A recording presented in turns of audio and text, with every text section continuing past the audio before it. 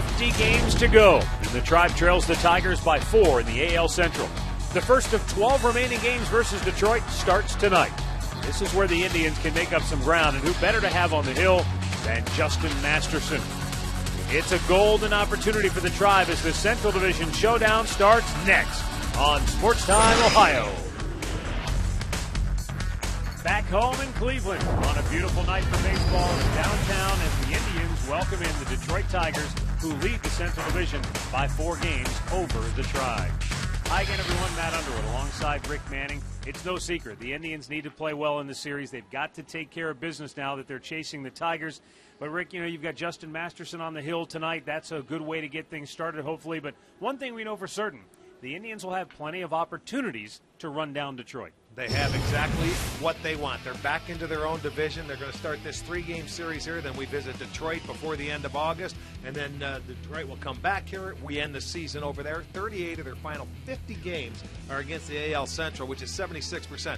They have to play better than what they have. They're 16-18 in the Central. Yeah. And right now they have this series set up pitching-wise exactly like they want. Well, let's face it. The last homestand was practically disastrous, losing 6 out of 8. They've got to play better here at home as they open up this homestand tonight against Detroit. Let's look at the pitching matchup.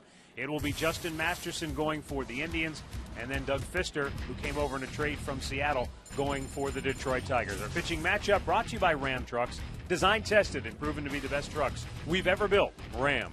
Well, Doug Fister, newly acquired from the Seattle Mariners, made his start against the Texas Rangers with a win. 7 innings, 8 hits, 2 runs. His problem his whole career has been no run support, but he's not with Seattle any longer. He's going to be matched up against Justin Masterson. And I think the same scenario for him. Yeah. You get him a few runs, and, hey, this guy's going to go out there. He's going to carry you deep into the ball game. He's got a very good chance to win. It should be a good matchup tonight. I love the way the Indians are starting this off with him tonight, Jimenez tomorrow, and let's just see how it goes. Well, anytime you go into a big series, both teams are thinking the same thing. You want to win the first one. I guess for Detroit, they've got that ace in the hole because in the series finale, they've got their ace, Justin Verlander, going on Thursday. Well, we've got all the play-by-play action coming up next right here at Progressive Field.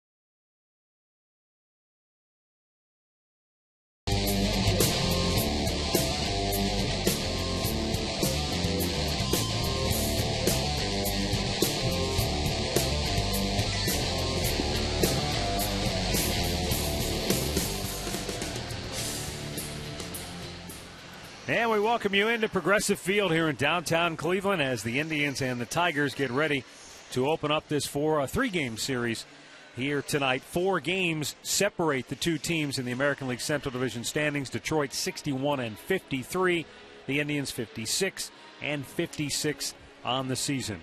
Justin Masterson making his warm-up tosses, and we'll take a look at Jim Leyland's starting lineup tonight for the Tigers.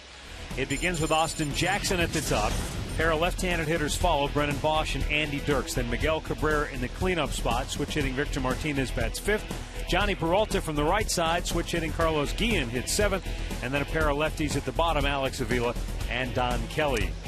Justin Masterson on the mound for his 24th start this year. He is 9-7, 263 earned run average in his 157 and a third innings, 141 hits, has 121 strikeouts, coming off a win against the Boston Red Sox. Gave up in 6 innings, gave up 5 hits and 3 runs. He is 0-1 against the Tigers this year, and this will be his 3rd start against them. Let's take a look at the Indians' defense, brought to you by Pat O'Brien Chevrolet, saluting the men and women defending our country and watching on the Armed Forces Network.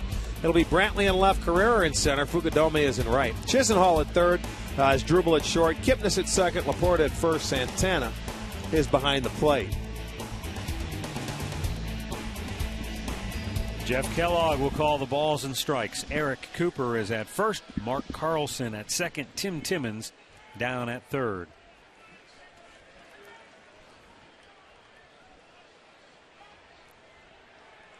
Justin Masterson into the line, and we're underway as the pitch is down low for ball one.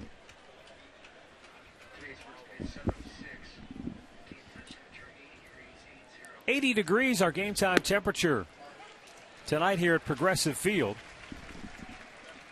We had a lot of sunshine almost the entire day, but here in the last 20 minutes, the dark clouds rolling in from the west. There is a chance of a scattered shower or two throughout the evening.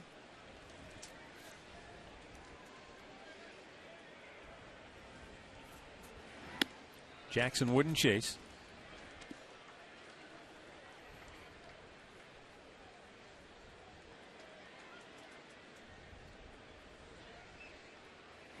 And he strikes him out to start the game.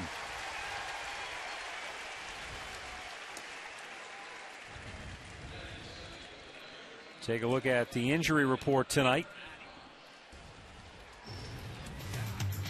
And for the Indians, Shin-Soo Choo, starting his rehab assignment, was 0 for 2 in a game in Lake County. Carlos Carrasco just put on the 15-day DL since we last left you. And so what that means is that Carrasco will go on the DL. He has not served his suspension time as of yet, so he'll have to complete his 15 days on the DL, and then we'll have to still serve that 6-game suspension after that time is up. 2 down, and that'll bring up Andy Dirks as Brennan Bosch bounced out easily to Asdrubal Cabrera. But essentially, Rick, the Indians will need a starter now for Saturday's game against the Minnesota Twins, and it would appear it will be David Huff. I would think so. Pitched very well in his last start against Boston before getting sent back down. And his first start came against the Twins, where he went 7 innings and did not allow a run. That's so right. I would certainly think it would be him. Andy Dirks takes a fastball at the belt for a strike.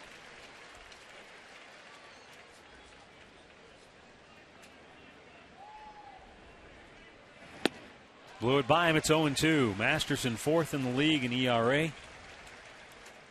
And in his last 9 games, a 1.70 ERA. The 0-2 pitch. Right back to the screen. Well, he has just been a horse all year long. He's pitched 7 innings in 12 of his 23 starts, and pitched into the 6th in 21 of the 23. So, I mean, you look to go deep into a game, it's been Justin Masterson for the Indians. 1-2 the count.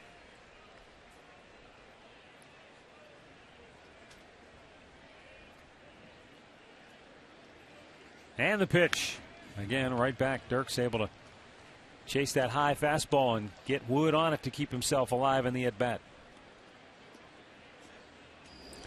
Something that's very hard to do when it's moving, to get on top of a fastball, but Dirks has done that a couple times in this at-bat. And a soft liner into left field for a base hit. Goes the other way to keep the inning alive for Miguel Cabrera. Well, left-handers on the year hitting 285 off Justin. And there's a ball he brought down a little bit in the zone. He was able to take it the other way. Right-handers against Justin on the year, 181. And Miguel Cabrera will get a chance to hit with a man on and 2 down here in the first. 22 home runs, 71 driven in on the year for Cabrera. And he grounds one on the right side, or on the left side. It gets by Kipnis. And stopping at second is Andy Dirks. A base hit for Cabrera, but boy, it sure looked like Kipnis was there in time to make the play, but ball just skipped under his glove. You know, I think he tried to flag it down. I didn't think he had intentions. Maybe that ball he thought he was going to be able to get to, because he certainly could have dove for it and knock it down. But you see how that ball skips past him. He should have been able to knock it down, you would think.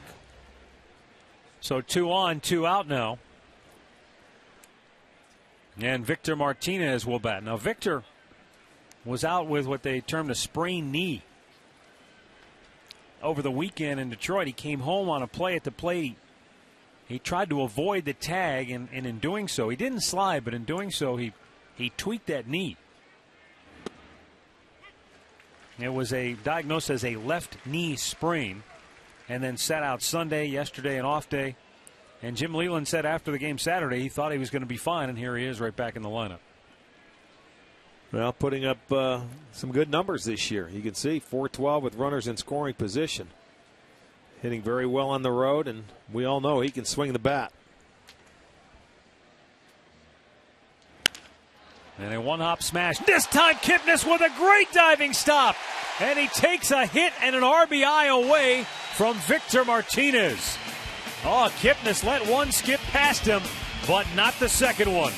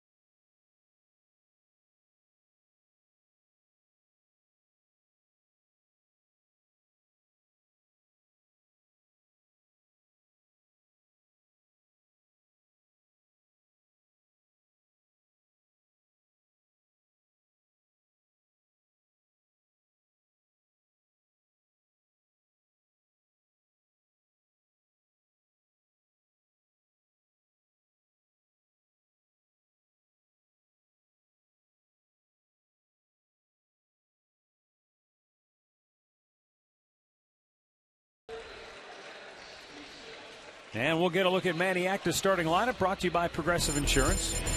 Proud to be the official auto insurance provider of the Cleveland Indians. Michael Brantley, Jason Kipnis, and Asdrubal Cabrera at the top. Then it's Travis Hafner, Carlos Santana, and Kosuke Fukudome, followed by Matt Laporta, Lonnie Chisenhall, and Ezekiel Carrera. 27-year-old Doug Fister on the mound, 6'8", acquired from the Seattle Mariners in a 6-player deal at the end of July for the Detroit Tigers. Will be making his second start. He won his first start against the Rangers with the Tigers, and that stopped a personal 7-game losing streak. Michael Brantley looks at a first pitch strike. This guy is 6'8", and I mean skinny guy, but he creates pretty good tilt on the baseball, and he has pretty good control. A little bit outside, evens the count.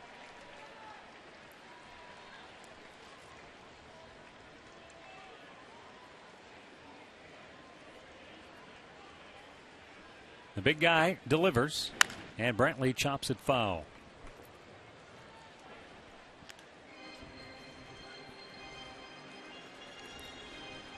Told you a little bit about Fister. With Seattle, he received just a little over 2 runs, 2.12 runs of support in his 22 starts with Seattle, which is worst in the league. They just, anytime that guy pitched, they never scored for whatever reason. And we witnessed that a lot with Justin Masterson this year through 11 starts.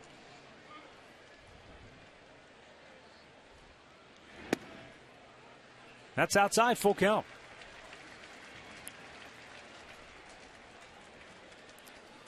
Well, there you go. How about that? I mean, it's not even close. Almost a run lower than everybody else in the league. Brantley lifts it high and foul and out of play.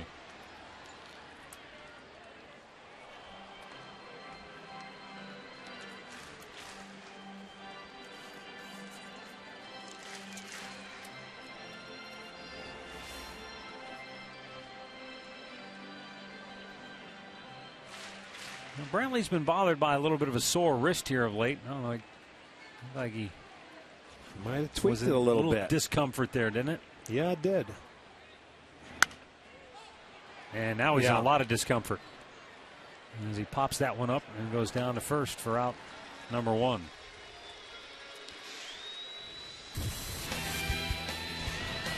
Well, Jason Kipnis let one go by him, Cabrera's, but he makes a terrific stab here to take a base hit away from Martinez and keep the Tigers off the board for the third out. I don't know how he didn't knock the one down going the other way, but he made a terrific play going to his right.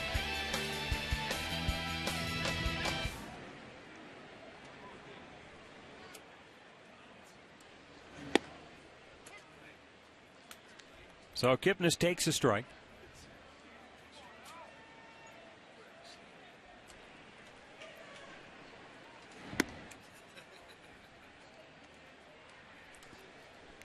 One on one to count.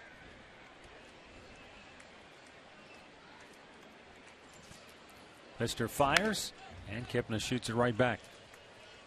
1-2 the count on the Indians' second baseman, who has started the month of August on a hot streak indeed. Well, he homered the first 3 games of August. And then had a big home run down in Texas as well.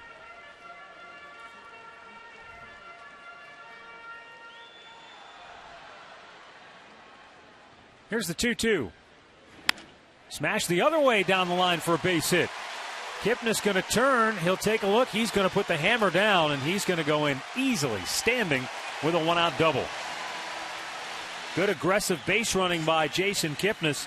Thinking double out of the box, and he never broke stride going around first. Well, he knew that ball was going to be fair when he left the batter's box, so he just put his head down, and you think doubles. That's where they're made. But by the time that Bosch could get to that ball, he could go in standing easily. See that head go straight down, and he's thinking second base right out of the batter's box. And it does ricochet off the wall, so nothing Brennan Bosch could do except just get it in. Chance, though, for the Indians to grab the early lead here as Asdrubal Cabrera steps in with a runner in scoring position and one out. And it's a little bit outside for ball one.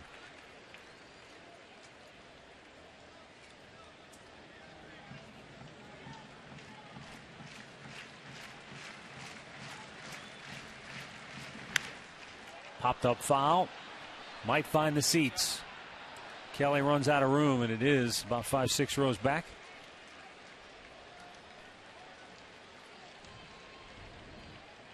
Drive threatening here in the first with a runner at second and one out. Pfister, a big guy. And, you know, for as big as he is, he's pretty quick. He's agile around the mound. We saw him in Seattle make some nice plays around the pitcher's mound. Not overpowering, but he has a good changeup and, as I mentioned, pretty good control. Strike called inside corner, and it's 1-2.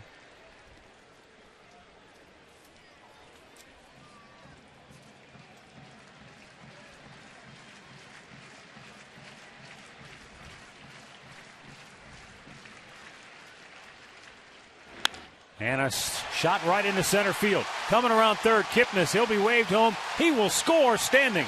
And the Indians strike first with an RBI single by Asdrubal Cabrera, his 66th run batted in on the year. It's 1-0 Indians. Well, Asdrubal did a nice job at digging that ball out of the inside part of the plate. kept his hands in and really serves it out into center field. Nice piece of hitting there by Asdrubal. It's going to be our McDonald's. I'm loving it. That ball down where he likes it. See where he pulls those hands through. And Kipnis with a good read, a good jump, scores easily. The Indians draw first blood, 1-0 for Cabrera, his 66th ribby. That's going to be our McDonald's. I'm loving it. The Indians beat Doug Fister and the Mariners 2-1 back on April 9th. And if I recall, it was an Asdrubal Cabrera home run in the first inning of that game. I have to go back and look.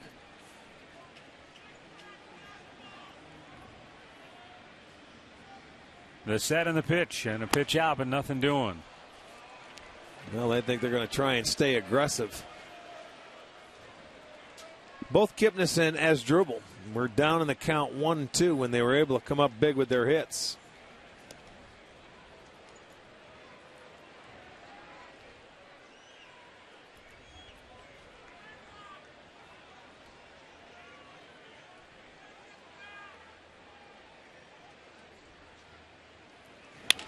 Hafner with a base hit into right field. Asdrubal Cabrera can hit second and go to third. He'll go in without a throw. Indians at the corners, and still only one out. 3 straight hits off Fister here in the first. Well, that's why Cabrera wasn't going anywhere. He gave Hafner the opportunity to find that hole between first and second, and he is successful. There's a fastball that he got too much of the plate, and Hafner able to find the hole, sends Cabrera to third base. So the Indians in business now. First and third, 1 out, and they already have 1 on the board. 3 straight hits for the Tribe.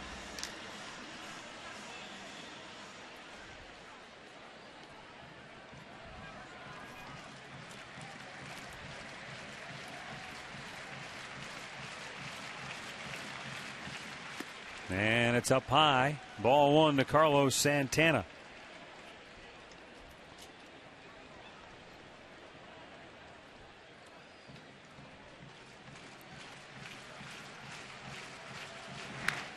Right back to the screen.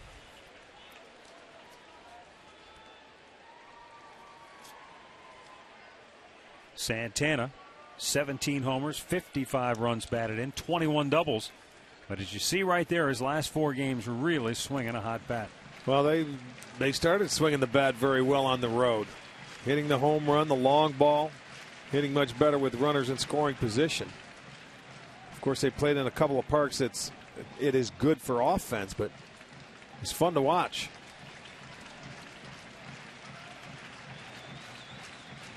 Santana lifts a high fly, center field. Austin Jackson under it. Cabrera tagging at third. He's coming home.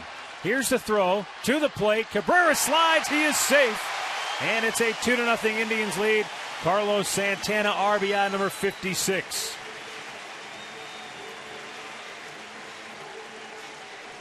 Yeah, good enough by Santana. Gets it just deep enough. Not a bad throw by Jackson. But Cabrera gets in, slides safely.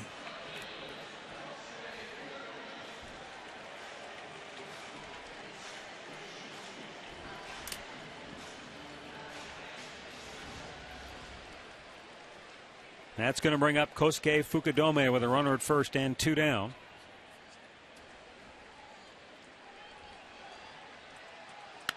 And a line drive up the middle, 1 hop by Johnny Peralta. He'll throw out Fukudome to end the first. But the Indians with a pair have a 2-0 lead after 1.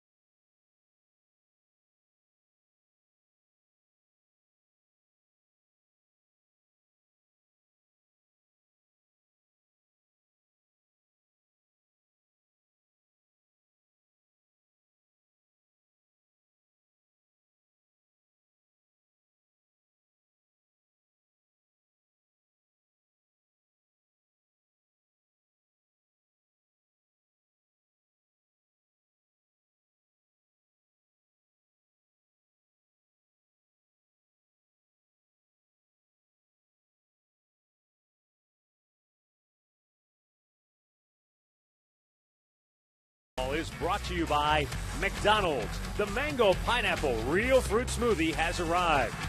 By your Northern Ohio Toyota dealers. And by AT&T.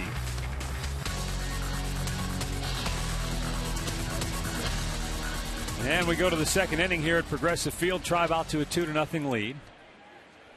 Johnny Peralta, Carlos Guillen, and Alex Avila due up here for the Tigers.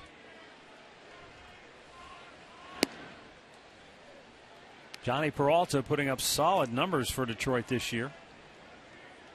He's having a great year. 314, 16 homers, 62 ribs.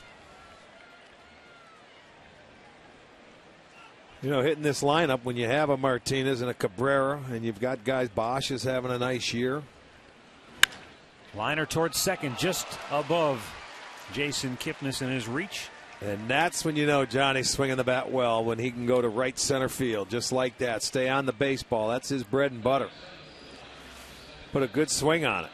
It was a fastball away. Didn't try and do anything too much with it. So a good swing. Already Detroit's third hit. Carlos Guillen. You could say he's at the other end of the spectrum from Johnny Peralta. Once again, though, injuries have taken their toll on him. It seems like year in and year out. He had microfracture surgery like Grady Sizemore did. And he spent a lot of time on the DL this year recovering from that. Just his 70th at bat of the season. Could be two. Oh, it goes through the middle. Maybe some miscommunication between Cabrera and Kipnis. On his way to third, Peralta. And the throw is not in time. He looked like he tumbled going over the bag there.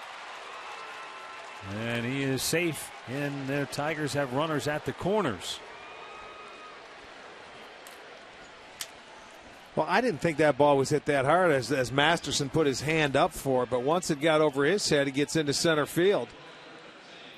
And there it is. Now, as deep as Carrera plays, Peralta's able to get to third base, and that shouldn't happen. You see, he's just playing, for me, too deep. By the time he comes in and charges that ball, Johnny Peralta is not fast at all, and he shouldn't be able to go first to third on a little ground ball like that to center field. But he goes in sliding safely. It's first and third, nobody out. Brings up Alex Avila. Tigers catcher, left-handed hitter. And a pitch down low for ball one.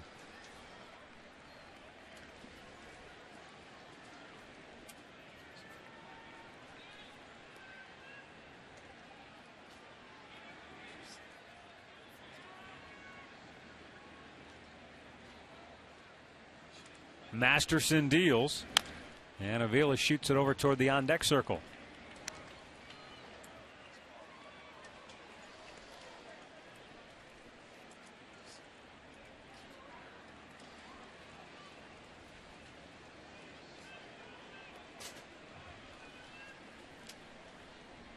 Peralta off in foul ground at third. Guillen at first. And Avila takes a little bit low.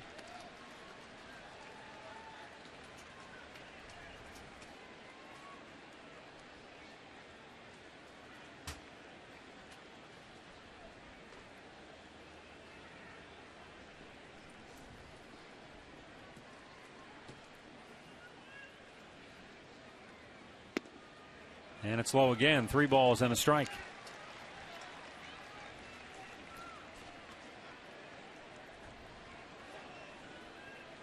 Don Kelly waits on deck. Detroit threatening to come right back here in the second after the Indians put up 2 in the first.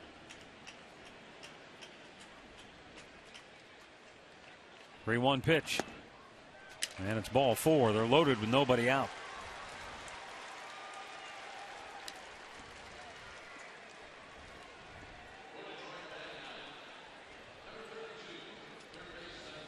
Now Johnny Peralta with a solid line drive base hit, but then the little bouncing ball, I guess you'd call it seeing eye single by Guillen. And then the walk to Avila, and they're set up for Don Kelly. Well, yeah, they come right back. You get that leadoff man aboard, the bottom part of the lineup setting the table now for Detroit. And Justin Masterson on the year, awfully tough. I told you 188 batting average against right-handers. Right-handers already with 2 base hits out of the 4.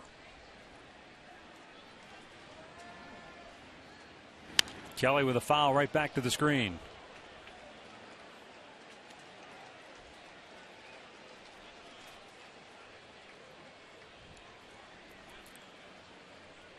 This is the 3rd start of the year for Masterson against the Tigers. He started his first one May 1st right here in this ballpark. 7 innings, 7 hits, had a no decision. The Indians won it 5-4. And then his last start coming June 14th, and he was a victim of Justin Verlander in a 4-0 2-hit shutout. But he went 6 1/3 in that ball game and gave up 2 earned runs, 4 runs on the game. The right-hander's 1-1. And it shoots it right back. Foul, 1 ball, 2 strikes.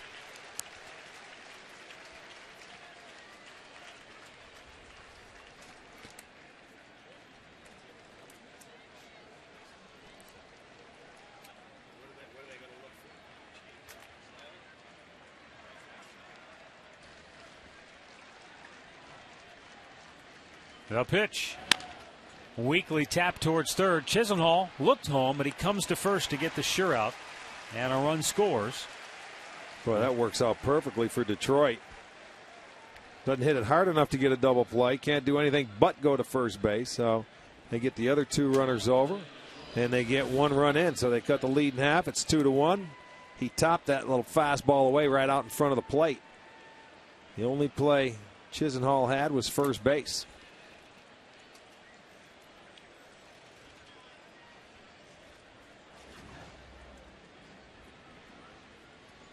Now Austin Jackson with a ground ball to short as Drupal Cabrera. His only play is at first, and back-to-back RBI groundouts. And Detroit has come back to tie the game.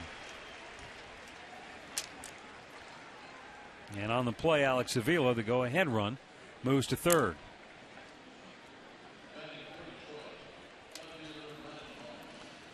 Well, that offense comes right back. Give them a little credit. After the Indians are able to put 2 on the board, it's a pitcher's job to try and shut them down. And the bottom part of the lineup set the table. And it's a tie game again. Way outside for ball 1 to Brennan Bosch.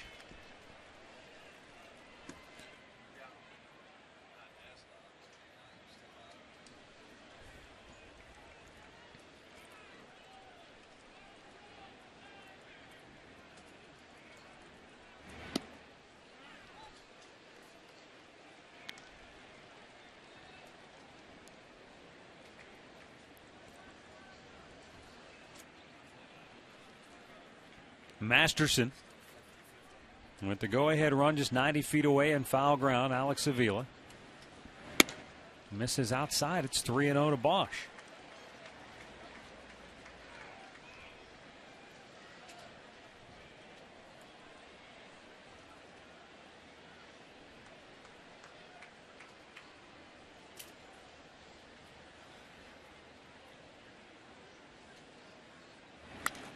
Right back over the screen.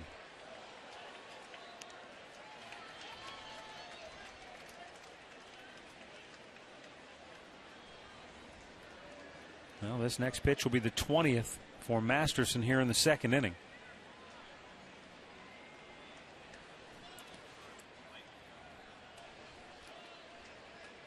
The right-hander's 3-1.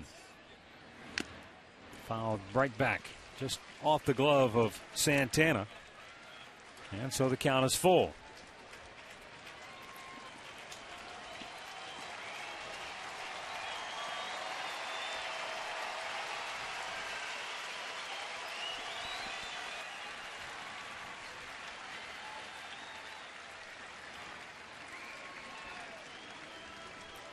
Bosch digs in. And Masterson with the payoff pitch. Struck him out. Santana hangs on. That'll end the 2nd inning. But the Tigers come right back and tie the game at 2.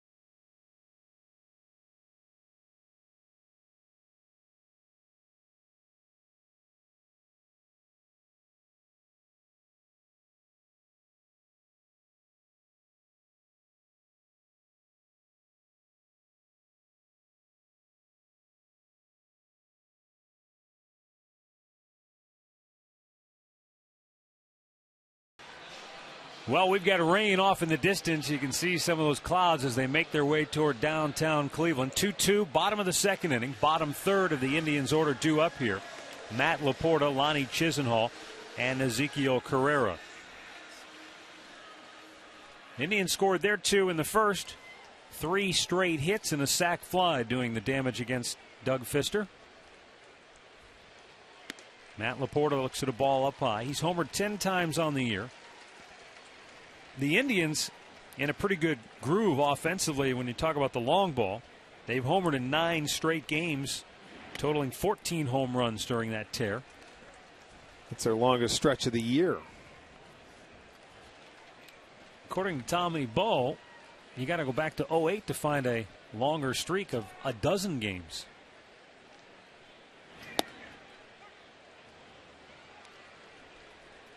Laporta takes a strike, 2-1 to count.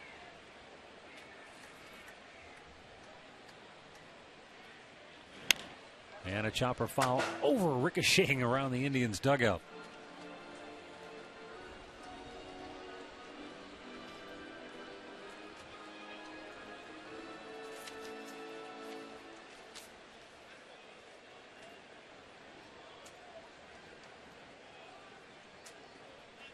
Now the 2-2.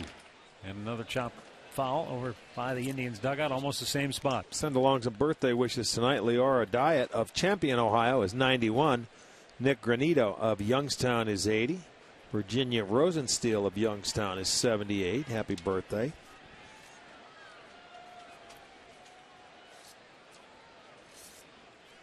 Also, happy birthday wishes going out to Jerry Adams, celebrating his 49th. Chris Noble celebrating her 61st in Loudonville.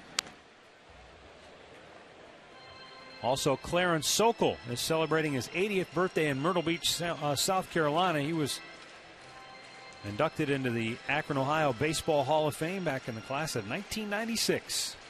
All right. Here's the 2-2. And it's outside a full count to Laporta.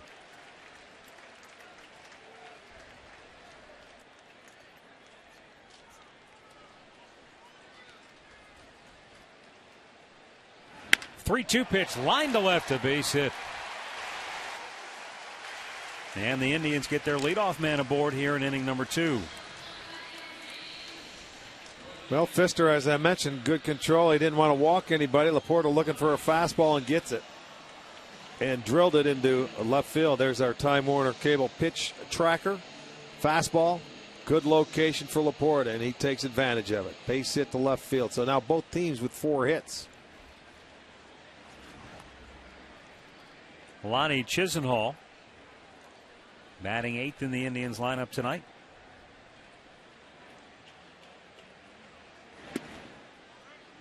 And it's ball 1 to the Indians' third baseman with 3 homers, 6 doubles.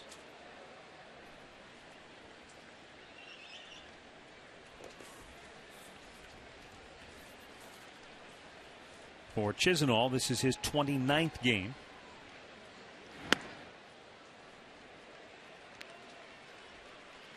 Jack Hanahan back off paternity leave with the club. And the Indians putting Carlos Carrasco on the 15-day disabled list. 2-0 out in front. Now that's a pitch that they better beware of from this guy. When he was behind in the count, he's not afraid to throw that changeup. That's exactly what he did right there.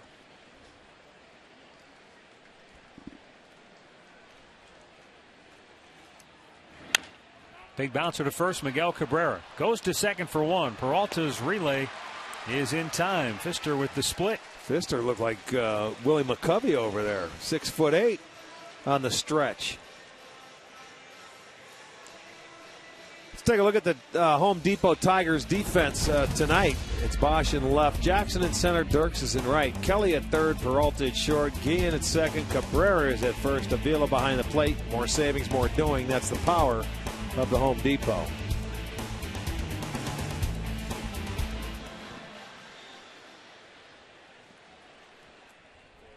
Two down, Ezekiel Carrera steps in.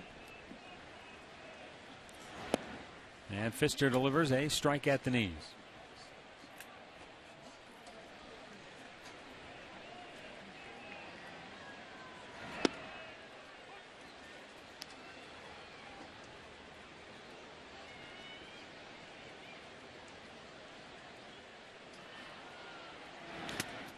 breaking ball hit the dirt and then came up and smacked Avila in the mask and knocked it right off his head. I don't see that happen very often. No, he spikes it. I mean, he gets great tilt, but that ball out in front, that's why you keep your head straight. You don't turn side to side. He took a direct hit. Right back to the screen.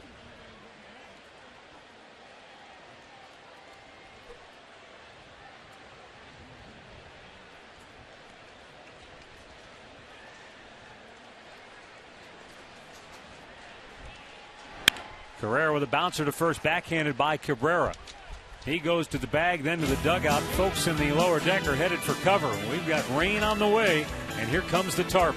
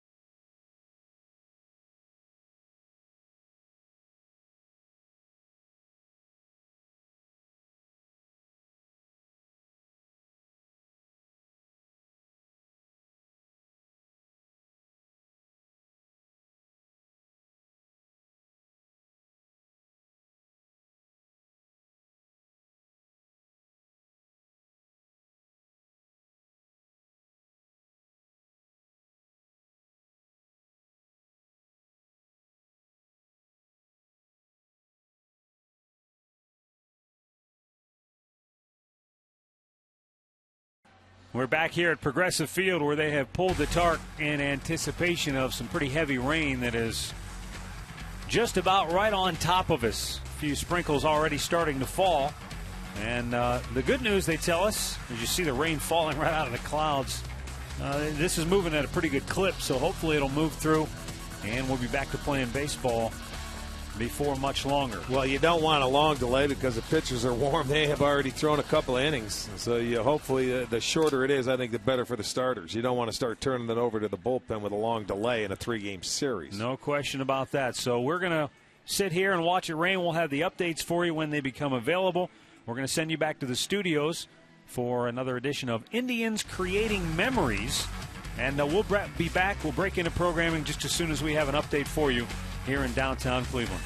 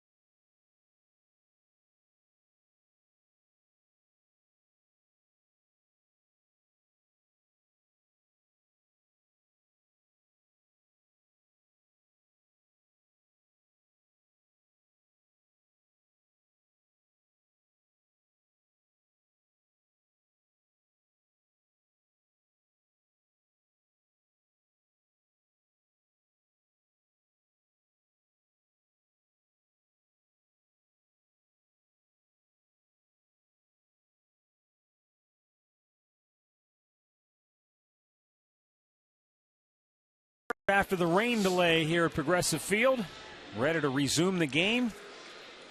And want to remind you to stay tuned later in the game for our Miller Taste Greatness moment.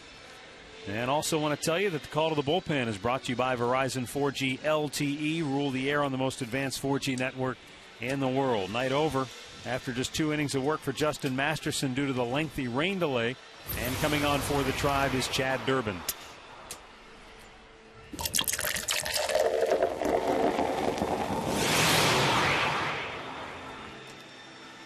Durbin coming on for the 41st time this year. 2-1 record, 628 earned run average.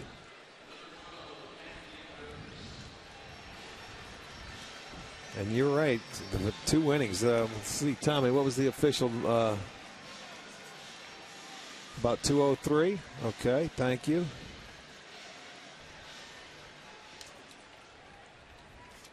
So the lengthy delay about to come to an end as Andy Dirks leads off the top of the third for Detroit.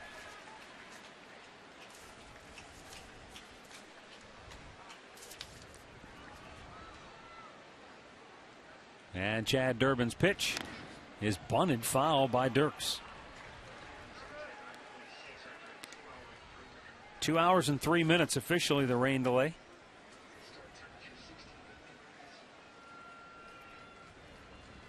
.68 degrees our temperature now on the restart after we started tonight at 80 degrees. Lazy fly ball to left field. Michael Brantley, 1 down.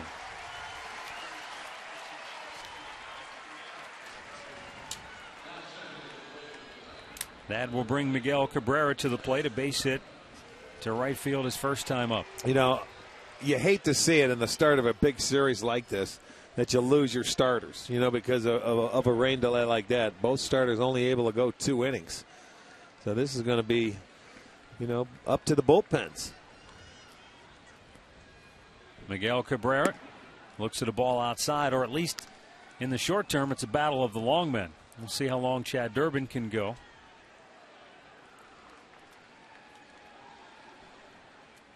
.1-0, foul back out of play.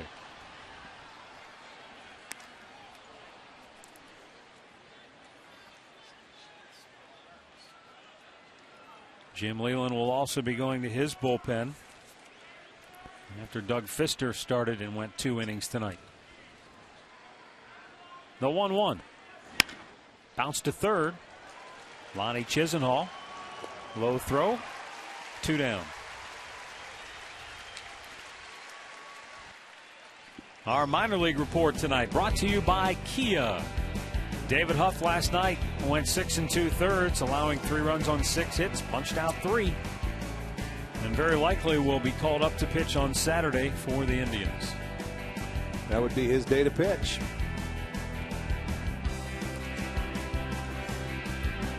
Here is Victor Martinez way back in the first inning. He sent a hot shot up the middle, and Jason Kipnis made a diving stop to throw him out to end the first. And he takes a strike here. Just 6 home runs on the year for Martinez, but 64 runs batted in.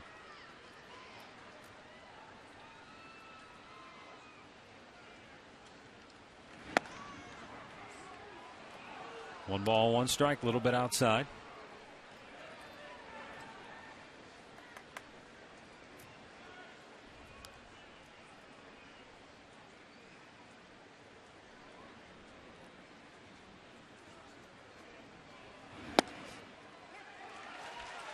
And now Durbin gets ahead 1-2.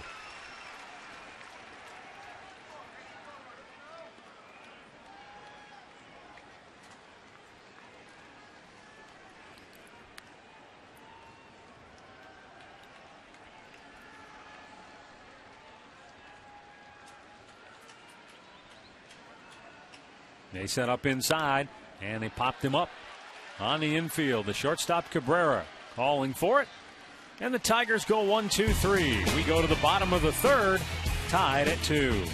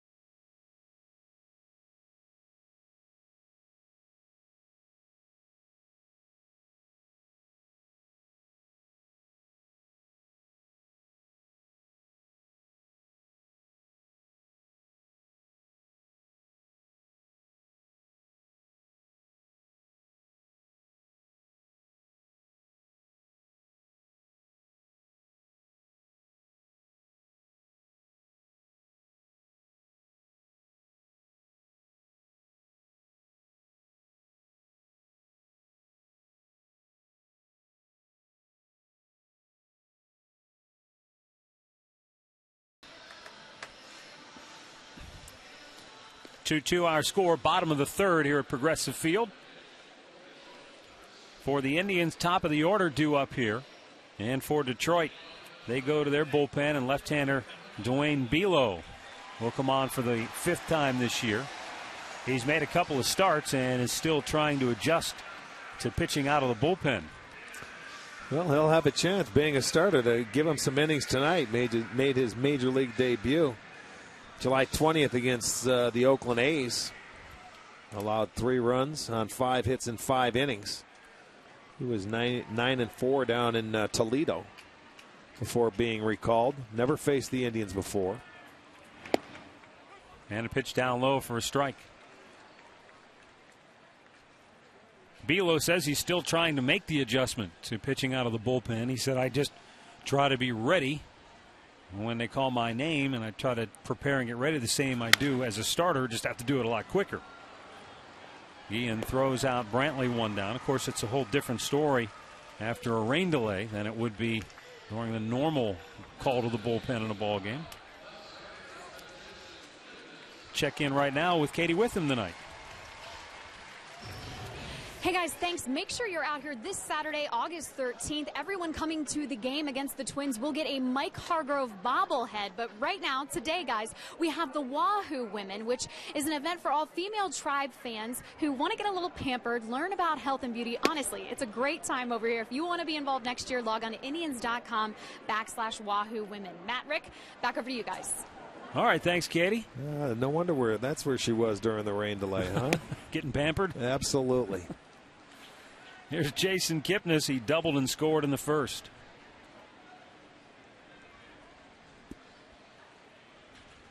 Belo deals, and it's down low.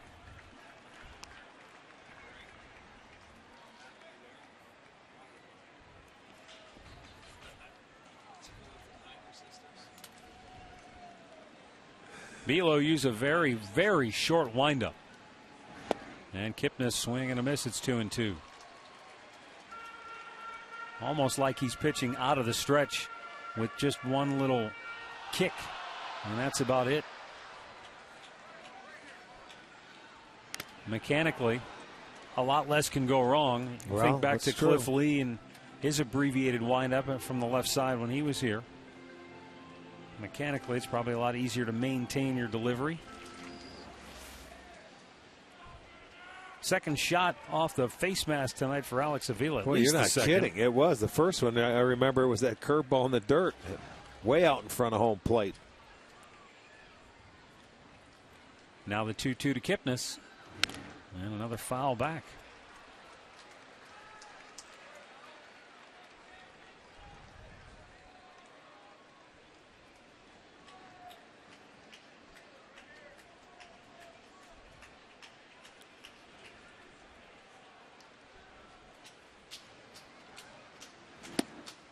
Low, full count. Dwayne Belo says the biggest adjustment he's made so far is making sure that he's ready to get ready.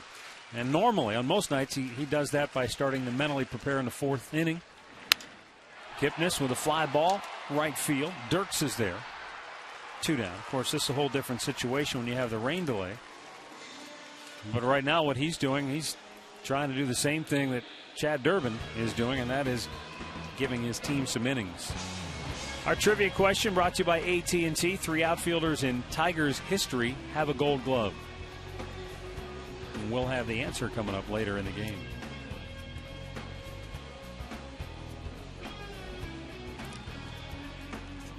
As Dribble Cabrera, an RBI single his first time up.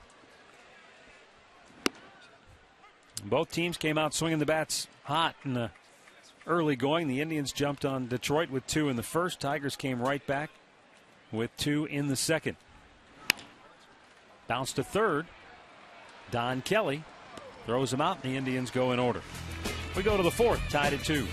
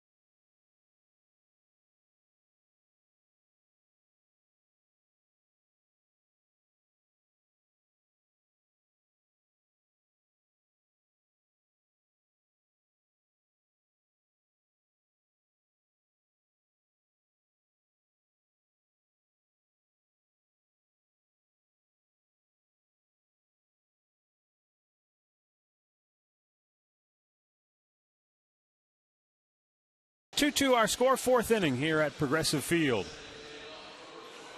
And for the Tigers, Johnny Peralta, Carlos Guillen, and Alex Avila due up. Peralta singled and scored in the 2nd for Detroit.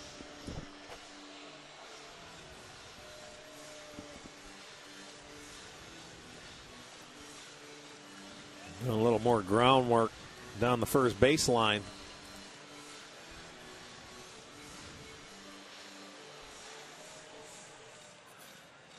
We had a lot of rain during the 2-hour delay. In a hurry. Heavy, straight down rain. A couple of different times.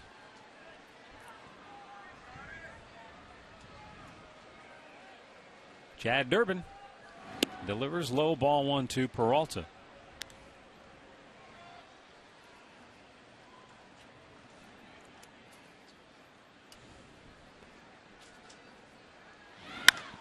And that's hammered foul down the left side. Tampa Bay shut out Kansas City earlier tonight 4-0. Teams playing in the domes played fast tonight. Toronto playing at home tonight. They're also a final score in the books. They lost to Oakland 4-1. Yankees and Angels tied at 4 in the 8th in the Bronx. White Sox beat the Orioles 4-3. Chicago has now won 5 in a row. They go from losing 6 to win 5. Yeah, tough team to figure out right now. In tight. Boston leads Minnesota 3-2. They're in the bottom of the 6th in Minneapolis. Twins trying to avoid a 6th straight defeat. Seattle leads Texas 6-3.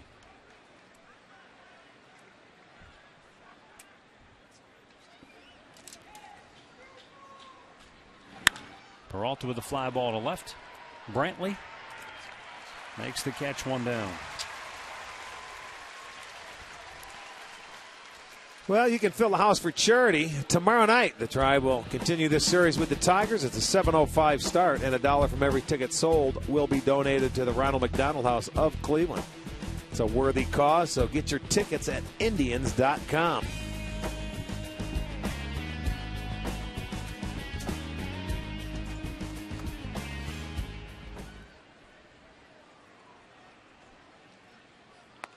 Low and away, ball 1 to Carlos Guillen. We had a bouncing ball single up the middle his first time up.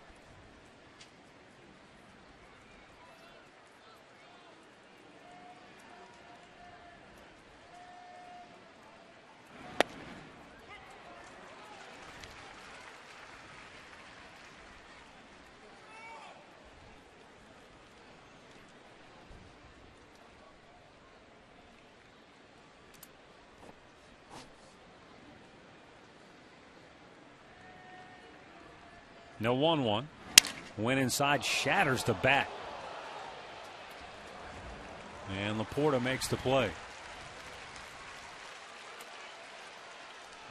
That bat go into the Sure seats? did, yeah. And luckily it ended up in a pretty safe spot. Well, I'll tell you what, he got deep into the kitchen. And there it goes. I mean, you can see he's just left with the toothpick. He was looking for the barrel head of the bat, and it's gone.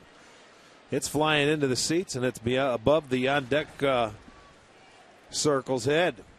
That was who was it? Avila on deck.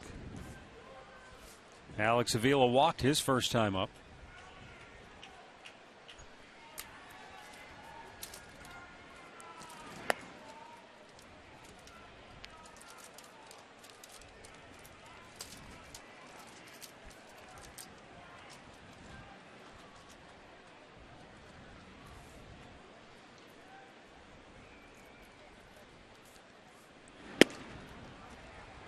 Wow, pretty good looking pitch, called a ball, and it's 2-0. You don't know how long Durbin can go tonight in terms of trying to give you some length out of that bullpen. Just a tad outside. Yeah, did you see how Santana tried to bring it in? 7 times this year, Durbin has pitched 2 innings. His season-long 2 2/3. He did that twice against Kansas City.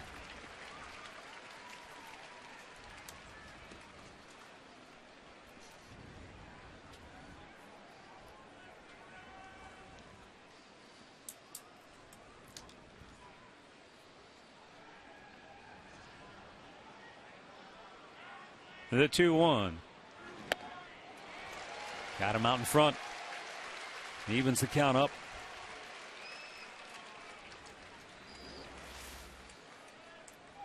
Got a little changeup. Great spot. Good movement. Well, you know, at the start of this game, these guys were geared up for Justin's fastball. They were on it. Got him looking. Durbin strikes out Avila, and the Tigers go 1-2-3 for the second inning in a row.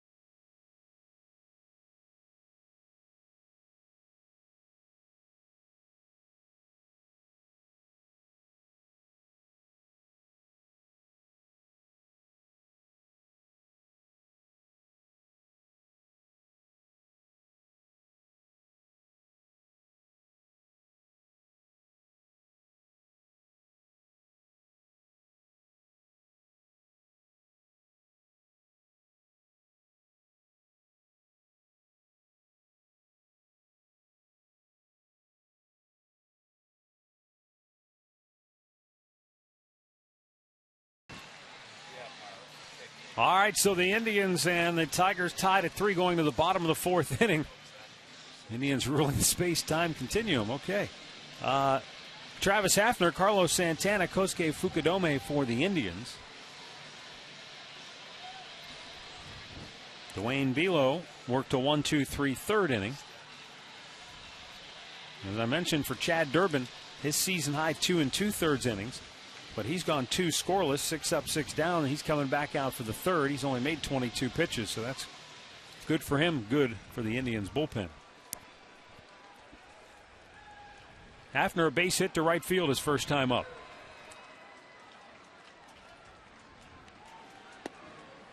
And a strike to the outside corner.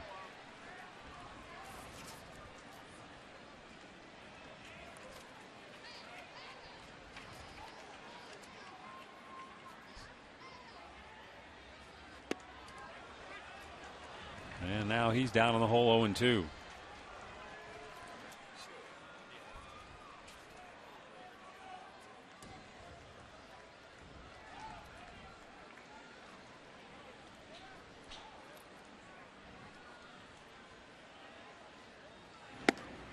Bilo delivers outside, a ball and 2 strikes.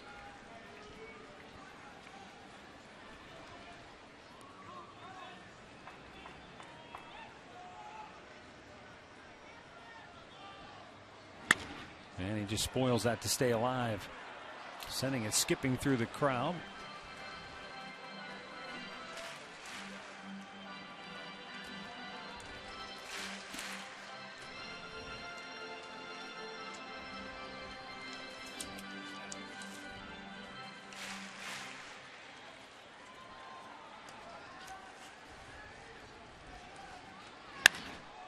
High fly ball, right field. Dirks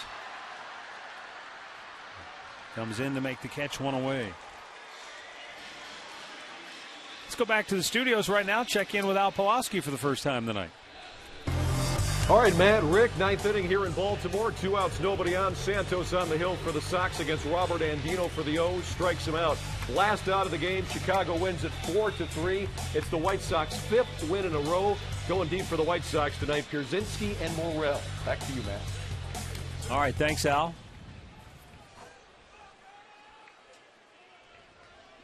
Here is Carlos Santana, drove in a run with a sacrifice fly his first time up.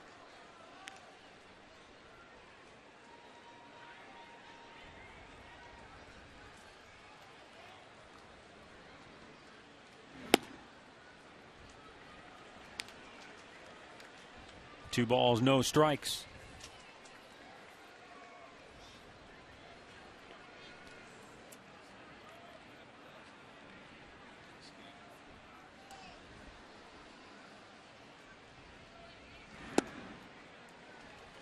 And it's 3-0.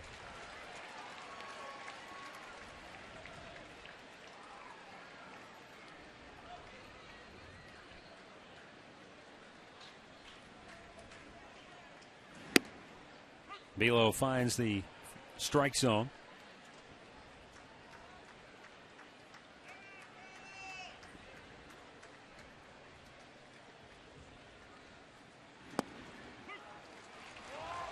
Santana thought it was ball 4 and was already headed to first, but he's going to have to come on back now. Well, that's I don't know if that was a late call or what, but that's the last thing you want to do is throw that bat. Let's take a look at it. That might have been a little low. He thought it was low, and he didn't get the call, so I'm sure that's why he threw the bat away. Payoff pitch. Santana smacks it to left. Bosch back, makes the catch in the middle of the warning track for out number 2.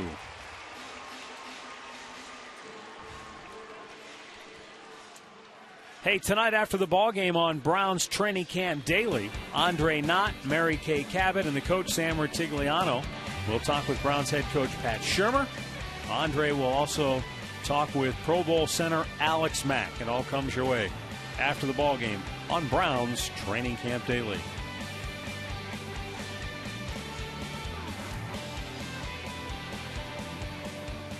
Kosuke Fukudome grounded out to short his first time up.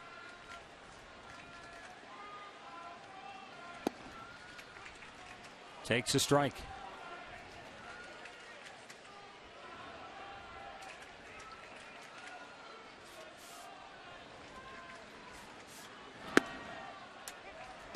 Doubled it up. It's 0-2.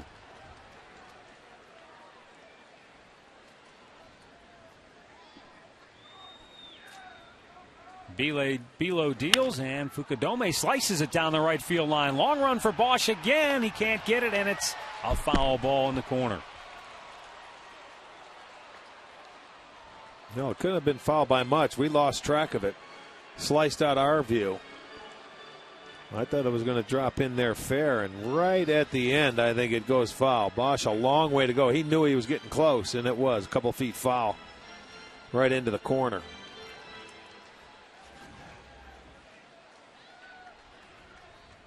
Count stays 0-2 on Kosuke Fukudome.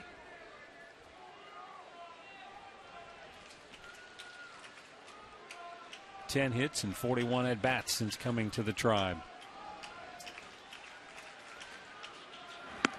Checks on a ball that's high.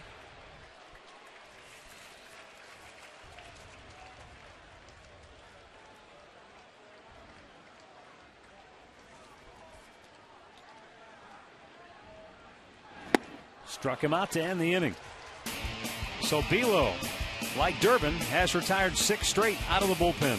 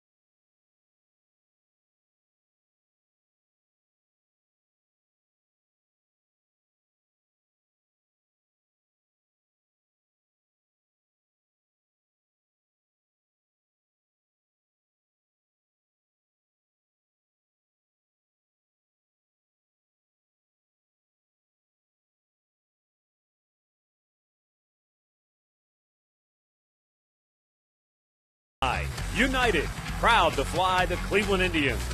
And by Panini's. Go to paninisgrill.com for their new food and drink menu and a location near you.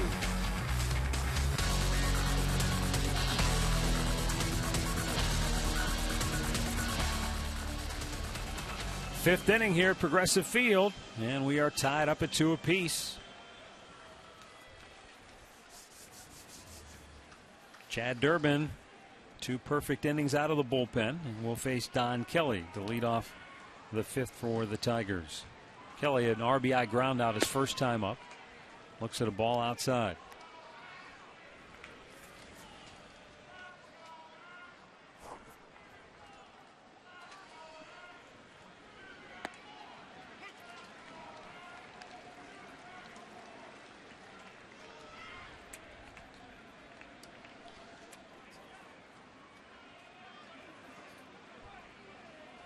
Check to swing. Through the first 2 months of the season, the Tigers were basically a 500 ball club. Going into the day of May the 29th, they were 25-25. And since then, Detroit's 8 games over 500. Which is not exactly the kind of tear that would set the world on fire. But since May the 29th, the Indians have gone 25-38. So essentially, they've let the Tigers get right back in this thing and take over the top spot in the division by 4 games. Kelly with a liner to center. And that's the first base runner allowed by Durbin here tonight.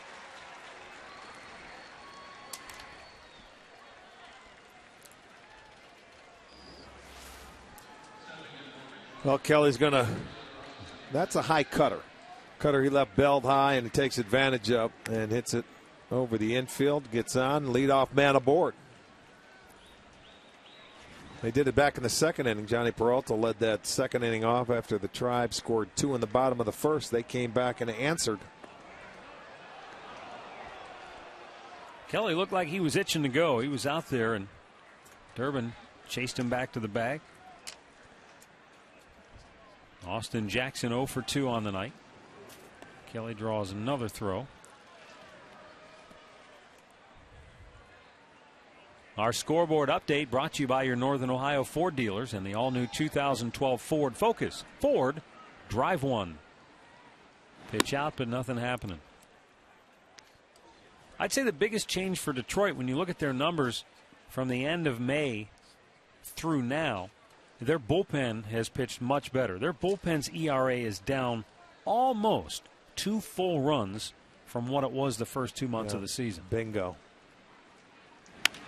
And with the kind of offense they have, well, the kind of closer they have. Well, they get the lead. They're going to, you want to nail it down. You don't want to let teams constantly get back in the ballgame. Right. But I'm saying when you got that closer that's perfect, 32 out of 32, and you give him the lead, it's been light. That's right. But if you can't get it to him, you Every have the greatest closer in the world. Well, he's got 32, so they must be getting it to him.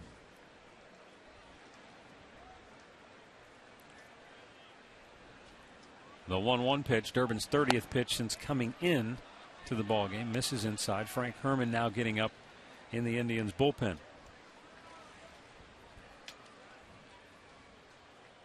That's the 8th time this year Durbin has gone 2 innings. His season high, as we mentioned before, 2 2/3.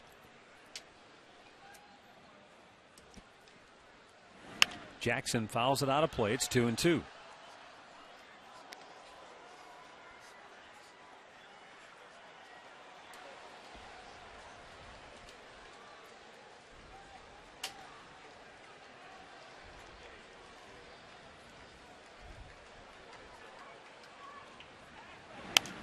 Again, it's fouled out of play. The biggest difference for the Indians from May 29th till now, no surprise, the team batting average is down almost 30 points from where it was up till May 29th. And batting average with runners in scoring position dramatically different. They hit .313 heading into May 29th. Yeah, they were the best in the league. Since then, they've hit .224. Well, 90 points. Ooh. He had him set up for that pitch. He just didn't execute it. He knew if he threw a good curveball there, he would get him.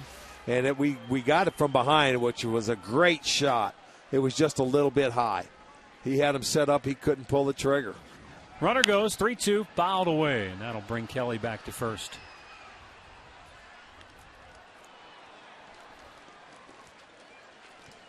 Seven pitch at bat so far for Jackson.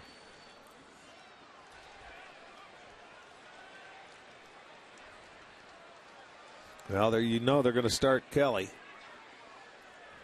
And, Jackson is a strikeout guy. You can get a strike him out, throw him out in this situation. Austin Jackson 124 times, which leads the team as far as the Tigers go in punch-outs. Popped up. Might be playable here. Maybe. No. Over to the seats, but no. About 4 or 5 rows back.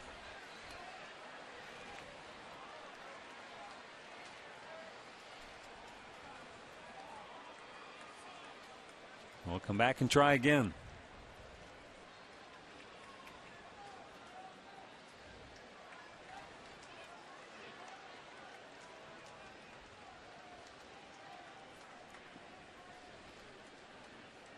Kelly again runs, and again it's fouled away.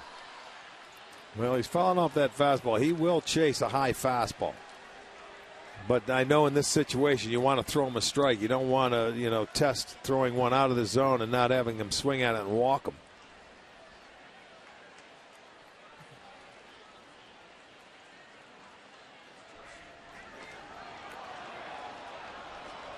He keeps a close eye on Don Kelly.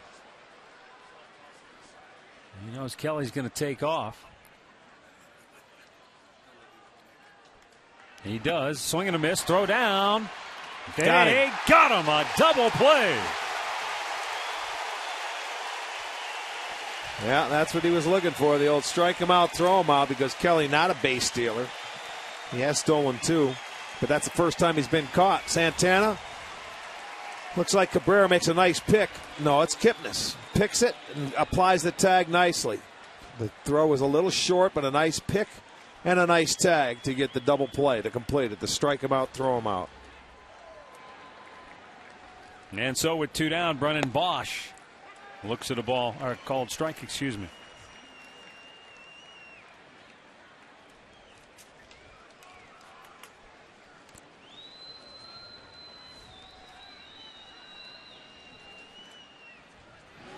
Rip foul, right side lower deck.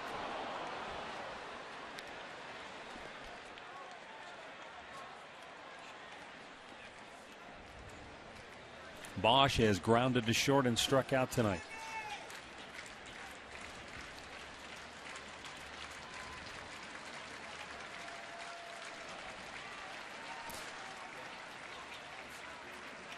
You see Santana motioning. He wants it down in the dirt. That's where Durbin throws it. But Bosch not able to chase after that.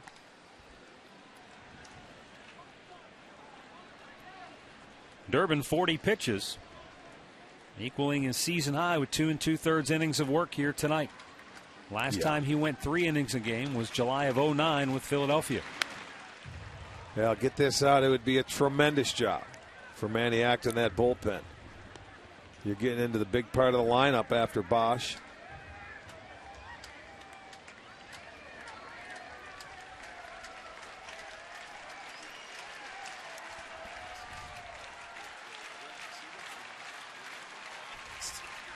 The set and the 1-2. Fastball up high.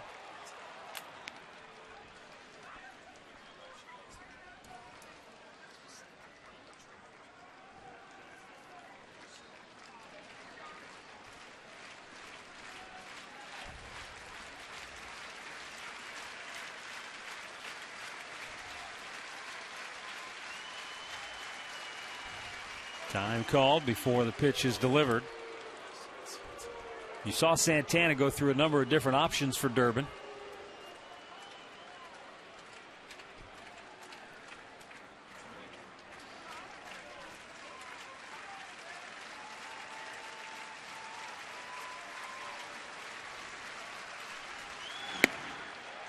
Close pitch, did not get the call, full count. Looked like that cutter on the inside, maybe just off the inside corner.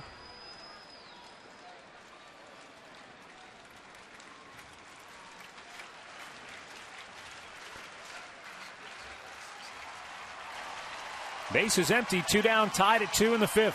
Payoff pitch, weakly tapped to short as Drupal Cabrera throws him out. And Chad Durbin, a season-high 3 innings of scoreless relief here tonight.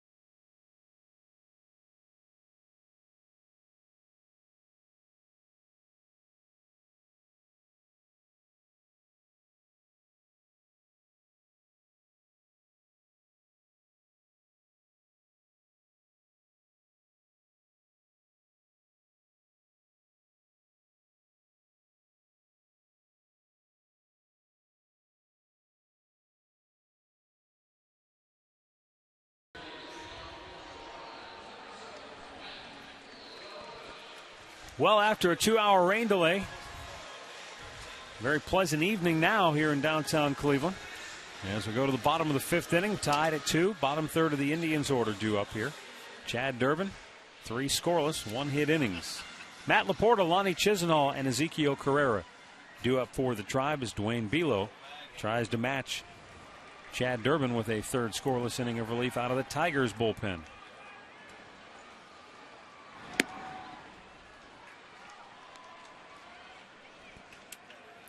Laporta, a base hit to left field his first time up.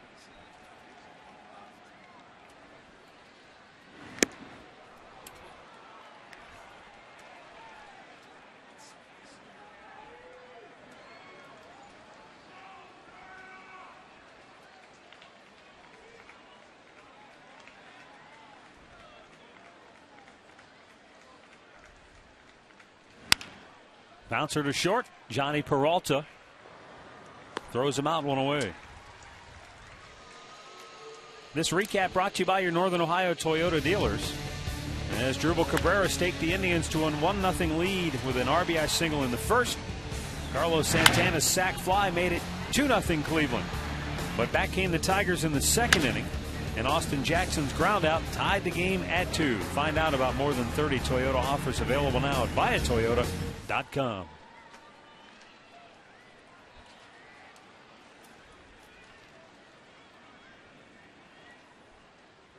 Lonnie Chisenhall takes a look at a ball down low.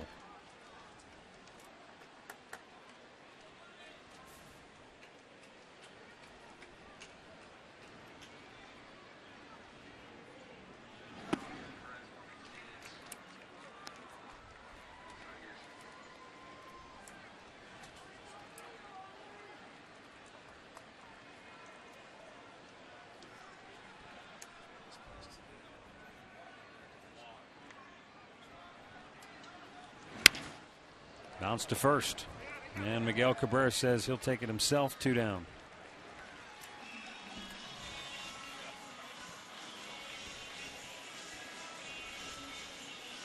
Going to bring up Ezekiel Carrera. I'll tell you one thing. So far, so good for the bullpens, huh? Coming out after that rain delay, both starters have to leave, and we knew it was going to be turned over to the Pens. But so far, the first one's out. Chad Durbin and Bilo have been very, very good.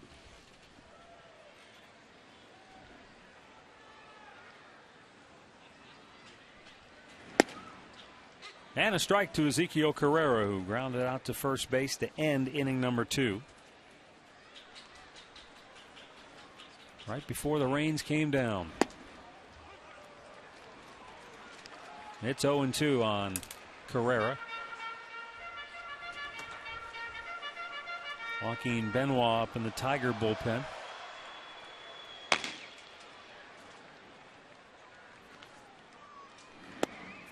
Way outside. Belo has thrown 6 of 9 first pitch strikes, which is always good.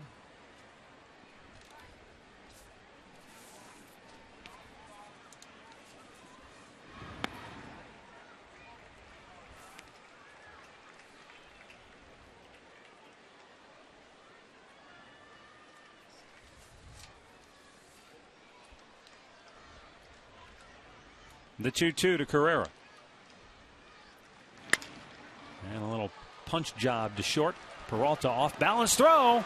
And they just do get Carrera by a whisker to end the 5th.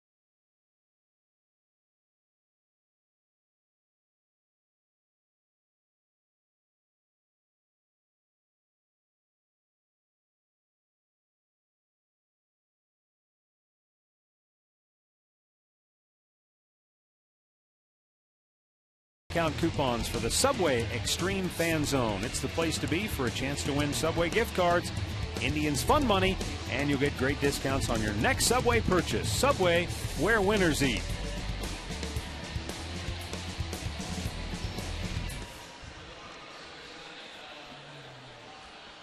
Well, we're tied at 2, 6th inning, and Rafael Perez coming on now for the Tribe. They're still happy. I know what he was doing in that rain delay. Rafi coming on for the 51st time. 4-2 record, 2.35 ERA. Durbin, a nice job. 3 innings. Season high, gave up a hit, struck out one. It's a big strikeout, too, because it ended up being a double play. Strike him out, throw him out. So now Perez on in the 6th. He's going to face Bosch, Dirks, and Cabrera.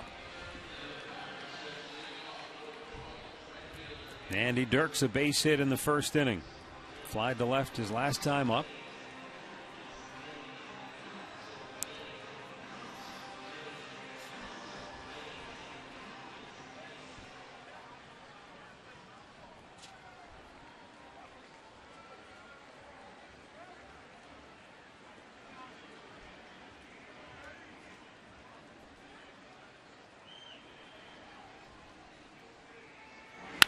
Right back up the middle, and Dirks with a line drive single, his 2nd hit of the night.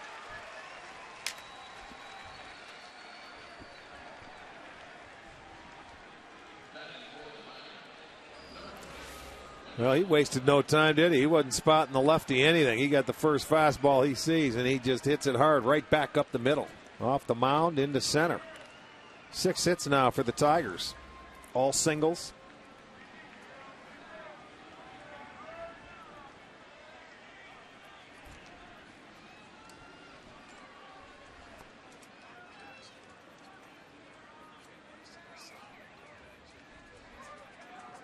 Throw to first down low.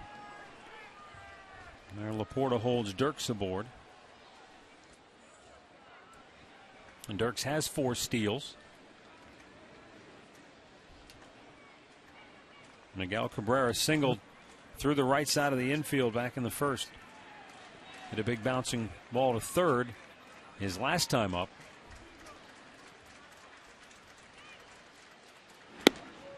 And takes a strike here. Special happy birthday wishes go out tonight to Marianne O'Hare, an Indians fan for over 60 years, watching tonight on television in her home in Pennsylvania, celebrating her 81st birthday.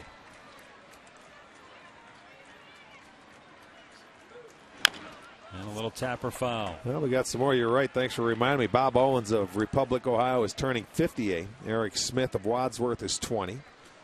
Made Maddie Steiner of Austintown turning 1. She probably went to bed. Kevin Kojancic of Naperville, Illinois is 21, and he is an STO intern. Happy birthday to everybody.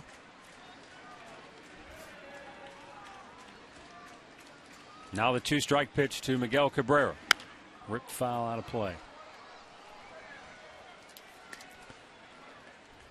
And the last one of the night, we have a Big Tribe fan turning 69 years old today, Jeannie Kuntz from Doylestown, Ohio.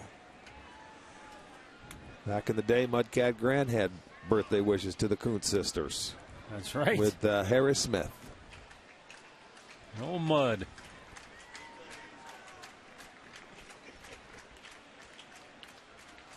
Long look in for Rafael Perez. Now he's ready. And the 0-2 is outside, a ball and 2 strikes.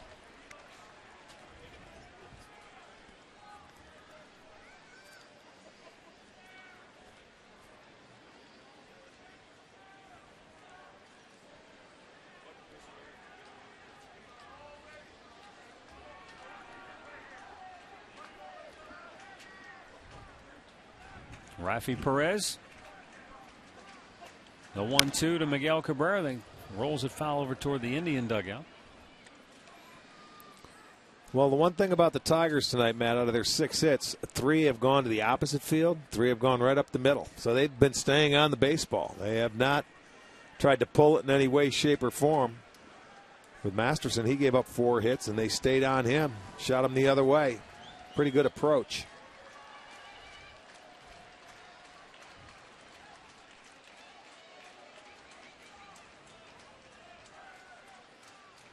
Another 1-2 pitch. And another foul ball. Well, it's like Cabrera's first time up. He stayed on it, went the other way for the base hit. Next time up, he tried to pull it and bounced it to third.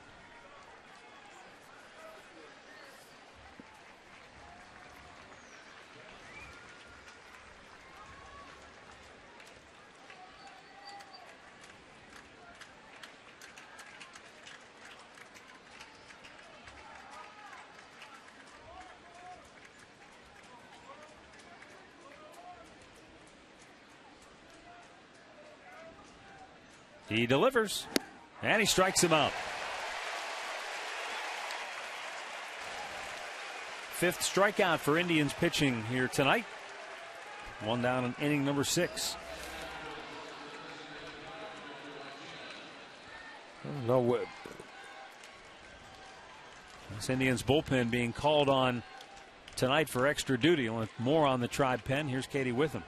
I spoke with Indians pitching coach Tim Belcher earlier, and he told me there is no reason to be concerned with this bullpen. He reminded me, 100-plus games, these guys have come in tight situations and have been fantastic. He also said, though, they're being used 2, 3, maybe even more times a week. They're not tired at all, but to keep in mind, it is mentally straining. The key for them is just keeping these guys centered and focused, and he thinks they've done a good job at that. Guys?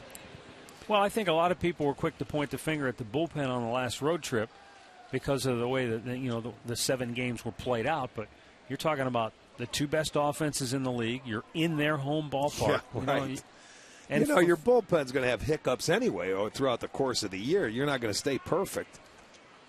They battled. They did give it up. They had opportunities. But you're right. You're going into foreign territory. Two of the toughest places to pitch, too, in the league. Yeah, that's true, too.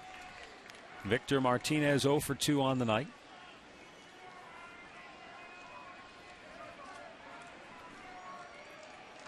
Well, we mentioned it.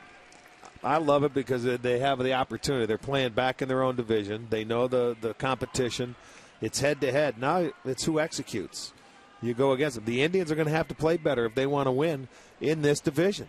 They're 2 games under the 500 mark, 16-18 against their own division, where Detroit is 25-14.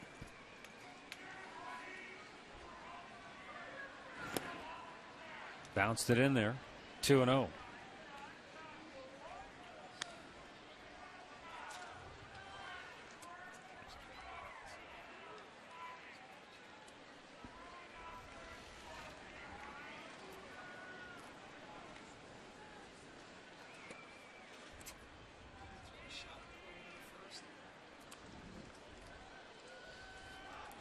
Victor Martinez came up with a sprained left knee on Saturday, sat out Sunday's game. Yesterday was an off day. And right back in the lineup tonight. First 2 at-bats came from the left side. Now batting from the right side for the first time tonight, and he hasn't seen the strike yet. Well, he's been patient, and right now Perez is nibbling. He's trying to make that perfect pitch away.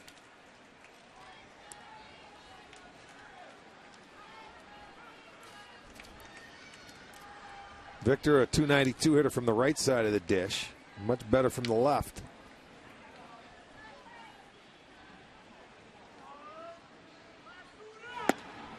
There's a strike. It's 3-1.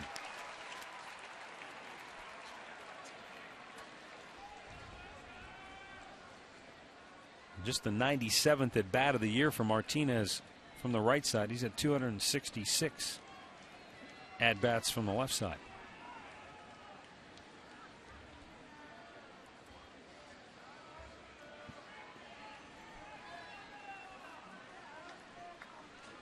And a 3-1. Full count.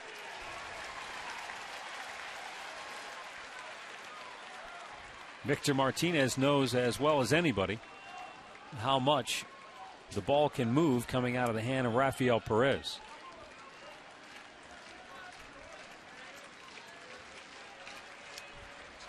So for Martinez, he knows that where you may track the pitch and think it's going to be is not necessarily where it ends up when it gets to home plate.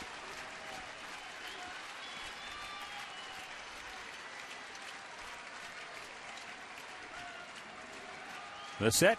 Dirks takes off, and the 3-2 pitch line to right. That's a base hit. Fukudome cuts it off. On his way to third is Dirks. And the Tigers have runners at the corners with 1 out. Boy, how's that for patience? 3-0 count. He takes 2 strikes and then lines one into right field on a very good swing. He had him sized up. And just watch this swing. Very, very short to the baseball. Stayed on it nicely. And I mean, Dirks, he was off and running, but he never took off. You could see how late it was. He would have been able to get to third base anyway. Just a good job of hitting by Victor Martinez. They have runners at the corners and 1 out. And Johnny Peralta, who singled and scored in the second inning, flied to left his last time up, is the batter.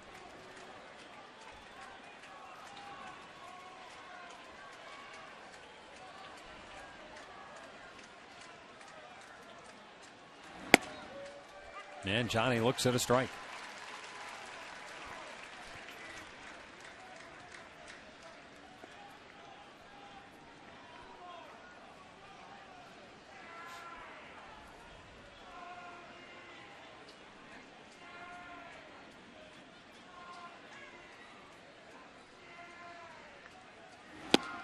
Pushed him off the plate, 1-1.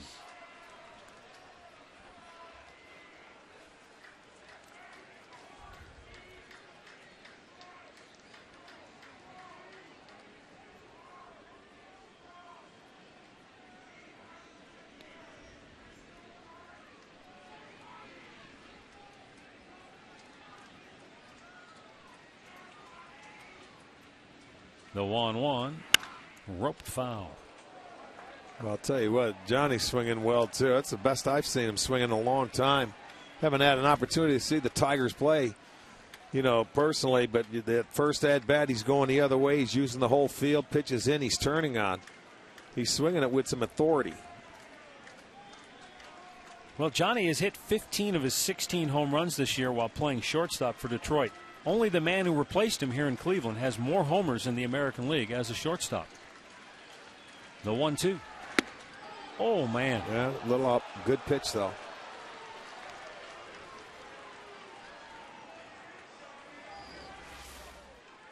He's going to back him off that play just a little bit higher, maybe inside.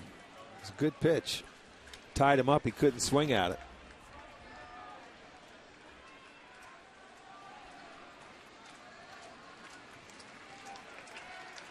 And the 2-2.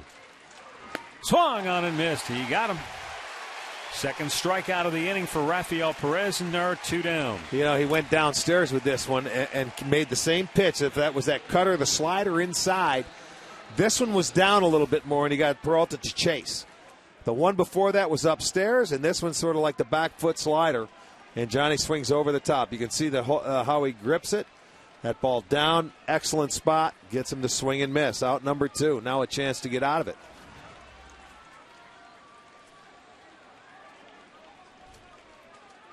Carlos Guillen singled and scored in the second, grounded out to first in the fourth.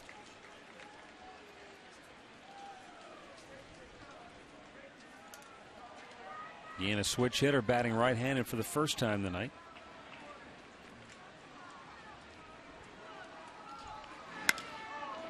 Just 5 for 20 on the year from the right side. Most of his at-bats so far have come from the left. Where is he? 11 for 51. 20-pitch inning for Rafael Perez here in the 6th.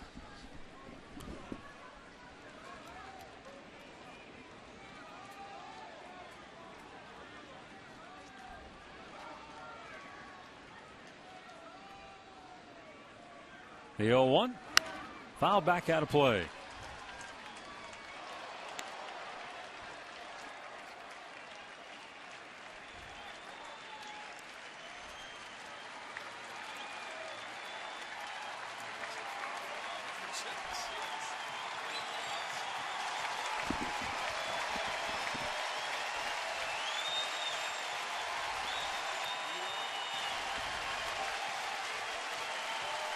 Raffy ready with the 0-2 pitch. And a chopper foul, third base side. Tigers have now out-hit the Indians 7-4 with a pair of singles here in the 6th. But we're tied at 2 on the big board where it counts. Perez trying to make sure it stays that way.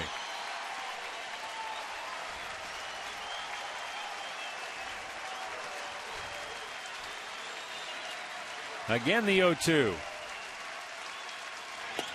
Pushed him in off the plate.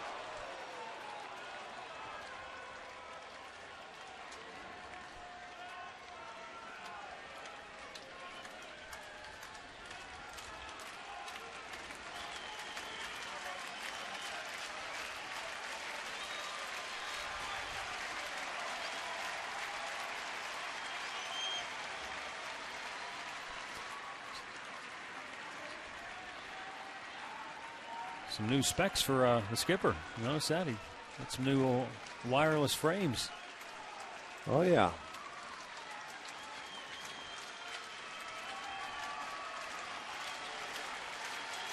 Now the set by Perez as he looks in for the sign. And the 1-2 is grounded foul.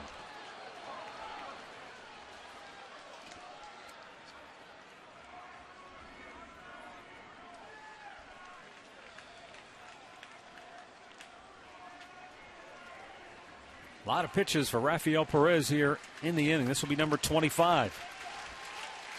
A lot of foul balls from these Tiger hitters.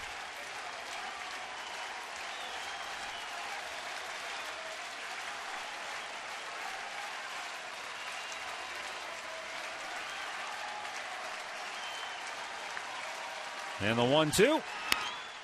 Chop towards third. Chisenhall throws him out, and all's well that ends well for Rafael Perez. He had to work for it, but he keeps it a 2-2 game, middle of the sixth.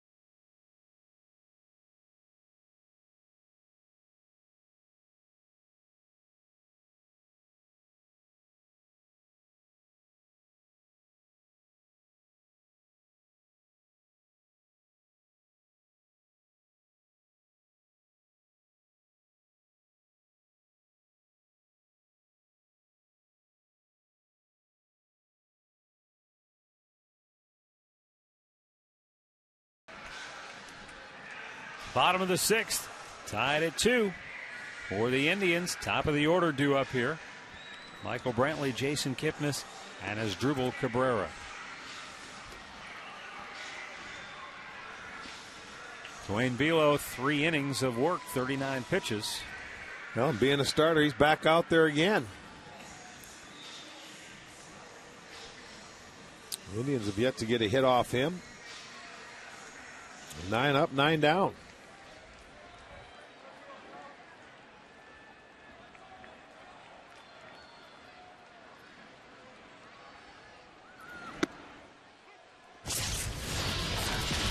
Our great clip of the game. Go back to Sunday. Michael Brantley liftoff, launching his 7th home run of the year. Relax, you're at Great Clips. Made it a 3-0 game at that point.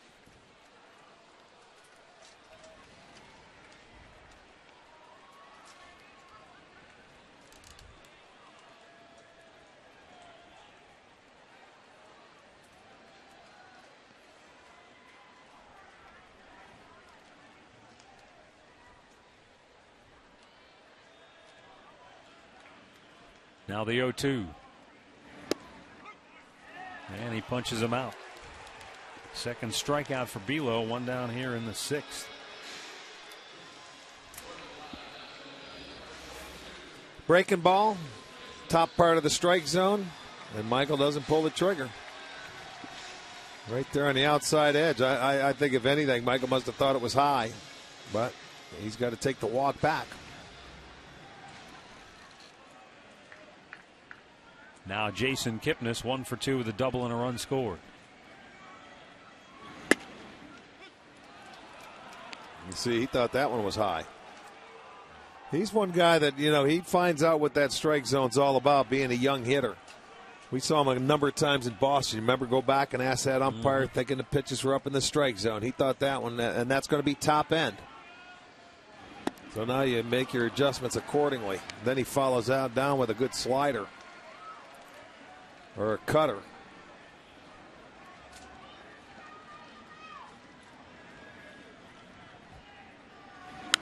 Right back over the screen.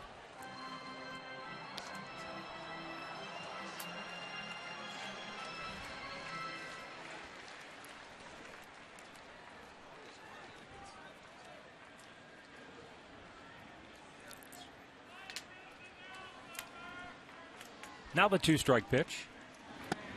Got him looking.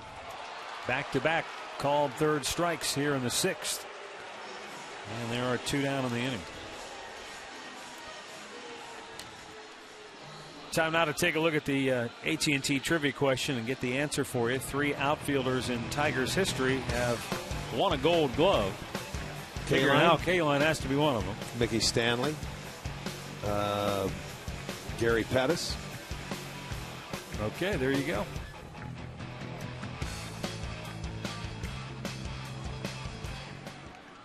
As Dribble Cabrera looks at a ball that dips down low. Cabrera an RBI single and scored in the first. He grounded to third his last time up.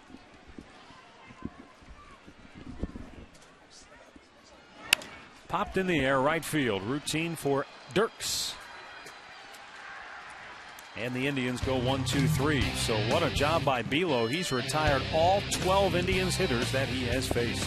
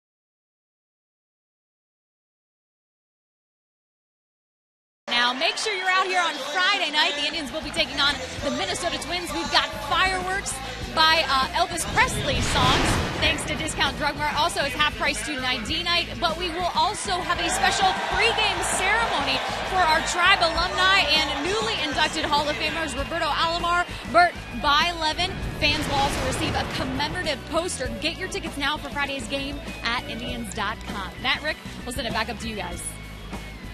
All right, thanks, Katie. Be a nice weekend, won't it? Robbie and Bert coming in, that's great. Good for them. First time we've had an opportunity since the induction to see either one of those guys. Good to see, Gaylord on Saturday. Gaylord Perry coming in. Yeah. Haven't seen him in a while. Tony Sipp for the 53rd time this year. We've seen him a bunch. 6-2 with 2.89 ERA. He'll be facing left-handed hitting Alex Avila. Then we'll get a pinch hitter for Don Kelly in the on-deck circle. And then the right-handed hitting Austin Jackson after that. Well, you look at Tony Sipp, and he's right there. When you talk about games, only Peralta of Tampa Bay has appeared in more games. This is Sipp's 53rd. He was tied with Daniel Bard of Boston.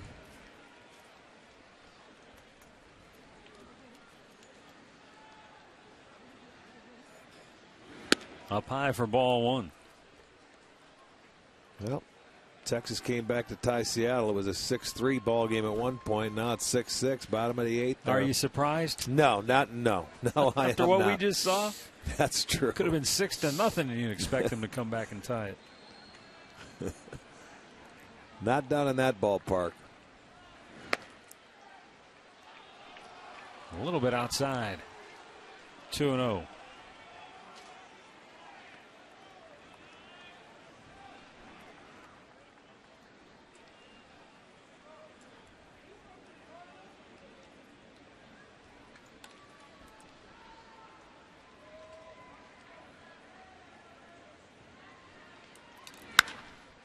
One-hop smash by Laporta. And Avila aboard with a leadoff single here in the 7th inning.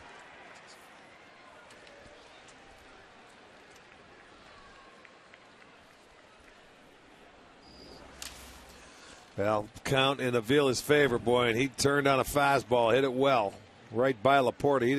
He wasn't able to take a step. Fell to a knee, and the ball's by him.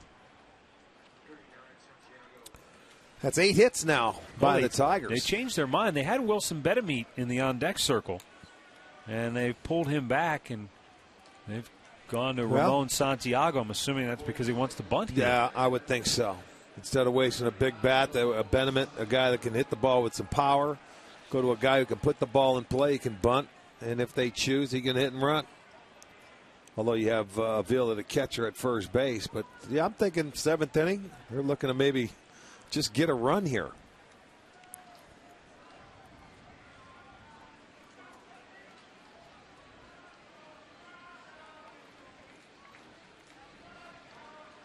Tony Sipp comes set. He delivers. Santiago squares, pops it up. Sipp grabs it, throws to first. Double play!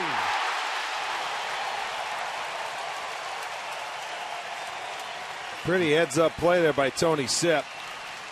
You know, it looked like he might have slipped a little bit on the turn, but he was able to get that ball back to Laporta. And Avila, you got to read the ball off the bat. He popped it up. He wanted to get to second base, but you have to make sure the pitcher doesn't catch it. So he didn't read it well. Sipp makes a nice play, spins and moves, and they get the double play. Second one tonight by the Tribe, and look at that, help you out. Yes, sir. And now Austin Jackson 0 for 3 on the night. In the air right field, routine for Fukudome. That was quick. And it turns out to be just a 5-pitch inning for Tony Sipp. Time now for the Cleveland Clinic 7th inning stretch.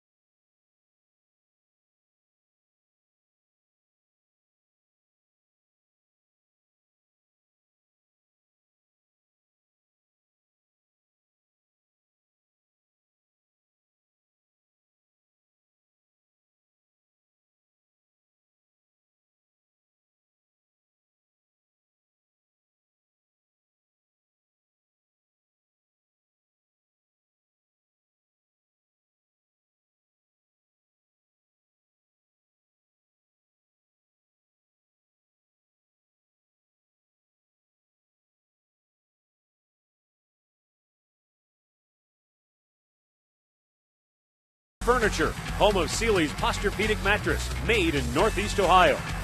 And by your Northern Ohio Hyundai dealers. It's time to join the Hyundai movement.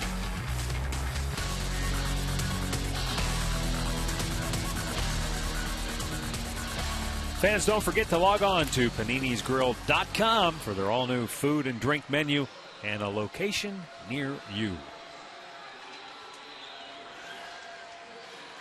Bottom of the 7th inning after Tony Sipp worked a scoreless top half of the 7th. For the Indians, Travis Hafner, Carlos Santana, and Kosuke Fukudome. For the Tigers, left-hander Daniel Schlereth. On to the 33rd time, but another left-hander coming out of that pen. Belo did a good job. 4 innings, 3 punch-outs, and zeros across the board. But how well did that work out for Tony Sipp? Ramon Santiago stays in the game at third base. Boy, after a 2-0 count, you get a base hit, and then 2 pitches later, you're out of the inning. Yeah. Worked out well.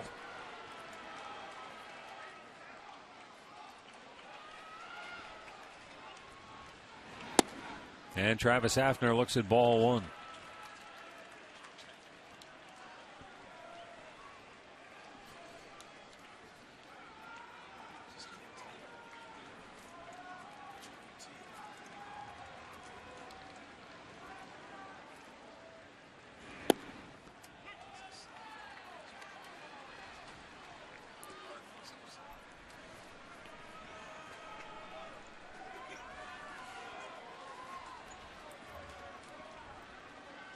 Dwayne Belo in his 4 innings made 48 pitches tonight. 34 of those were strikes. He was terrific.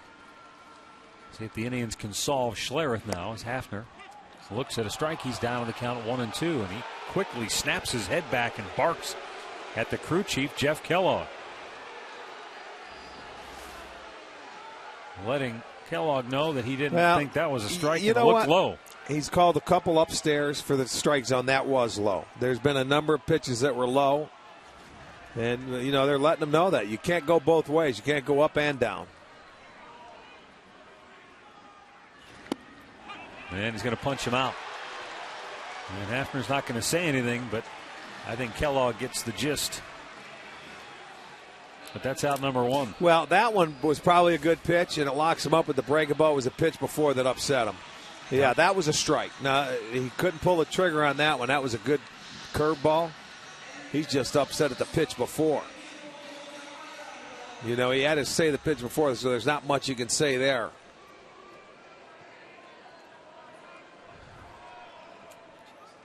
So 1 out for Carlos Santana. Santana had his issues with Kellogg back in the 4th inning. Remember, he thought it was ball 4 on a similar pitch that looked low. It was called a strike, and then on the next pitch, Santana hit it to deep left, but Bosch ran it down on the warning track.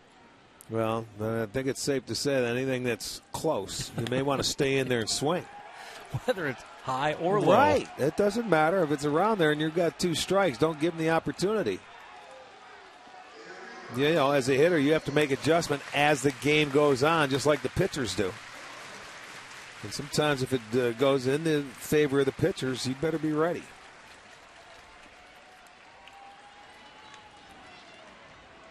There's the 1-1. Missed it low.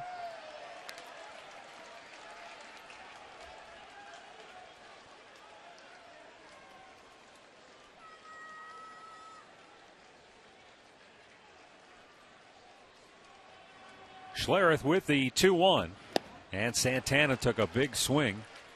Might have pulled off that a little bit, and it's 2-2.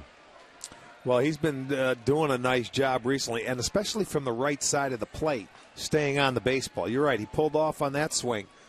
But, boy, when we were on the road trip from the right side, he did some damage. What do you have, the 8 ribbies in the 2 games? From the right side of the plate after facing 3 straight left-handed pitchers, or starters, I should say. The 2-2. And a curveball hit the other way. There you go.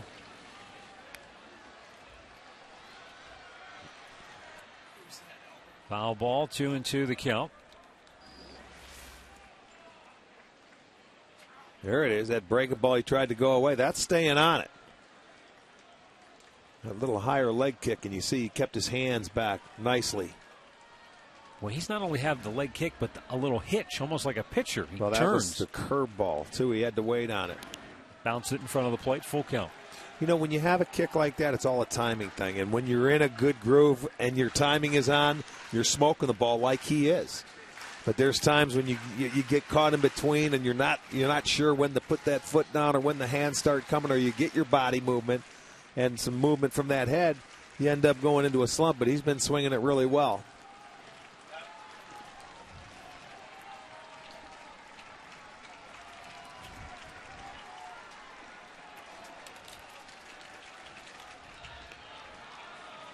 Schlereth with the payoff pitch.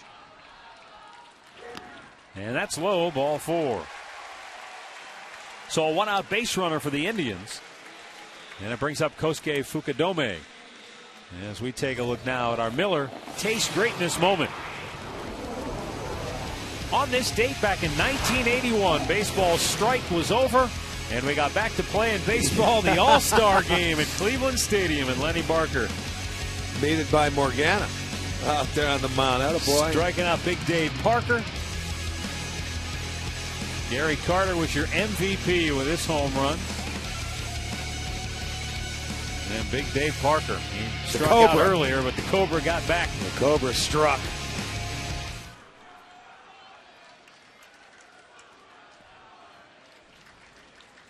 Toss to first.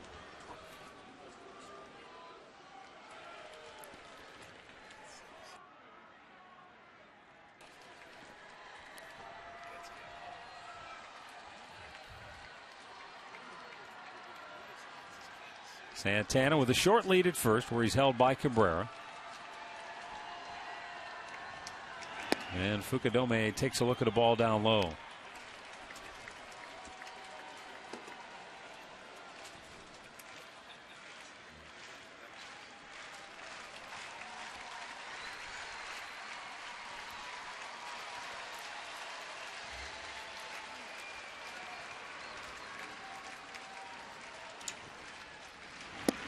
Way out in front, man. He was looked like his front foot was almost halfway down out of the batter's box. He was so far out in front.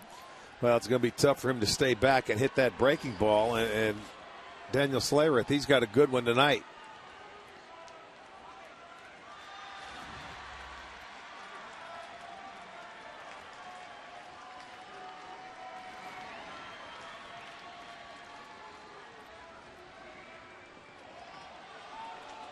Almost want to get the front of your jersey or the shoulder of that jersey and put it in your mouth so you keep that front side in. But he's coming out. You're right. That front foot comes out.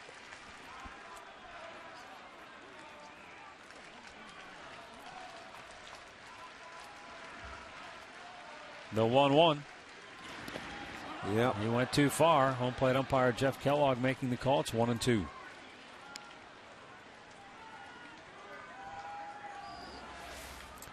But a breaking ball just couldn't hold up once you commit.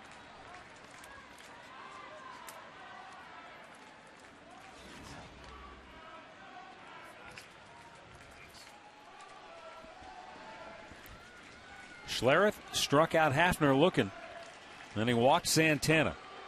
Now he's got Fukudome down on the count.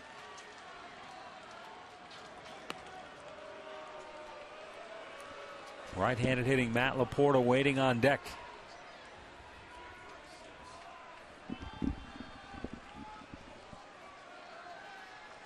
Detroit with a 4-game lead over the Indians in the Central Division when the night began. 1-2 pitch. It's down low.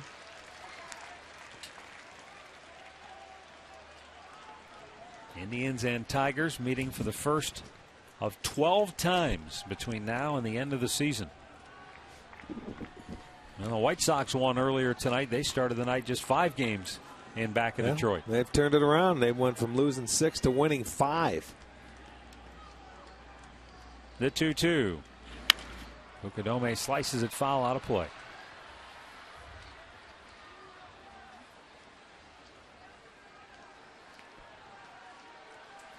Well, the one thing you do here, you're on first base, you're Santana. I'm sure Sandy Alomar telling him right now, be alive with that breaking ball in the dirt.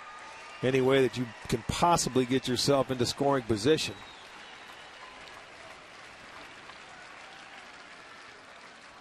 That 2-2 struck him out with a high fastball. 2 down in the inning. Let's go back to the studios. Al Pulaski has the latest on the Twins and the Red Sox. Matt, this one's been back and forth tonight. Pretty good ball game. Here's how Boston went ahead in the 7th inning. Bases loaded. David Ortiz, an infield single. That makes it 4-3. Now the bottom of the 8th inning. 2 outs in Minnesota. Jim Thome 0 for 3. His home run total still 598. Back to you, Matt. You don't see many infield singles by David Ortiz. He had 4 hits last night for him against his former team. So you know when he gets an infield hit, you are hot. Now Matt Laporta. 1 for 2 with a single tonight.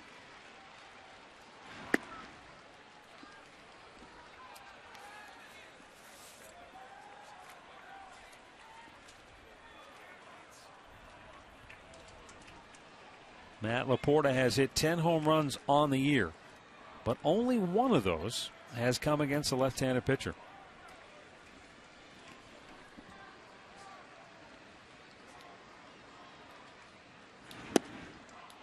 Takes a strike to even the count.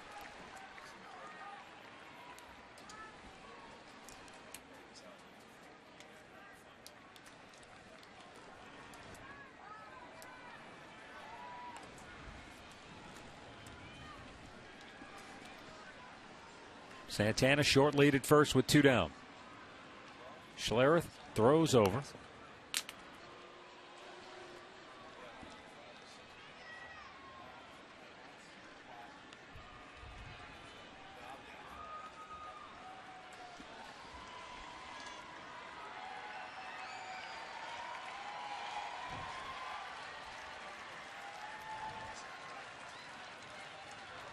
Schlereth about to make his 20th pitch of this inning. And Laporta way out in front of the off-speed pitch. It's 1-2.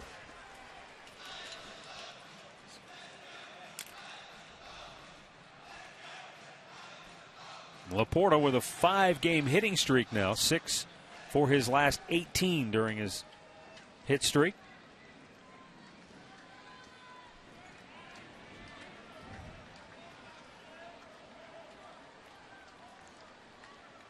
Tied at 2 here, last of the 7th.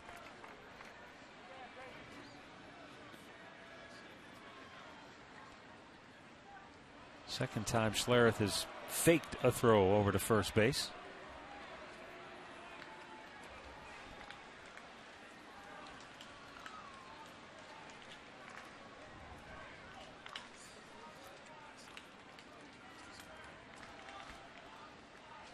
And the 1-2. Fouled right back. So the off-speed pitch that he was way out in front of that time, able to foul it back. Yeah, the Indians looking for their first hit since the leadoff man, which was Matt Laporta, back in the 2nd inning. Other than that, nobody, well, other than the walk, I take that back, Santana on base. Other than that, nothing. Yep. He went around and strikes out to end the inning. So Schlereth strikes out 3 here in the 7th. And we go to inning number 8, still tied at 2.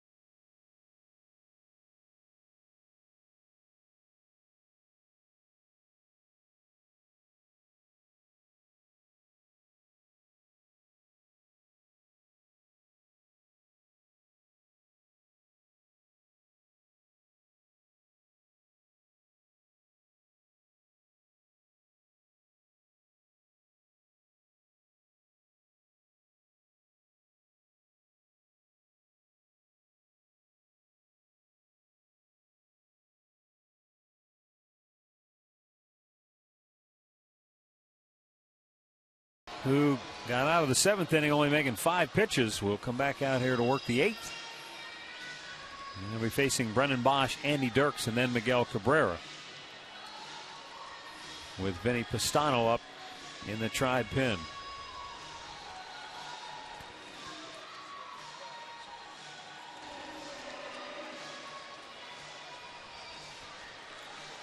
Brendan Bosch 0 for 3 tonight. A couple of ground outs and a strikeout.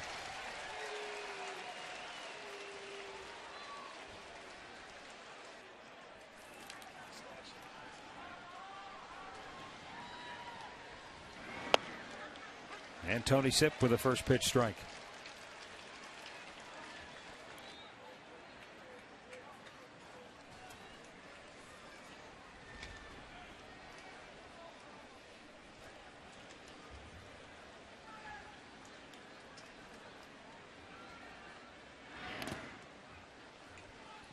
Both starters went 2 innings each tonight. Gave up a combined 8 hits. The 2 bullpens have pitched 10 innings combined and given up 4. Yeah, really, they've been outstanding. And unfortunately, the 2-hour rain delay, the starters couldn't come back. No. But officially 2 hours and 3 minutes.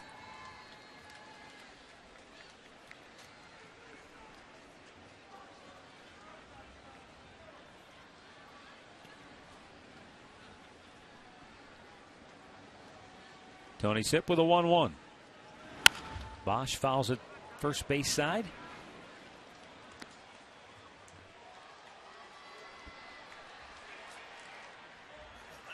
And a 1-ball, 2-strike count on Brendan Bosch, who has hit 16 homers this year, driven in 54 with 24 doubles. Having a terrific season for Detroit.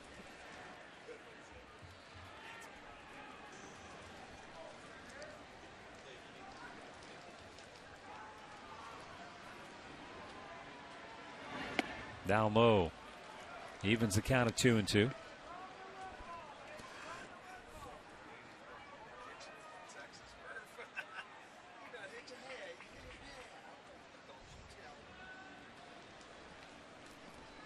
Andy Dirks waiting on deck for the Tigers. Sipp ready. The 2-2. And he struck him out. On a foul tip. First strikeout for Sipp. 7th strikeout for Indians pitching. And our in-game box score tonight brought to you by your Northern Ohio Hyundai dealers, introducing the Hyundai Assurance Trade-In Value Guarantee. Well, the Tigers got back-to-back hits in the second inning that staked them to their 2 runs. They also had back-to-back hits in the first, but that threat was ended on a terrific defensive play by Jason Kipnis, robbing Victor Martinez of a base hit. Tigers also had 2 hits in the 6th inning. And now Dirks with a sky-high pop. Kipnis, the second baseman, says, I'll take this. 2 down. Well, the Indians are going to wrap up this series with the Tigers on Thursday night. It's a 7 o'clock start, and all fans in attendance will receive a Tribe T-shirt courtesy of Strickland's Frozen Custard. So great memories starting at just $8. Get your tickets at Indians.com. Maniac, they're going to make a pitching change. Hey, guess what happened in the bottom of the 9th in Texas? Oh, don't tell me. The Rangers won 7-6 over Seattle. We've got a timeout. We're tied at 2 here in the 8th.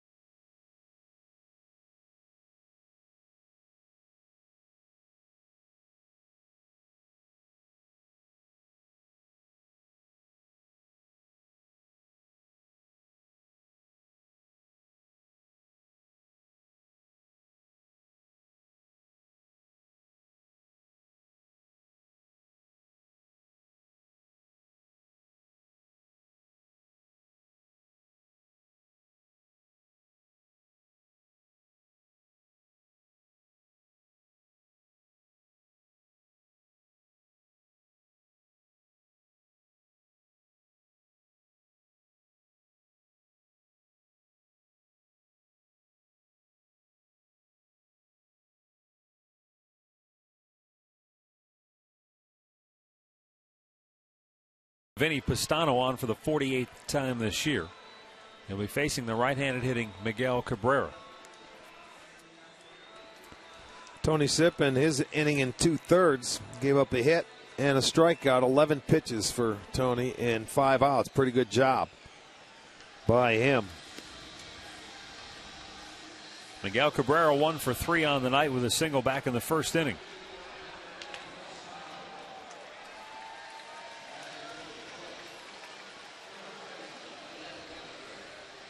And there's Tony Sipp next to Fausto Carmona. Fausto will wrap up the series on Thursday against Justin Verlander.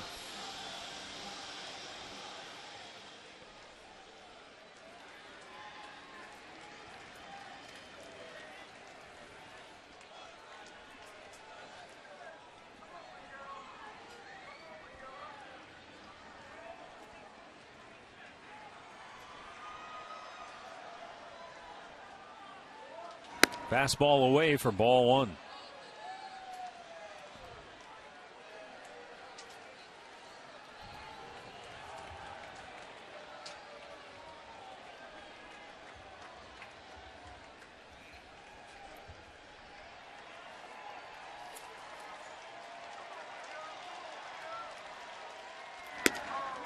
Two and 0. Yeah, Pistano looks like he's coming up and really humping up, trying to get a little extra on the ball. But a guy like Cabrera will do that to you.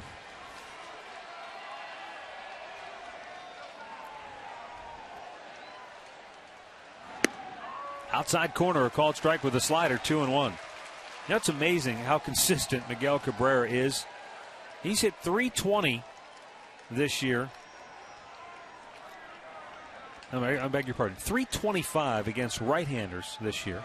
Swung on and missed. .297 against lefties. So he's actually hit better against the right-handers, but not by much. And it just goes to show you he doesn't have a glaring weakness. He's just flat out a good hitter. Pistano, though, back in the count now, 2-2 after falling behind 2-0. And he struck him out. Vinny Pistano takes care of Miguel Cabrera. And we go to the bottom of the 8th, still tied at 2.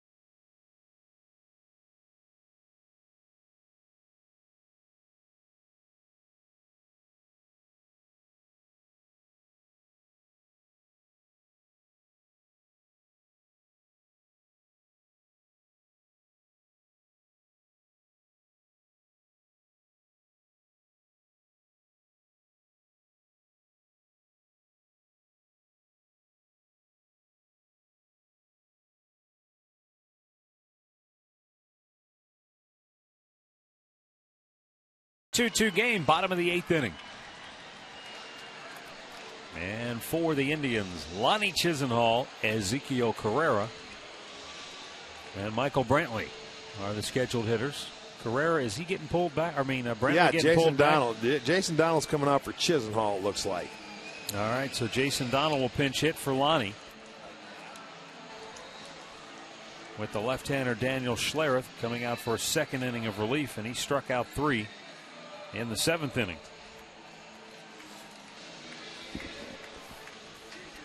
So Jason Donald, who has had just 10 at-bats since getting the call up, 2 for 10. Will bat here in the 8th.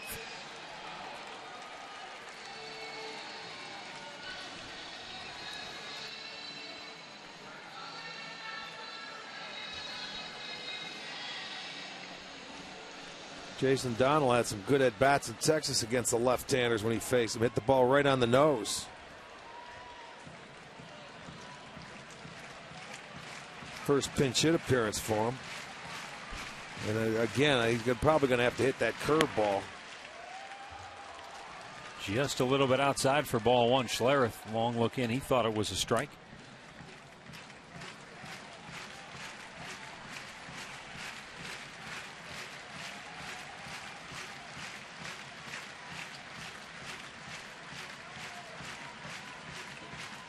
And the 1-0. Breaking ball for a strike, evens the count.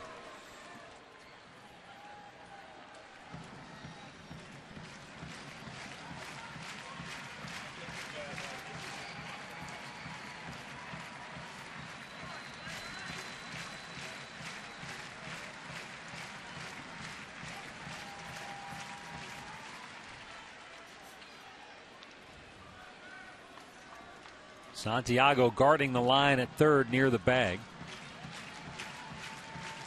Miguel Cabrera even with the bag, but off the line over at first with the right-handed hitting Donald at the dish. And Schlereth with the 1-1 and a drive to deep center. Jackson back, still going back. It's over his head and off the wall. Donald into second base with a leadoff double. Boy, did he put a charge into that baseball. He sure did. That's too bad. That thing came awfully close. And that's the Indians' first hit since Matt Laporta's leadoff single in the 2nd inning. Yeah, I mean, he juiced it. It goes a long way, and it's a curveball. Had a feeling he was going to have to hit that pitch. Schlereth left it up in the strike zone, and he sends Jackson back. This guy can run him down and just runs out of room. About halfway up the wall in left field, so Jason Donald, leadoff double. Now it's time to go to work, baby. Get him over, get him in. Jim Leyland going to the mound. Let's see if he makes a move right here. Or if he just wants to chat. Looks like he's just delivering a message. Well, it's bunt situation, so they know that. Carrera, the left-hander, he's going to leave him on the bunt. And then you have Brantley, another left-hander on deck. So he's going out, and Leland does this a lot. He delivers his own message. Infielders are in. With the left-hander coming off the mound, Carrera, you want that third baseman to field the ball. Donald runs well. But now we've witnessed before, Carrera, a guy that he doesn't really like to square around. He more or less bunts for a base hit. That's where his comfort zone is, but he will have that job to get him over here. Ezekiel Carrera 0 for 2. Couple of ground ball outs. Tigers already pinching in at the corners looking for the bunt.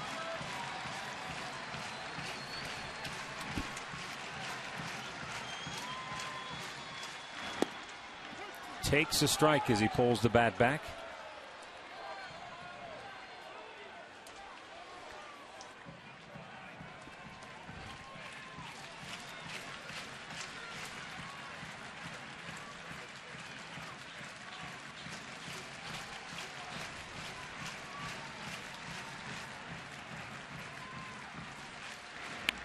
Bunts it foul, third base side.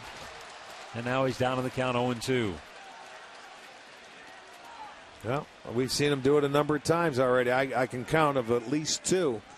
This situation, he's had opportunities, and they've taken it off, and he's gotten a base hit to get the guy over.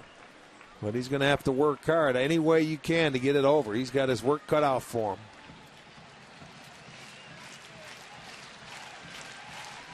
Santiago still on the grass in at third, and Cabrera still charging at first. And he chops it towards second base, so he will get that runner over to third. And a nice job down on the count by Carrera to at least get him over. Whatever it takes. I mean, it doesn't matter. Now the manager's going to say, okay, would have made me feel better if he did it on the bunt, but he got the job done. Out of the way. Doesn't matter how you do it, just do it. So now it's up to Michael Brantley to get him in. And the infield of the Tigers will come into the cut of grass. And Michael tonight 0 for 3. He has fouled out, grounded out, and struck out.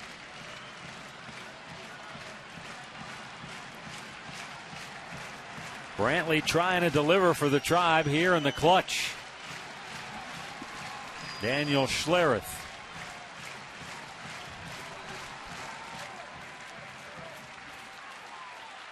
Delivers. And it's a little bit inside for ball one, maybe tad high.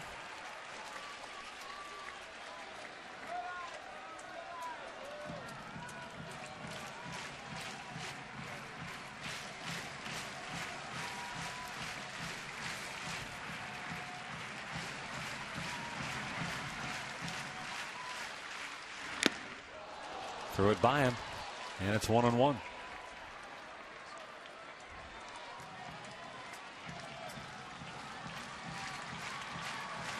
.30 pitches for Daniel Schlereth since he came on in the 7th. 20 of those 30 have been strikes.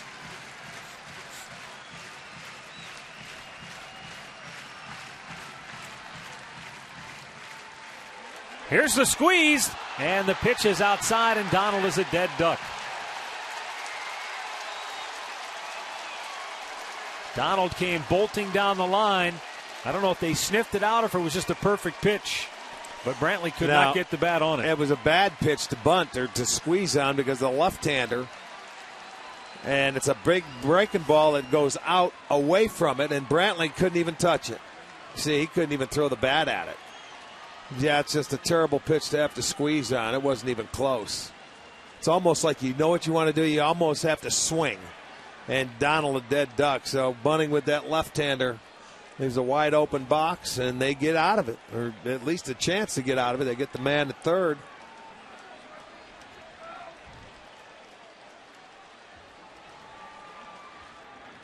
That's why they call it the suicide squeeze. And now Brantley loops one toward left center. Bosch makes the grab, and we go to the 9th. Still tied at 2.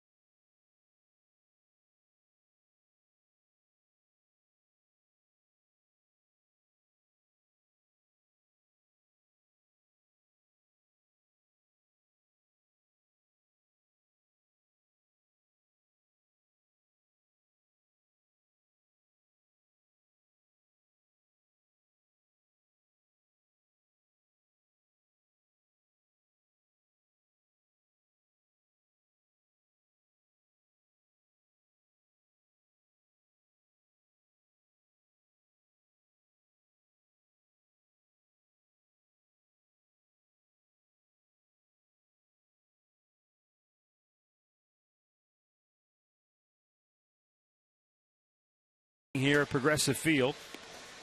Game still tied at 2. Vinny Pastano will stay in the game after getting the final out of the 8th inning. And he'll be facing Victor Martinez, Johnny Peralta, and Carlos Guillen for Detroit. Jason Donald, who came on to hit for Lonnie Chisenhall and doubled the deep center, stays in the game at third.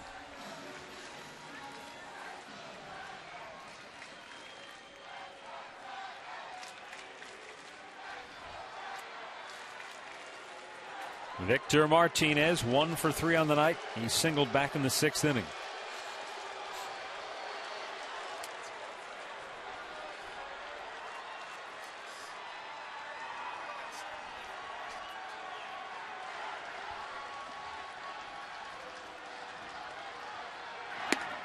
And it's down low, ball 1.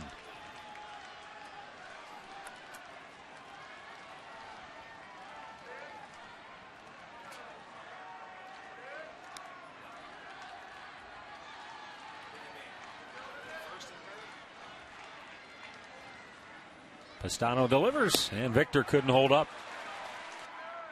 And it's 1-1.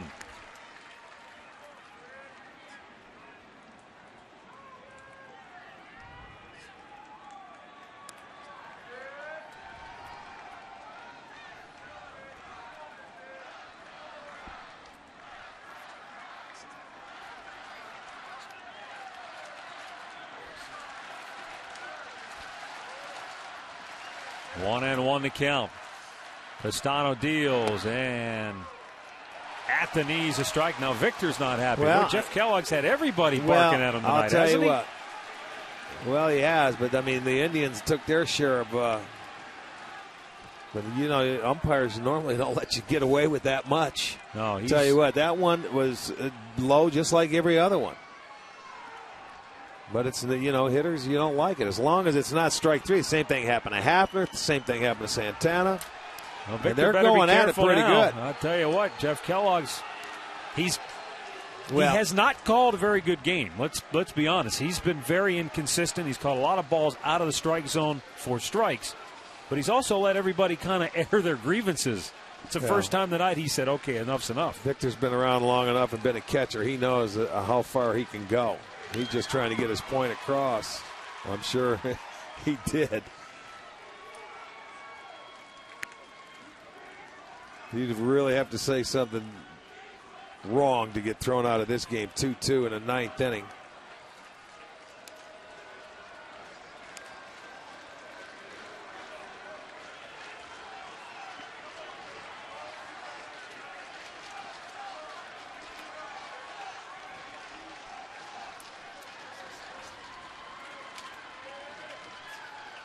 Now the 1-2. And a ground ball by Laporta. And Victor Martinez with a leadoff single here in the 9th inning. And we'll get a pinch runner now for Martinez.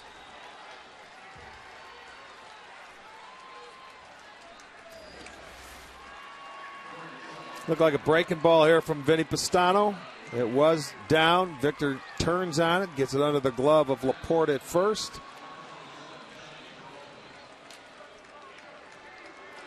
Ryan Rayburn will come on to run for Martinez.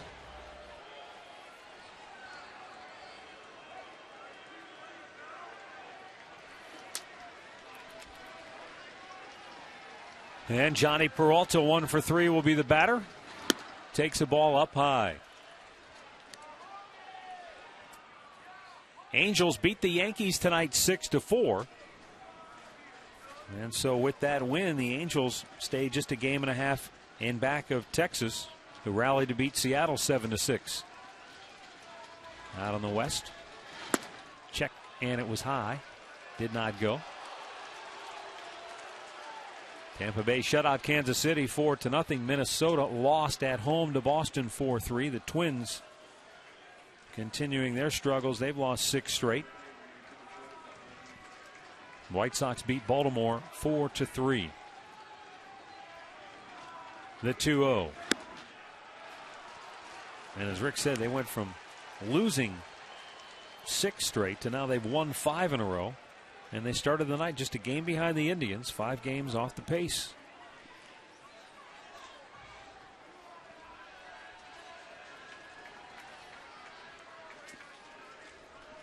Three and 0 the count for Peralta.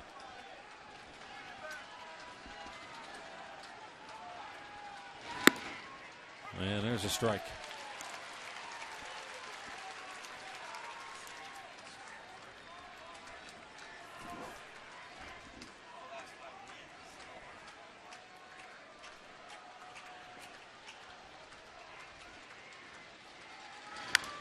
Fouled out of play.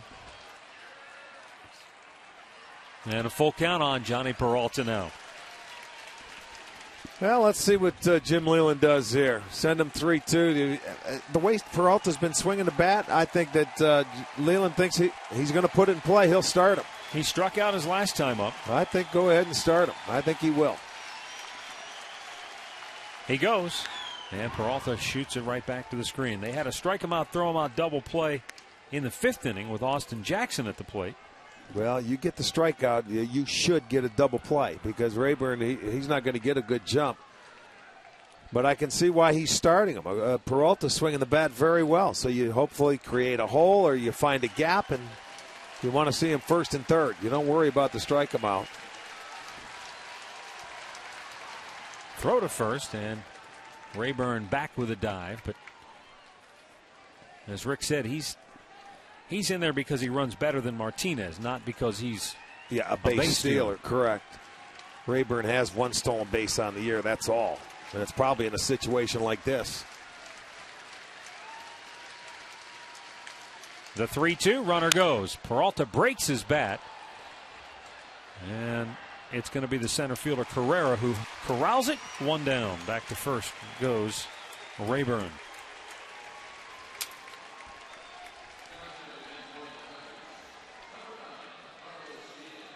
And that will bring up Carlos Guillen, 1 for 3 on the night.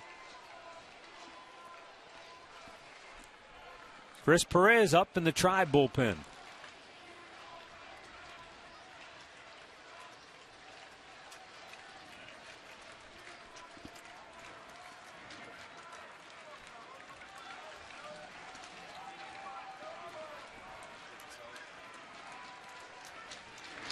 Guillen takes a strike.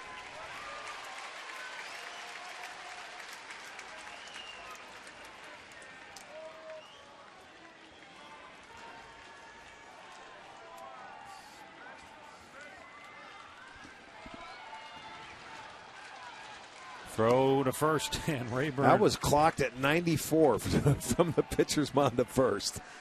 He let that one go, didn't he? Rayburn doesn't really slide back to 1st. He dives back onto the bag.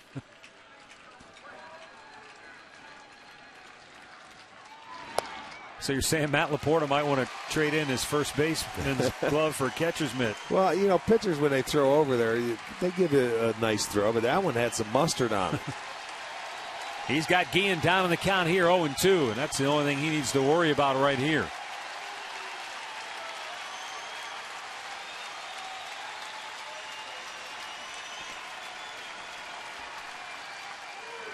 A little bit high.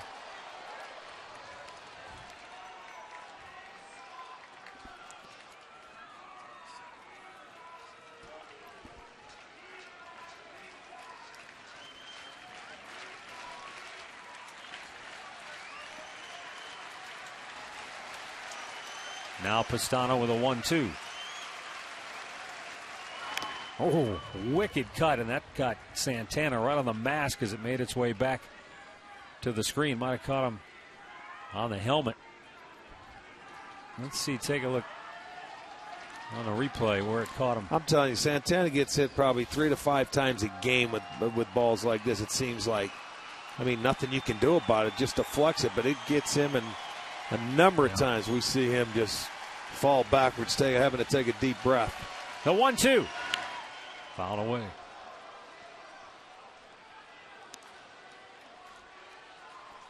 Milwaukee and St. Louis playing bonus baseball in Missouri, where the Cardinals and Brewers are tied at 3 in the 10th inning.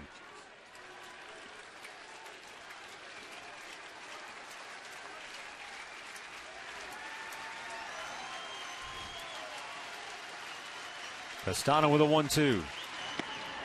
Beautiful pitch, didn't get the call.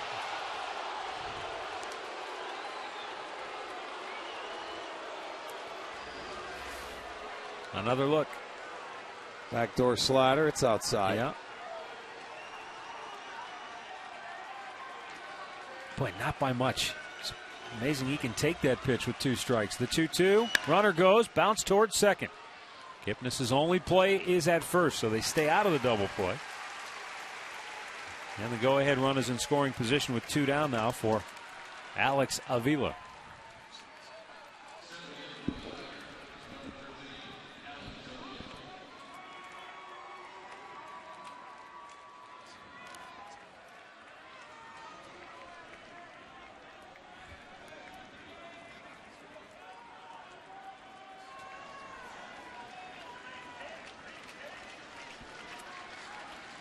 And it looks like they're going to walk Avila. That's probably a good idea. Yeah, why not, man? This guy, he swings a good stick up there. 53 RBIs, first base is open. You got Santiago, who came in off the bench last inning, or excuse me, in the 7th inning.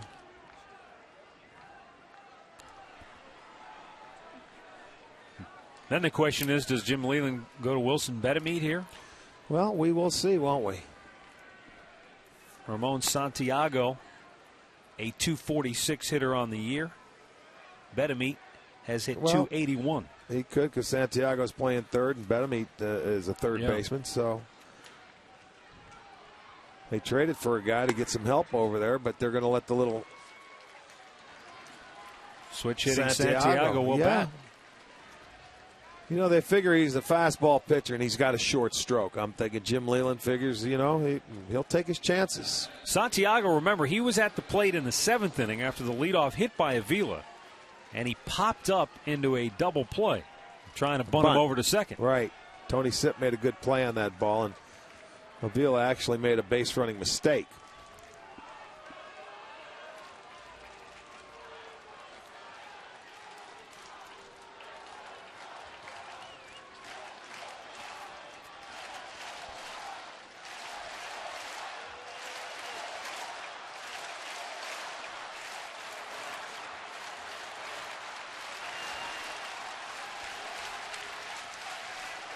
Two on, two out. The pitch to Santiago, and he starts him off with a breaking ball for strike 1.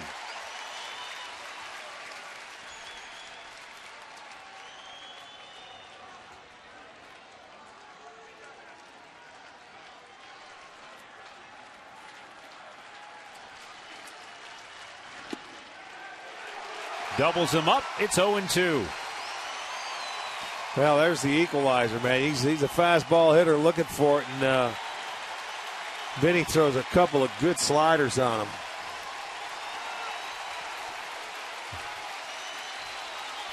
Third time's a charm, maybe? Fastball up and away. Looked like maybe he was trying to paint that on the outside corner. Show him the fastball up and away. See if he'd get him to swing at it. If not, come back with a slider.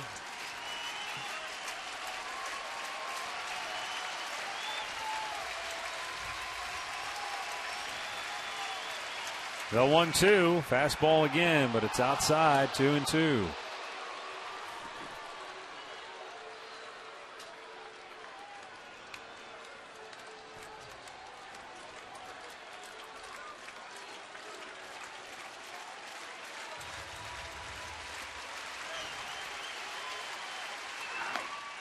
Tried to go outside corner with that slider, wrap it around the back door, but stays outside, and now the string is out. Everybody will take off on the 3-2 pitch.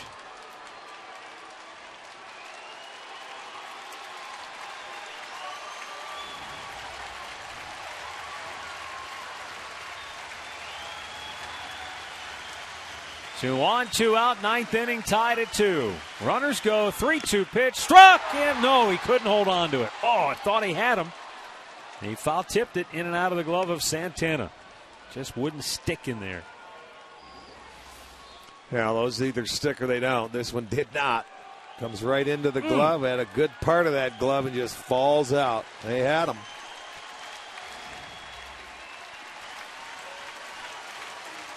And we'll do it again. Again, the runners go. And again, it's fouled back.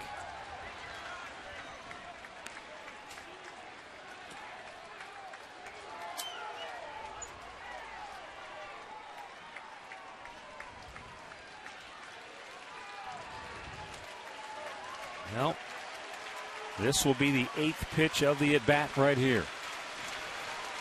He had him down on the count. And now the 3-2. Grounded to first. Laporta will take it himself, and Pistano gets out of it. We head to the bottom of the ninth. Tigers strand a pair. We're still tied at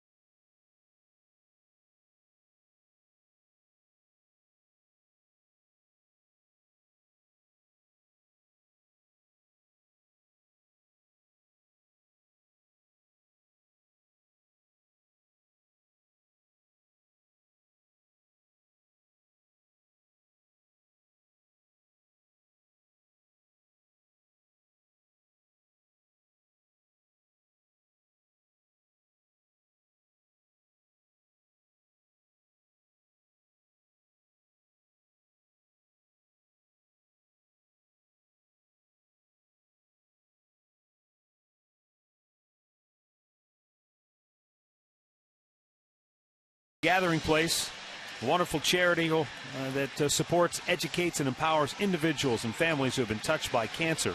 For every Indians home run, Rick and I are donating $5 to the Gathering Place, while Great Clips donates $50. Our total so far this season, over $6,000 raised. For more information, visit touchedbycancer.org. Great needs, great deeds, Great Clips.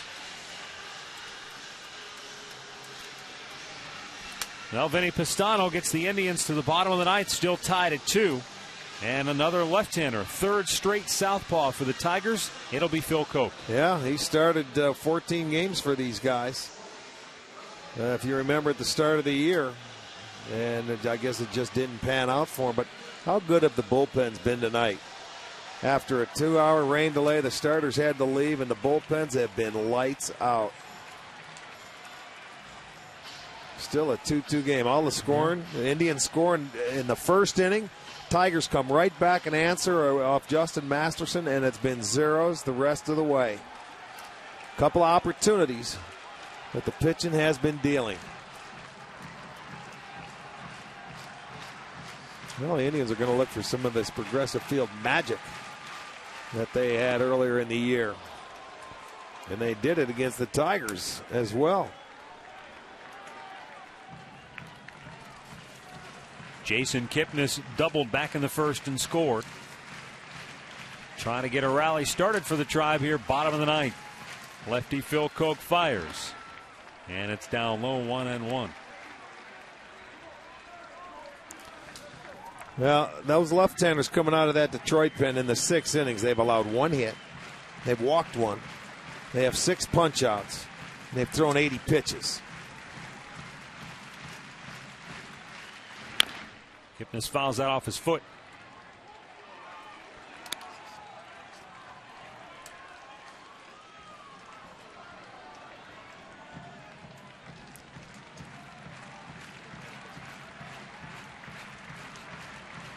Kipnis, then is Drupal Cabrera and Travis Hafner for the Indians here in the last of the ninth. They've been out hit 9-5, and nobody has scored since way back in the second. Up and over his head. I don't know how that didn't hit him. Wow, I thought that was like going to be a breaking ball, but it was up over his head. That was a fastball. Check it out. I mean, this one is up above the head, and he gets out of the way. You take the elevator to the ground floor. And hope it doesn't get stuck going down. Yes, sir. Well, he was able to get out of the way. Usually after that pitch comes a breaking ball down and away. The 2-2. Did that tip something? Boy, it sure sounded like it did. Home plate umpire Jeff Kellogg says no. Alex Avila says, oh, it sure sounded like he's it did. looking. It sounded like it to me. I don't know if it hit the bat, the hand, or what, but it certainly sounded like it. Oh, well. All for now. You know what? He brought his hand off the bat there. And luckily, Jeff Kellogg didn't see it. 3-2. Ground ball to short. And Johnny Peralta will throw him out, one down.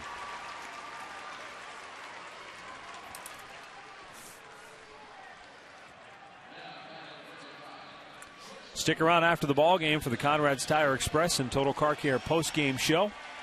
Conrad's, home of the lowest everyday tire price guarantee. We'll have all the highlights. And hopefully the Indians can pull this out, and we'll talk to one of the stars of the game as well.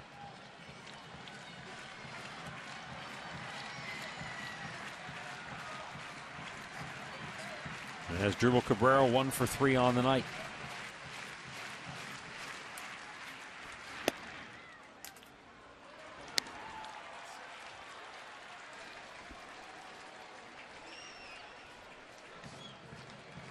Cabrera drove in a run way back in the first.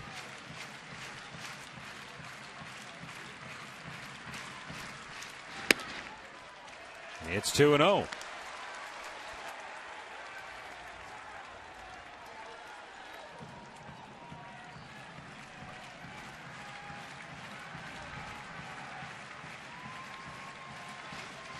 Jim Leland nervously pacing in that Tiger dugout. Stops to pause for the 2-0, and it's fouled right back. Cabrera had a good rip and a 95-mile-an-hour fastball from Phil Cope. Well, there's that one time he took a shot at it right there. Put a good swing on a fastball he knew he was getting in the 2-0 count. Fouled it off. Light breeze blowing out toward right center. Here in the bottom of the ninth inning, tied at 2. Koch's 2-1 pitch. Ripped to left. And it's a base hit in front of Brennan Bosch. And the winning run is aboard with 1 out here in the bottom of the ninth inning.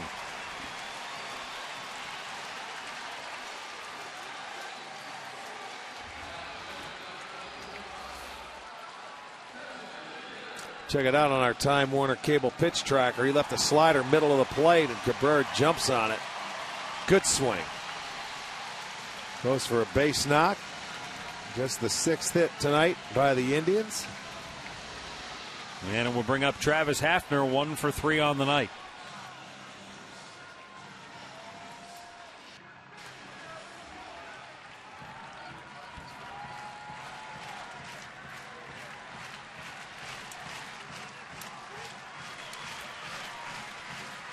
Cabrera, good lead at first, held on by Miguel Cabrera. And draws a throw.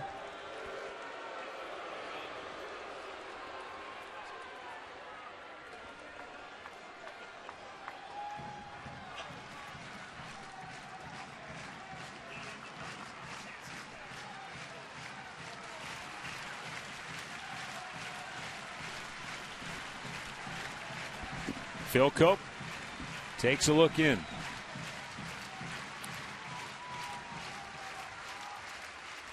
He deals, and Hafner fouls it back.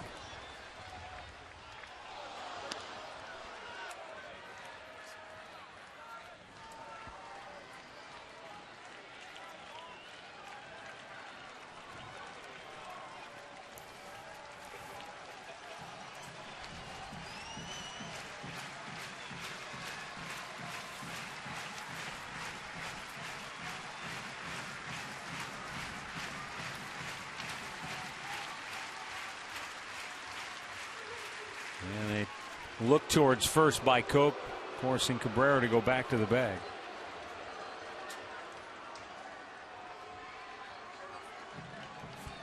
Two of Hafner's 10 homers have come against left-handed pitching.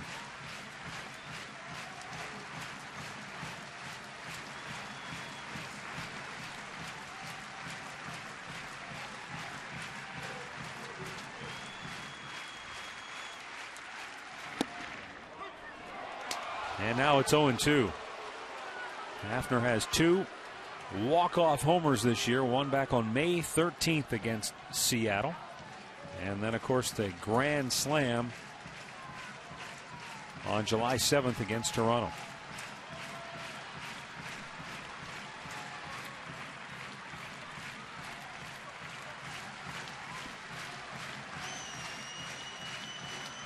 Koch's 0-2 pitch. Strikes out Hafner. 2 down.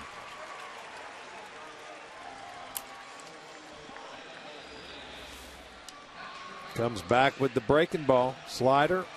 Gets him. 7 punch-outs now by Detroit pitching. And that brings up Carlos Santana, who back on April 29th had a walk-off grand slam against these Tigers.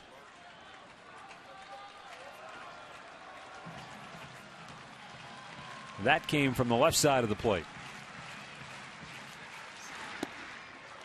Takes a ball down low. Santana drove in the Indians' second run back in the first inning with a sac fly. Since then, he's flied to deep left, and he has walked.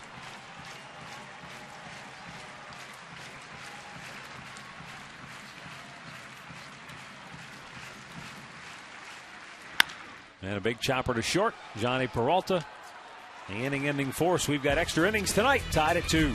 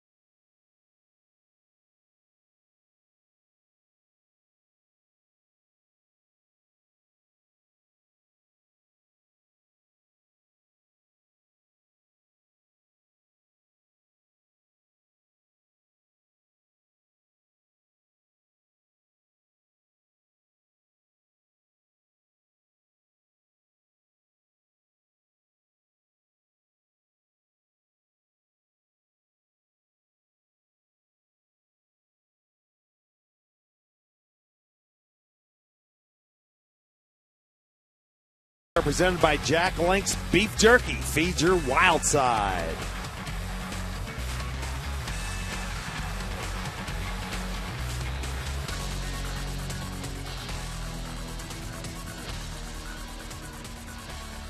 Chris Perez coming on for the Indians now in the top half of the 10th inning.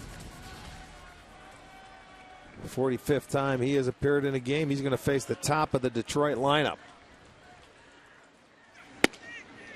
Austin Jackson takes a strike.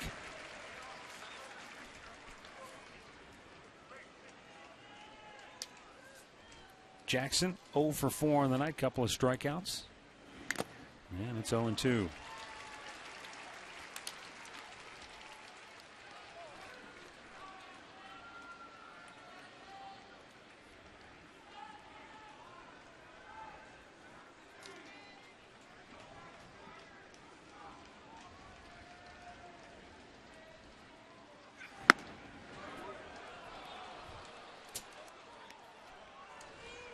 One and 2 the count.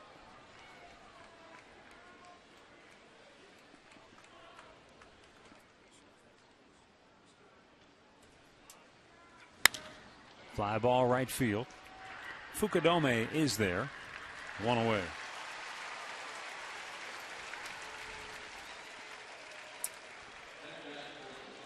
And that's going to bring up Brennan Bosch. 0 for 4 tonight with a couple of strikeouts.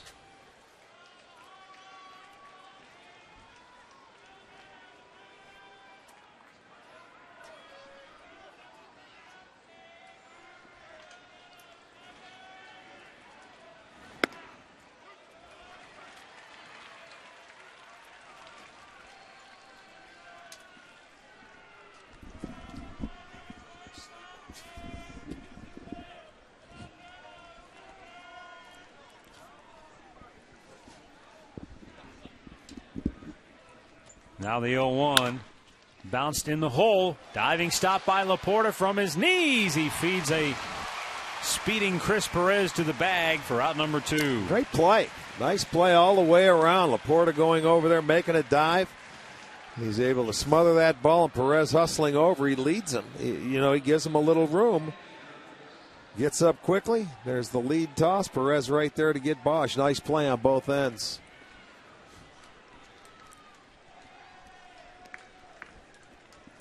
And so now, Andy Dirks, 2 for 4 with a couple of singles, steps up.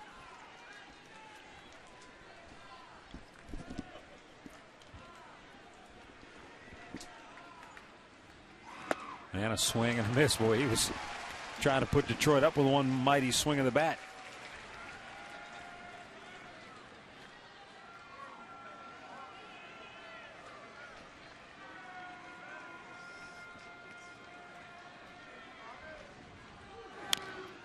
Foul back. And the count is 0-2.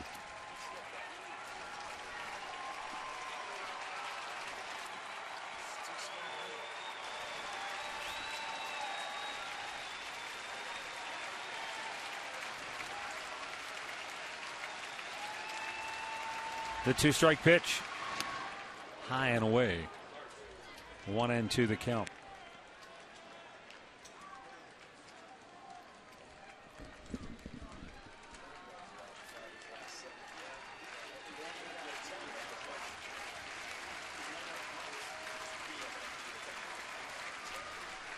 Wants the fastball, and it's fouled back. So Dirks keeps hacking away and staying alive. Right back into your living room. Grab your glove.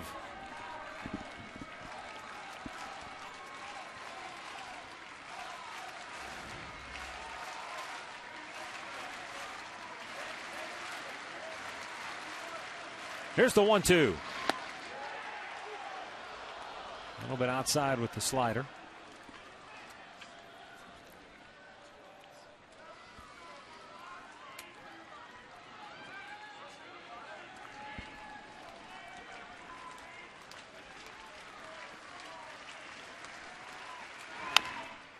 Shoots it foul. Pretty good at bat here for Dirks.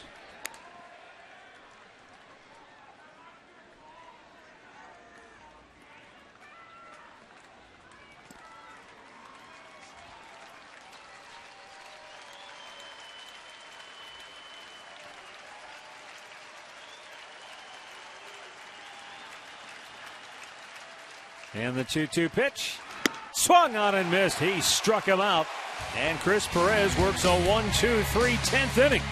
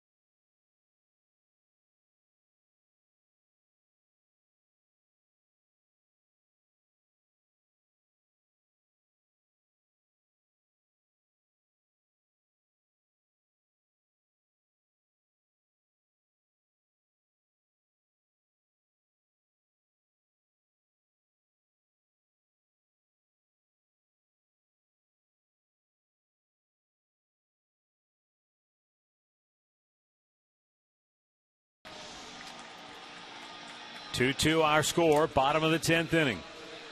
And for the Indians, Kosuke Fukudome, Matt Laporta, and Jason Donald due up.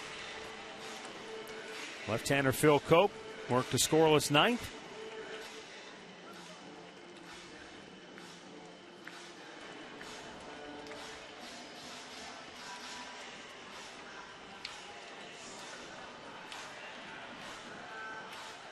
Fukudome 0 for 3, couple of strikeouts.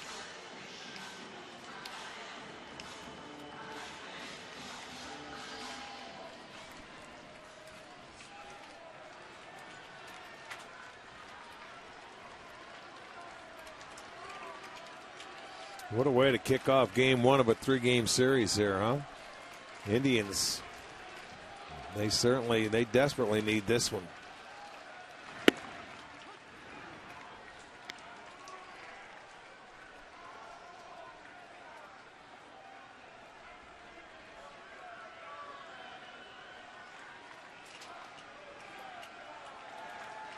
The set by Koch and the 0-1.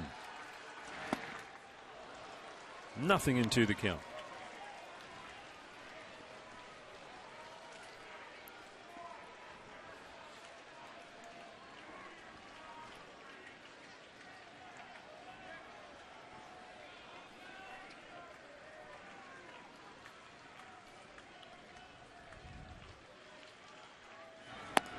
Low and away, a ball and 2 strikes. The Indians so far this year, this is their 10th extra inning game. They are 4-5. You look at the Tigers, they are playing number 5. They are 3-1. 1-2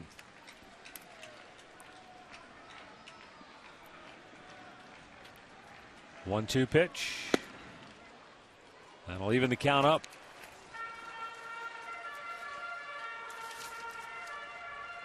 Fukudome from 0-2 to 2-2, trying to start a 10th inning rally for the Tribe to win this game.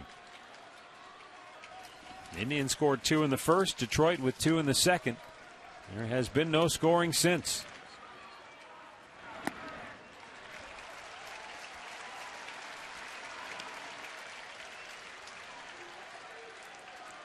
Count is full now for Kosuke Fukudome.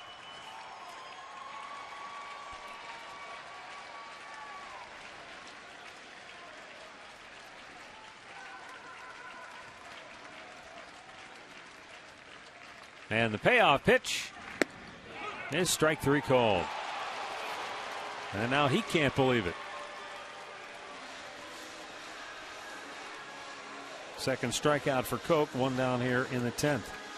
And now Manny Acta, you can see him barking at Jeff Kellogg.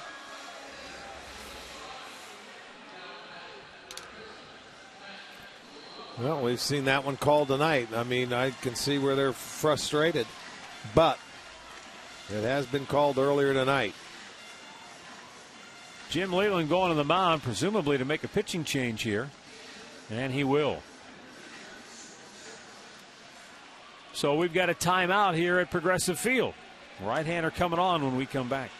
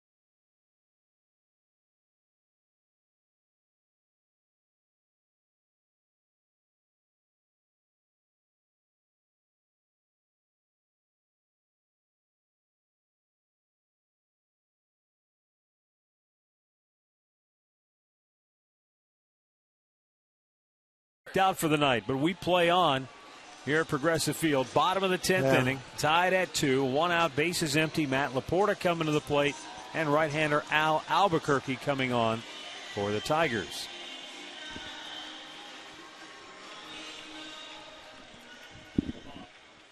This guy, we saw him earlier in the year. He's got a good arm, the right-hander. Throws hard.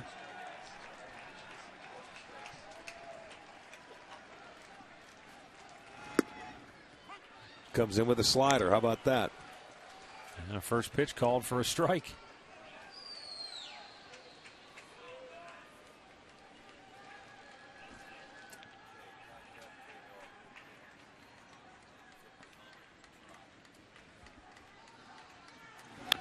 Fastball fouled away. It's 0-2.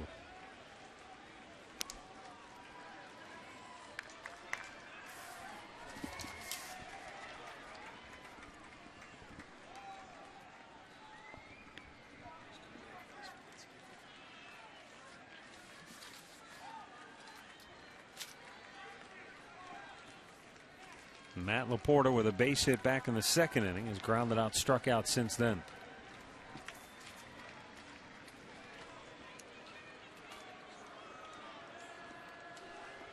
Avila going out to talk with Albuquerque as Joe Smith warms up for the Tribe. The Indians, since Matt Laporta's leadoff single in the second inning, only have 2 hits in the game. A leadoff double by Jason Donald in the 8th inning, and then he was out at home on a suicide squeeze play that went awry. Low. The only other hit was a 1-out single in the 9th by Asdrubal Cabrera.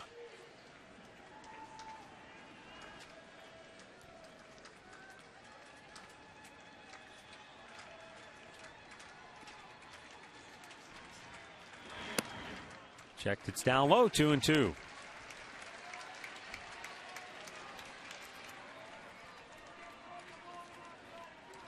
Here is Jason Donald waiting on deck.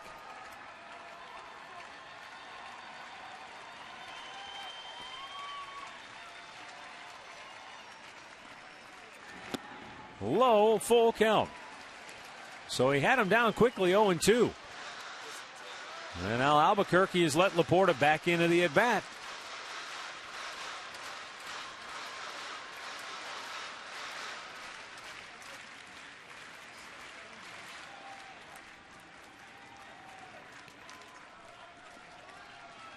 And the payoff pitch. And it's a slider, strike 3. 2 down in the 10th. It looked like he pointed at him like he swung at it. Yeah. I didn't think he really offered at it, to be honest with you. Yeah, he did. He sure did. Just couldn't hold up. You see, it's a high. There it is. Yeah, he goes. He goes. 2 down, Jason Donald to the plate.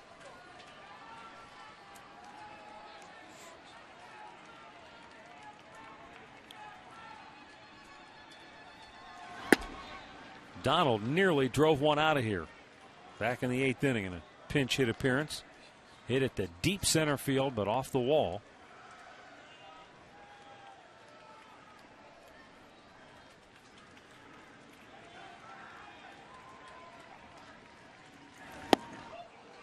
Tied him up with a good fastball there, 1-1.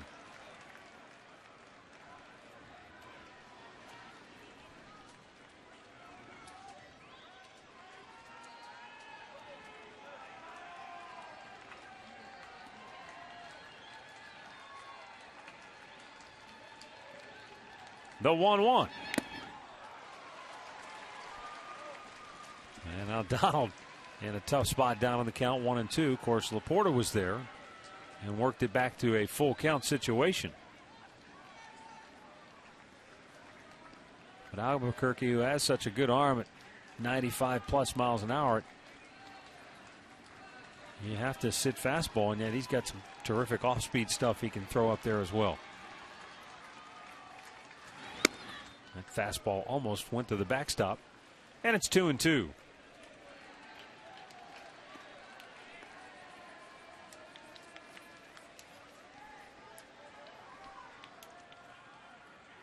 2 runs on 9 hits for the Tigers. They've stranded 7. 2 runs, 6 hits for the Indians. They've left 3.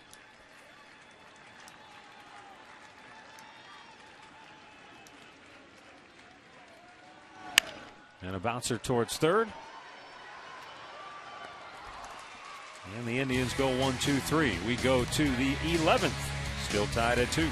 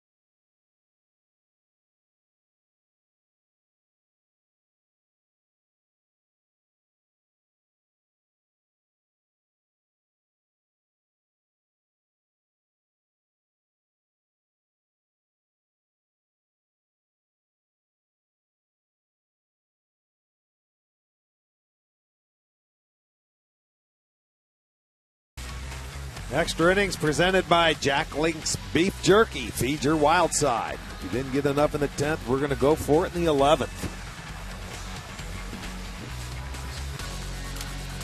Joe Smith is the 7th Indians pitcher to work in this game here tonight. And that's basically because of the rain delay.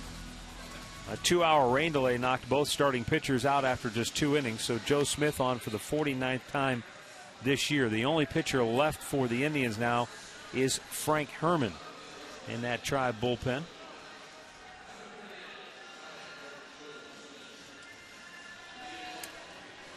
Meanwhile, for Jim Leland and his bullpen, he still has Joaquin Benoit, Jose Valverde, and David Pauly. Yeah, Joe Smith coming on where his last outing in Texas, he really struggled. Gave up 3 hits and 3 runs in that 8th inning. So he's coming right back.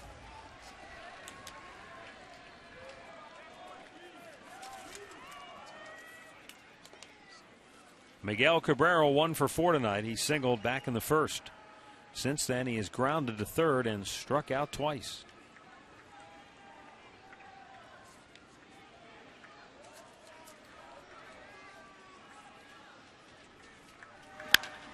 And a line drive single into left field.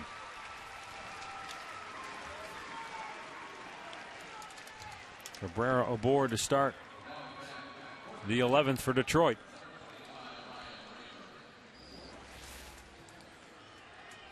You know, this guy can just flat out hit. He gets a little sinker down and in and just turns on it. So the Tigers have their leadoff man aboard in the 11th. Rayburn, who came on to pinch run for Martinez. Back in the 9th inning is the hitter. Victor was 2 for 4 tonight, 2 singles. And the pitch is outside for ball 1.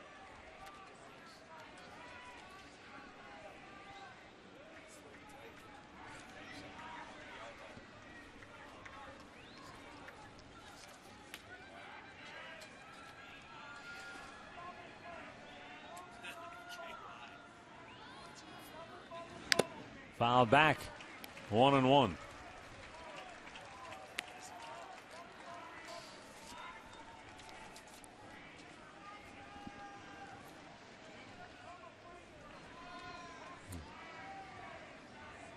We had a crowd of 25,317. A good many of them waited out the 2-hour rain delay, but now as we've hit 12:30, a lot of them have headed home.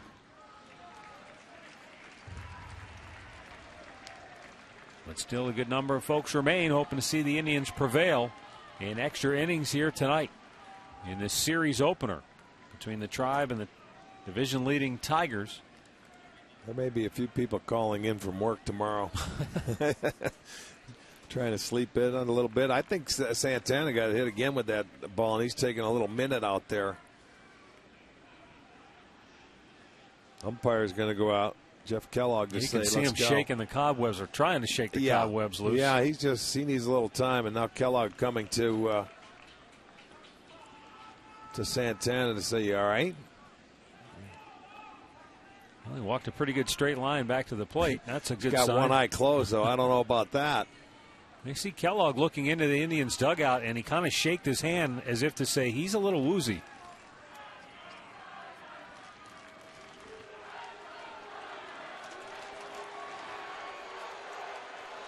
Now the 1-2. Fouled it over toward the Tribe dugout.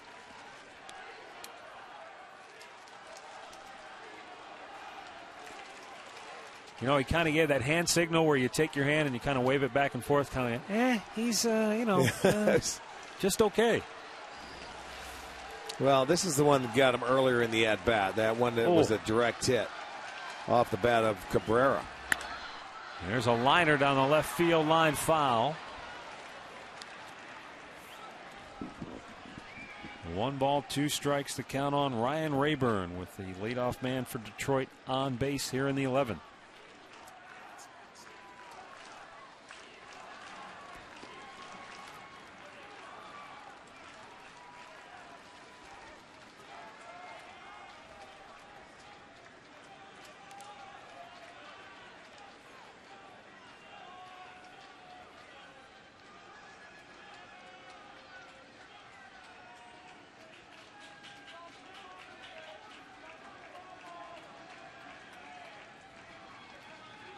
Smith delivers.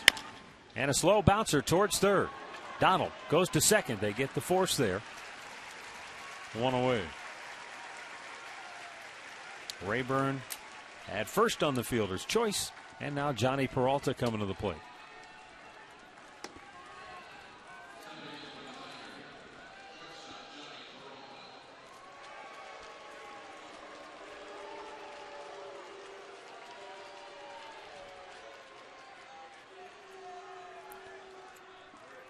Peralta singled and scored back in the second, but he is 0 for 3 since then. And a good pitch by Joe Smith had Peralta backing away, and it dropped right over the heart of the plate.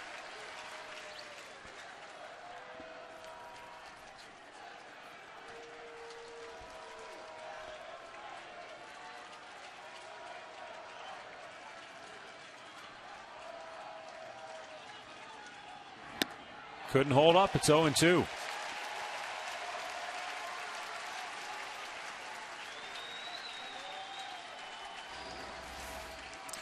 Well, 2 very good pitches to Johnny Peralta in this at-bat. Has him down in the count now. See if he can put him away quickly. Nice. Got him.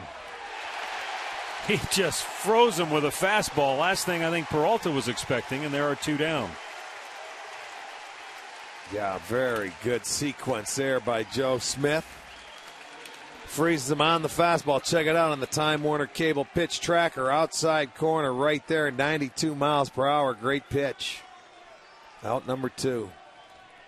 You could almost see Johnny's body language expecting that pitch to break away and out of the strike zone to be a chase pitch. He didn't expect him to go right at him with a good fastball there. So Carlos Guillen steps in, 1 for 4 on the night.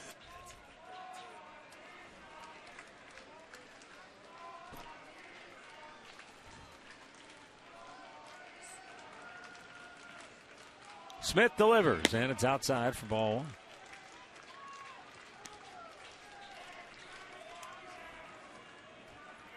Over in the National League, San Francisco leads Pittsburgh 3-0. Giants lead over Arizona just a half game in the NL West. Arizona hanging in there, aren't they?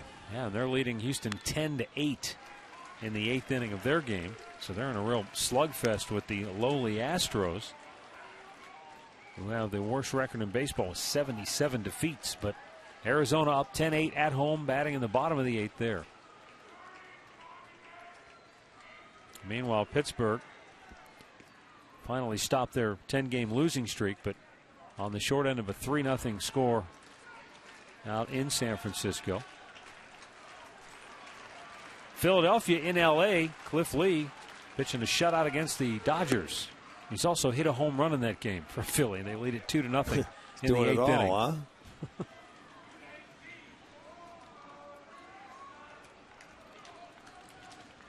What's he got? He has, what, 5 shutouts, I believe, this year. Looking for his 6th. Joe Smith's 2-1 pitch. Swung on and missed. He got him to go up the ladder.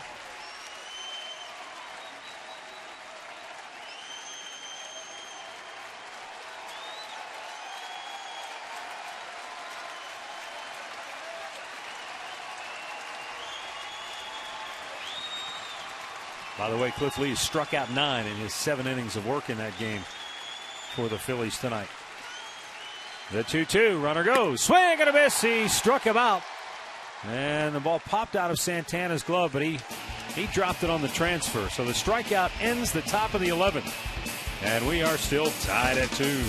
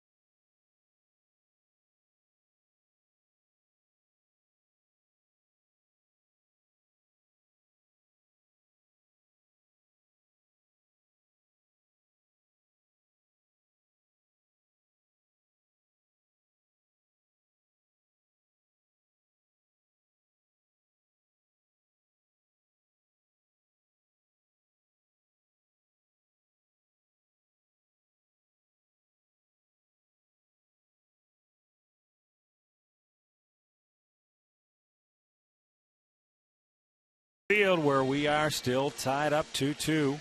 Bottom of the 11th inning for the Indians.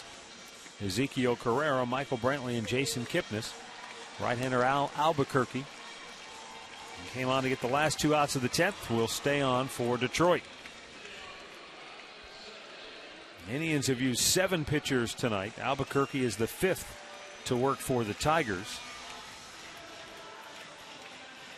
Dwayne Belo went 4 innings for the Tigers in relief of their starter Doug Fister. And the long man tonight for the Indians, Chad Durbin, went 3 innings. Ezekiel Carrera 0 for 3.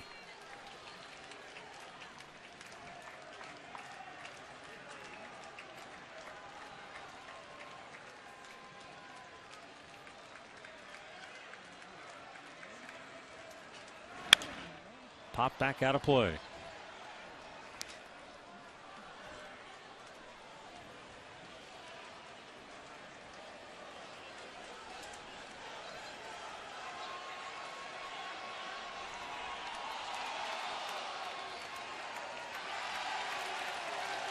The 0-1. Carrera ran to the front of the box, but did not pull the trigger, and it's 1-1.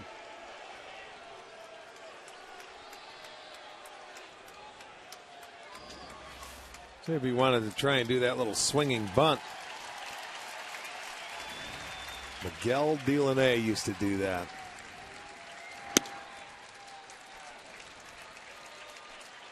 Yeah, he's just trying to do anything to get on base.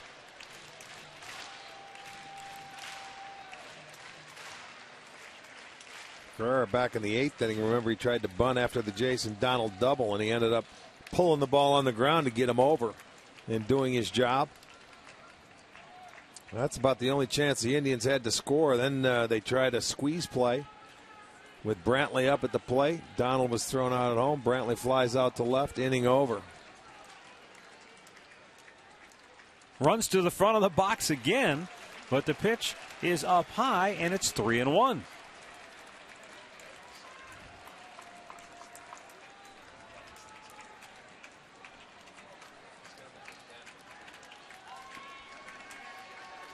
Michael Brantley waits on deck.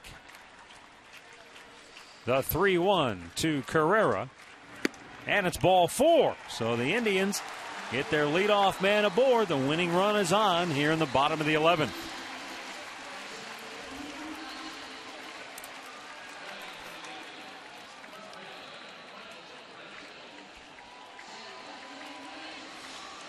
Brantley takes a look down at Steve Smith, third base coach, before he steps in with Carrera down at first.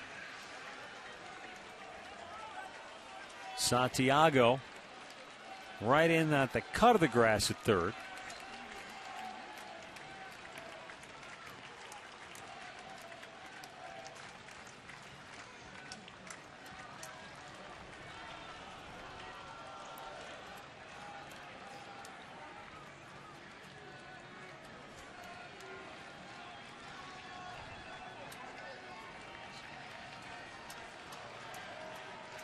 Albuquerque taking his time, sets and delivers, and Brantley bunts it foul. He got the breaking ball, which is the one you want when you're trying to bunt, but unable to square it up. Remember, Brantley was at the plate in the 8th inning when Maniacta called for the suicide squeeze. But the left-hander Schlereth against the left-handed hitting Brantley threw a breaking ball away, and Michael had no chance to get the bat on the ball. Jason Donald was out at home. Bunts it towards first. Cabrera will tag out Brantley, so the sacrifice completed, and the winning run is in scoring position. And the batter will be the rookie Jason Kipnis, who is 1 for 4 on the night with a double and a run scored. Third sacrifice for Michael. Now the Indians have a chance. I'll talk about it out on the mound. You've got Kipnis and then Asdrubal Cabrera for the Indians with one out here in the bottom of the 11th.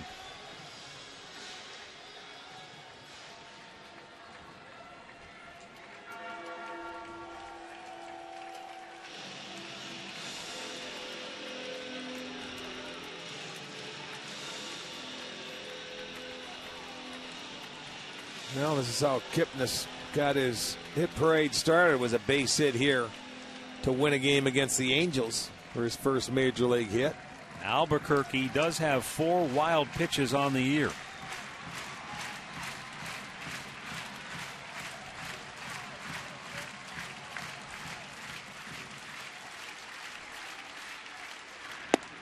And a breaking ball for a strike to Kipnis.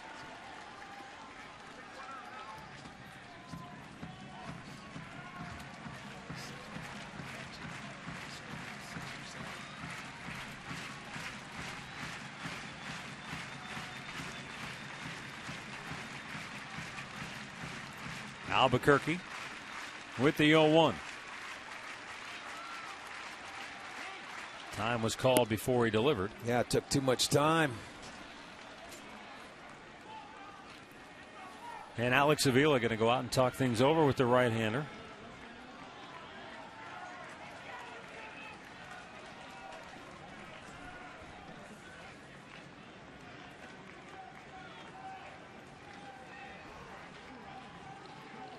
Only 1 loss on the year for Albuquerque against 5 wins. But the Indians have a chance to hang a loss on them right here. They can get Carrera home from second in the bottom of the 11th.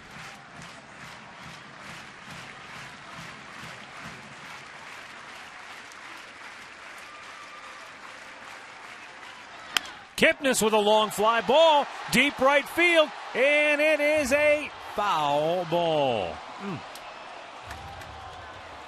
Just a little bit out in front of it.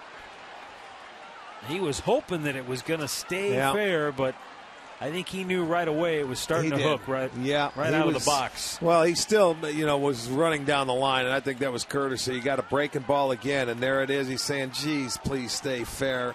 But he could see it hooking, and it is foul. So just a long strike. I don't know if it would have had the distance. Awfully close, but just a little foul.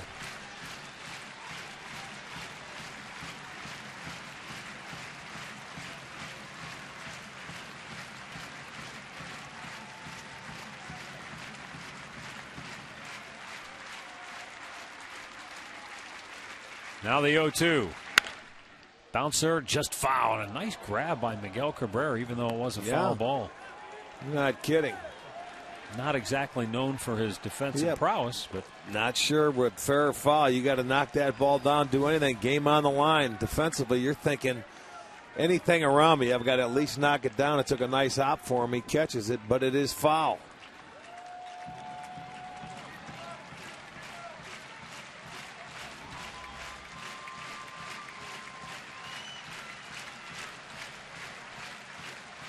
Winning run at second base with one out here in the bottom of the 11th. And the 0-2 to Kipnis. Got to call timeout. Takes too much time. He sits up there and looks once, looks twice. And as a hitter, I mean to tell you, you could end up getting flat-footed. So call timeout. Make him throw it a little quicker.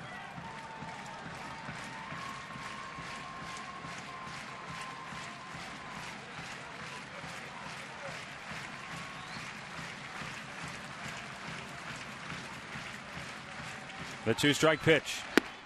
Got him. And there are 2 down. And that will leave it up to Asdrubal Cabrera as Albuquerque gets his second strikeout. He's been throwing all breaking balls, and this guy's got a pretty good fastball, and he throws it by Kipnis upstairs. Gets a second strikeout. Now they've got Asdrubal they're going to have to face. Or will they? Well, they may not. You got Hafner on deck. We'll see what they choose. Cabrera's way in. They're going to go 4. They're going to walk him. They're going to put him on to go face Hafner.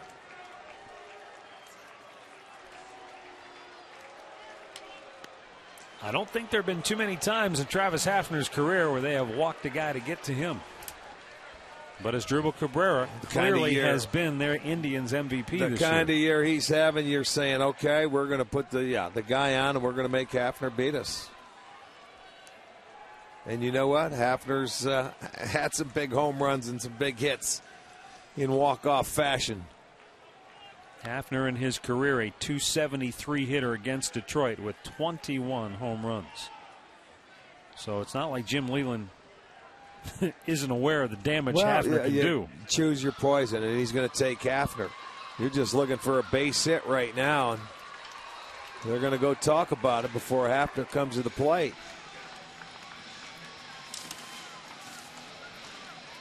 Well, Travis singled in the first inning.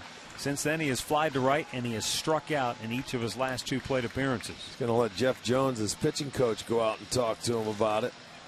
A lot of times Leland will deliver the message himself. He did it earlier. So right now, a meeting.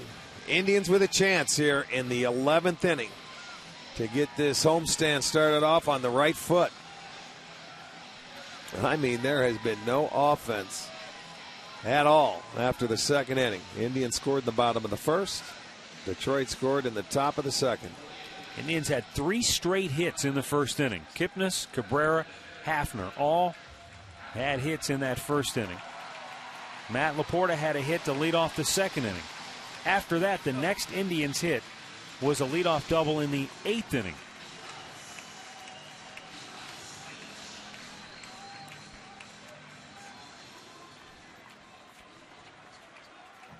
So since that second inning, the Indians have managed just 2 hits tonight.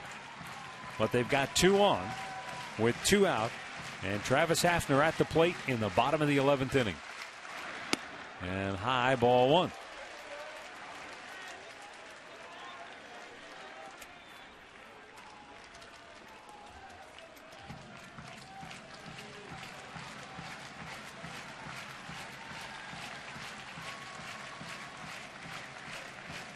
Hafner on the year with 2 outs and runners in scoring position, as you said, 308, 12 ribbies. Indians looking for their first 2-out hit of the night.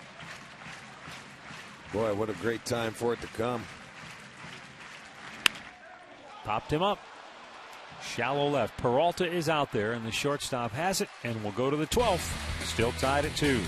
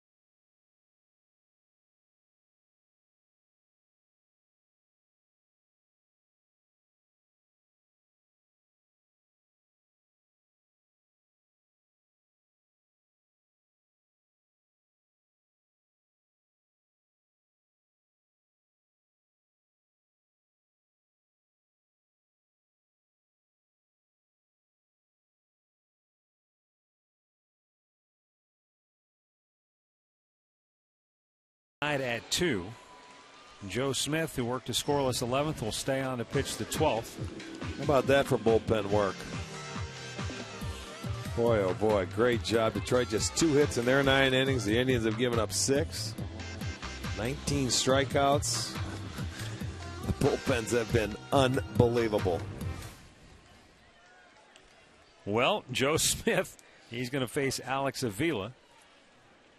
And then Ramon Santiago. Really, Tommy gives me this stat. Bullpen pitches. Both teams have thrown 129 pitches out of the bullpen. Somebody's got to keep track of that, right?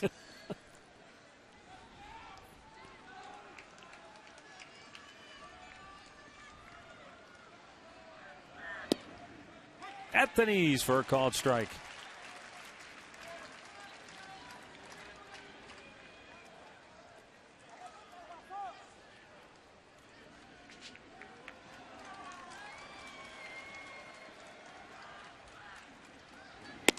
Way outside.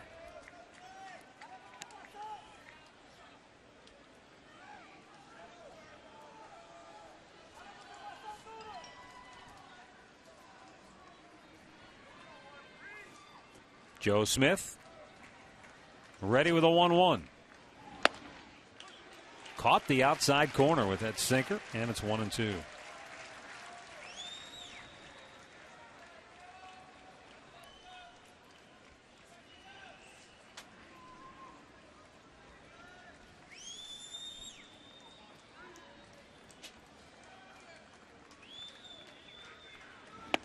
Inside corner. No, he doesn't ring him up. Boy, that looked like an awfully good pitch.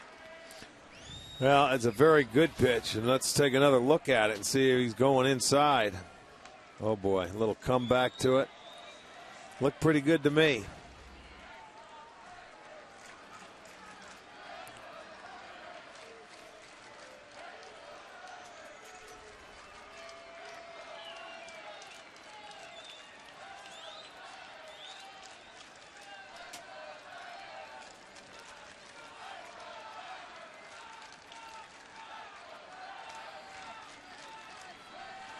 Now the 2-2 pitch. Missed inside. And now the count goes full.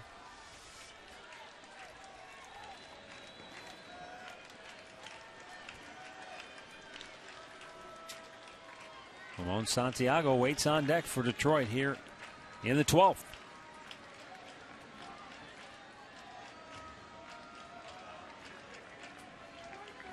Swung on and missed. Good pitch by Smith. Had him way out in front. And he has struck out 3 in a row. Comes back, full count, 3-2 slider. Just throw it for a strike, and he gets the swing and miss. And it's not just the movement, but just the change of pace, too. You could see him out in front. Ramon Santiago 0 for 2.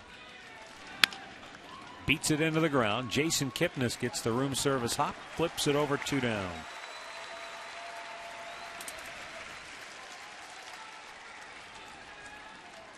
That'll bring up Austin Jackson, who is 0 for 5 on the night. A couple of strikeouts, an RBI ground out, and twice he has flied to right.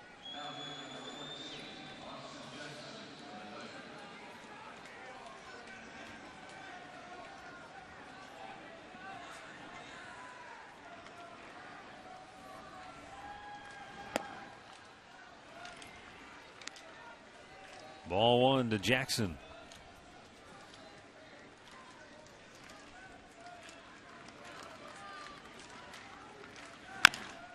And a chopper right back to the mound. Smith with a nice flip to first. And a 1-2-3 12th for the Indians right-hander. Bottom of the 12th. Santana, Fukudome, and Laporta coming up for the try.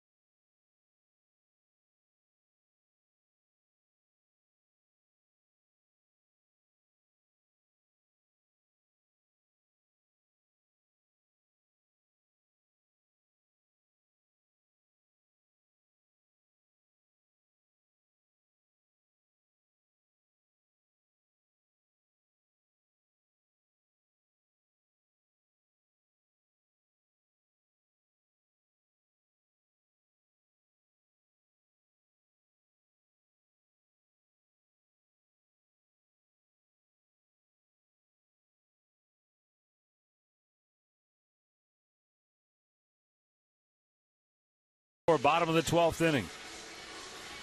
Carlos Santana, Kosuke Fukudome, Matt Laporta. And for Detroit, a new pitcher, right-hander Joaquin Benoit. 6th Tiger pitcher to work tonight. On for the 47th time, 3-3, a 4.39 ERA.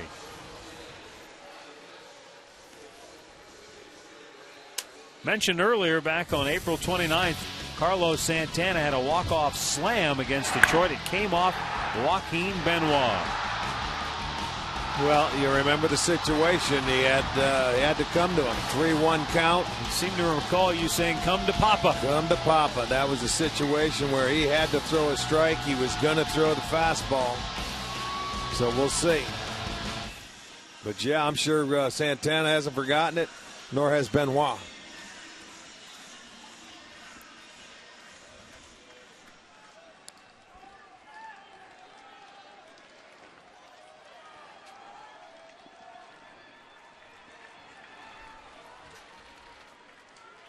Santana brought a 4-game hitting streak into tonight's game. Takes a strike. He almost picked up a hit in the 4th inning when he drove it to deep left, but Brennan Bosch able to run it down on the warning track. Sac fly drove in a run in the 1st. He's also walked and bounced into a fielder's choice that ended the 9th.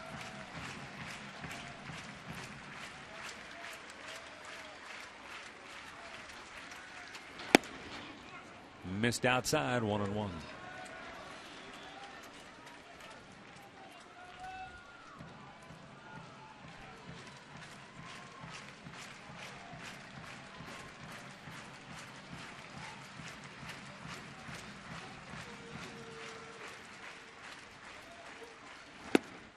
A little late on that 96-mile-an-hour fastball, and he falls behind 1-2.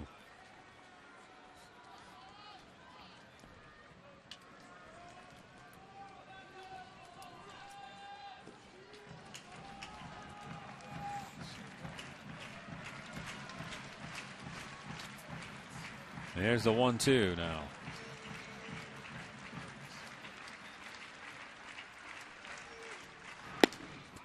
A little bit low.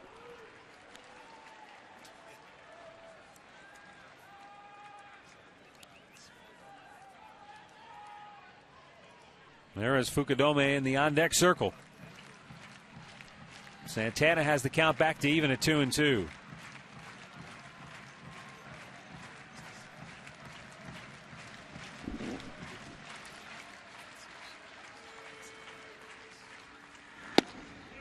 Boy, didn't miss by much. But it's a little bit outside, and the count goes full. Check it out. Time Warner Cable pitch tracker. That ball slides outside. He just runs away off the plate.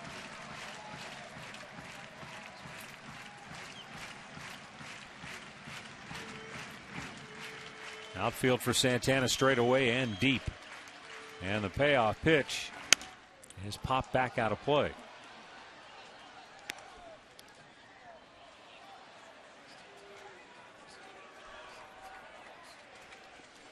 Arizona hung on to beat Houston 11-9, the final score out in the desert. So Arizona will stay a half game in back of San Francisco as the Giants lead Pittsburgh 6-0 in the 9th. In San Fran, Philly leads LA 2-1. They're in the bottom of the 9th. Dodgers have finally scored.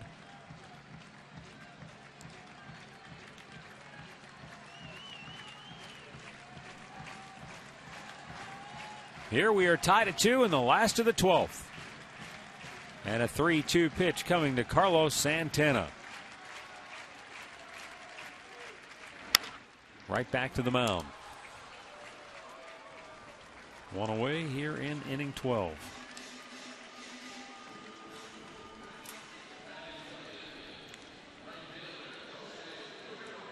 Kosuke Fukudome on the night 0 for 4 with 3 strikeouts.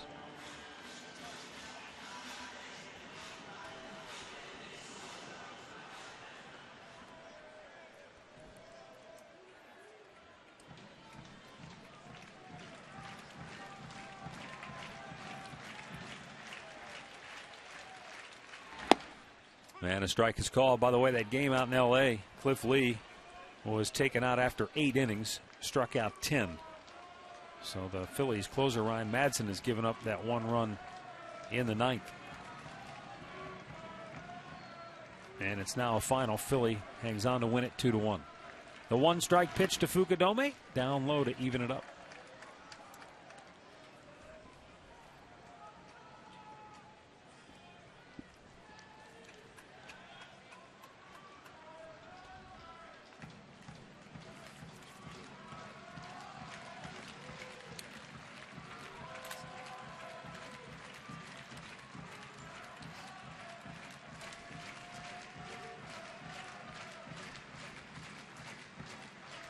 Benoit ready, the 1-1 to Fukudome. And now he gets ahead of the Indians' right fielder.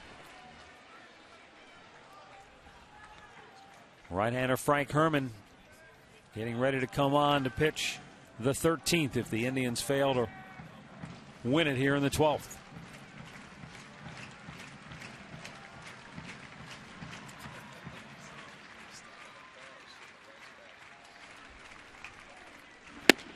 Fastball missed inside.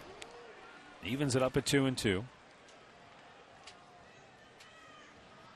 Shin-Soo Choo, by the way, began a rehab assignment last night in Lake County. Went 0 for 2. He'll play again tonight. Didn't get any updates. Did you hear anything? No, on that? I did not. With the rain, they might have got rained out. Who knows? Did not hear anything normally, or we would have if he played. 2-2 pitch. Fouled back.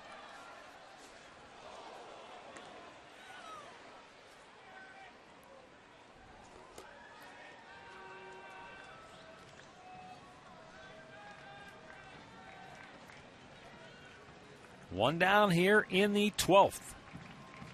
And a 2-2 count for Kosuke Fukudome.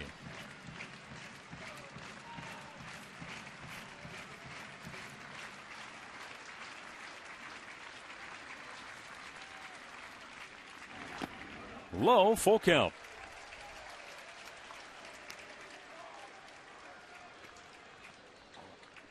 Matt Laporta waits on deck.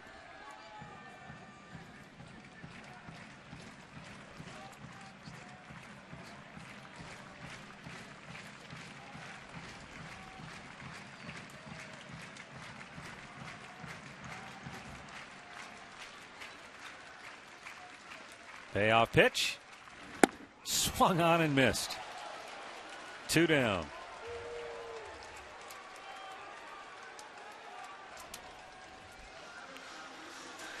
Just got word that Chu did play tonight. He DH'd and went 0 for 2 in his rehab assignment game tonight. So the good news is he's able to get out there, get some at-bats, get some playing time. Yeah, it may take a little while. You can't expect it to happen overnight after the time that he has missed.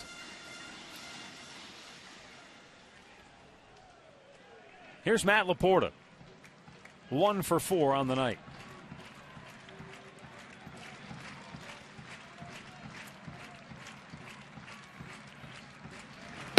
Swung on and it missed.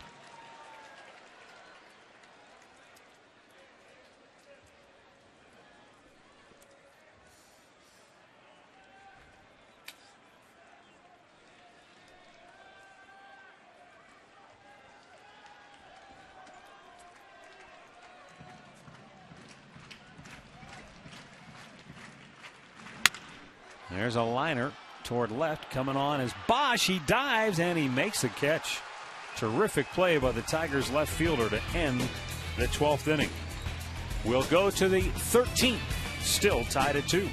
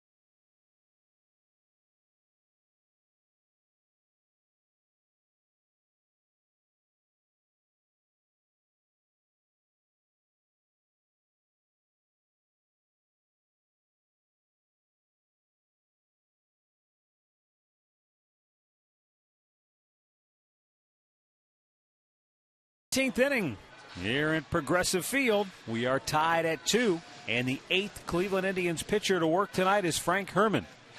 He's what you call the last man standing.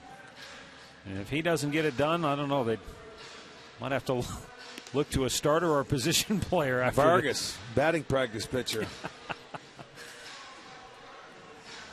Frank on for the 25th time this year. One thing we know about Herman, he can give you multiple innings. He's done that on a number of occasions this season. Well, I mean, we keep saying it, but both bullpens, they've been outstanding. I mean, to come out and pitch the way they have pitched. Both teams had an off day yesterday. Unfortunately, a 2-hour and 3-minute rain delay here. The starters had to leave early. Well, if Benoit does not come out for another inning, then Jim Leland's getting down to the nitty-gritty because he'll have Paulie and Valverde as closer as the only two left. Brennan Bosch leading off for Detroit, looks at a ball outside. He's 0 for 5 on the night.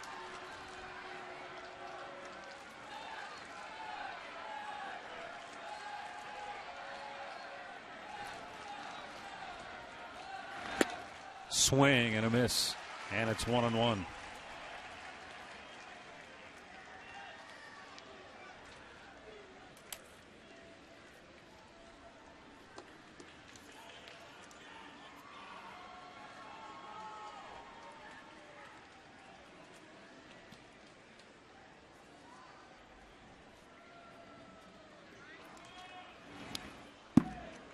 Skipped out of the way. That ball almost nailed him in the leg. 2-1.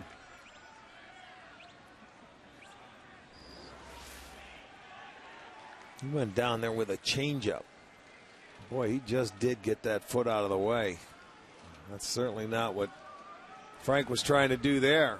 And then Gino calls him over there and says, "Hey, come here. We need you to hit a double. Don't you think about bunting."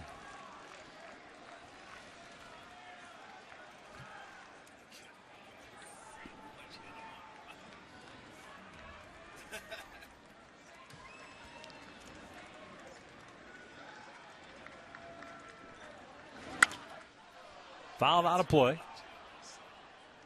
And the count 2-2.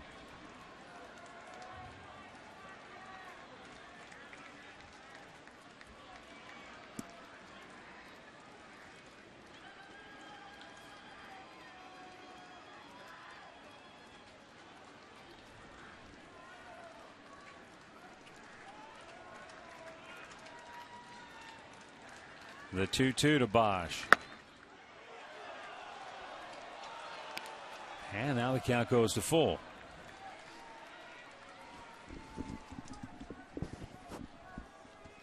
Andy Dirks waits on deck. Then it's Miguel Cabrera for the Tigers.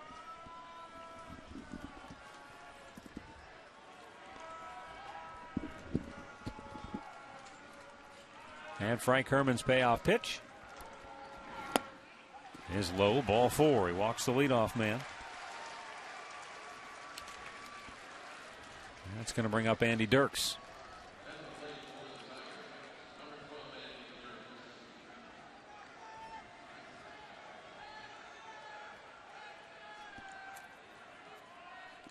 Dirks tonight, couple of singles.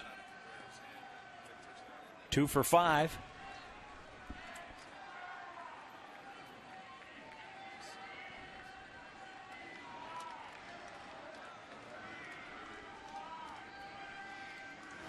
Dirks went swinging for the downs, came up empty.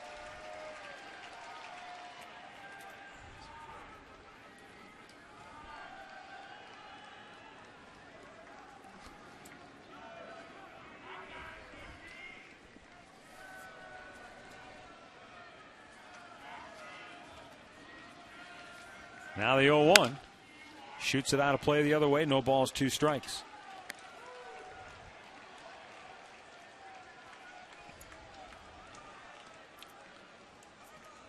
Well, if you believe in omens, maybe this is a good one. The longest game either of these two teams have played this year was a 13-inning game right here in Cleveland, and the Indians beat the Tigers 3-2. That was 13 innings, huh? Well, this is the top half of the 13th.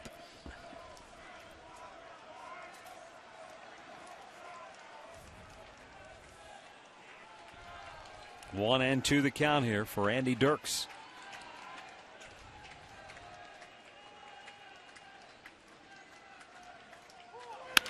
And a ground ball toward second. Kipnis goes to Cabrera. They get 1, and that's it.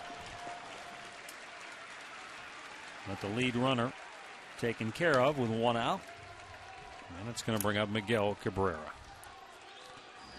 Had a tough time getting this ball out of the glove, getting it over to Cabrera, and Cabrera says, I'm just going to hold on to it because we're not going to turn the double play. Tough shot to see right there, but on his heels, just make sure you get the lead runner, and they do that.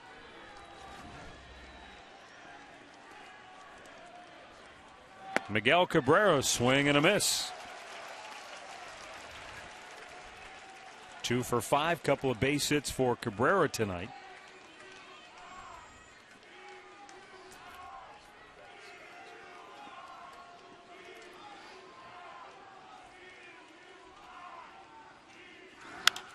Out of play to the right, it's 0-2.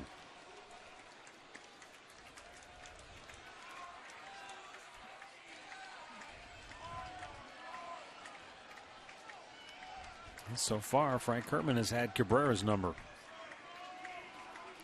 Not many guys can make that claim, though, over an extended number of at-bats. Low and away.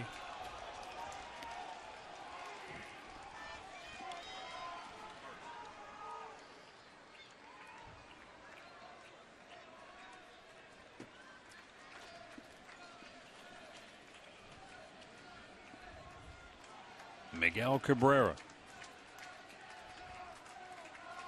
stands deep in the box with Dirks at first base. Popped him up, jammed him, long run. Carrera speeding in, makes the catch.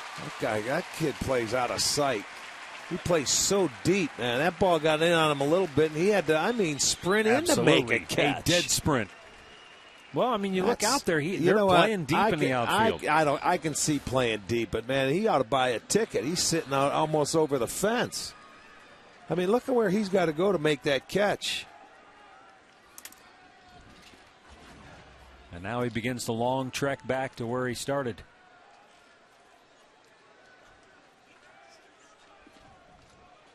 Now Ryan Rayburn, second at bat of the night.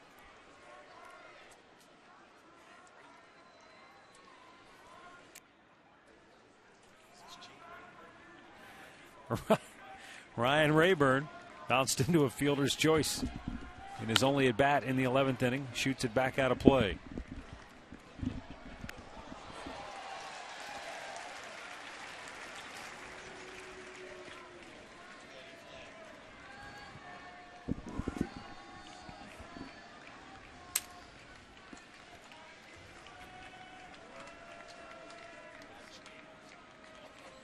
Herman ready. The 0-1 pitch. Down the right field line, but slicing, that's going to go into the seats. And now Frank Herman ahead 0-2.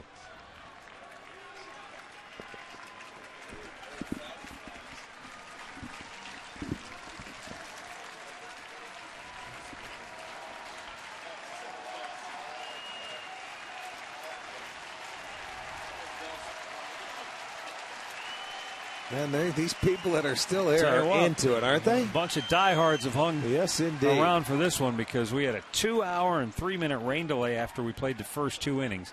And it wasn't just a little pass and sprinkle, folks. It poured down rain on 2, if not 3 separate occasions. And then we've just played a lot of baseball. 0-2 pitch. Down low.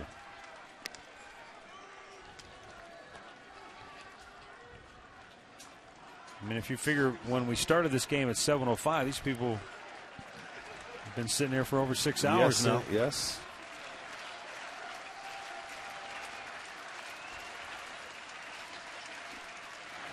Swing and a miss. He struck him out. So Frank Herman picks up where the rest of this bullpen is left off. A scoreless inning. We go to the bottom of the 13th.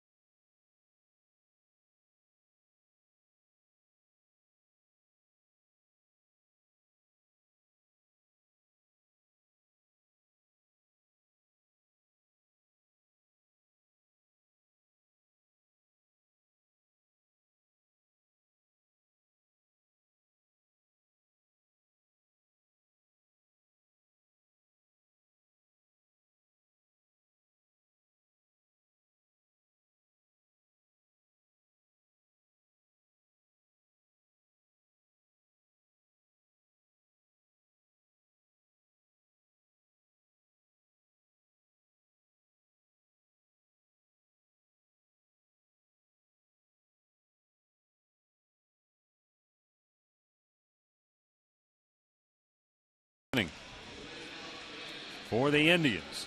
Jason Donald, Ezekiel Carrera, and Michael Brantley.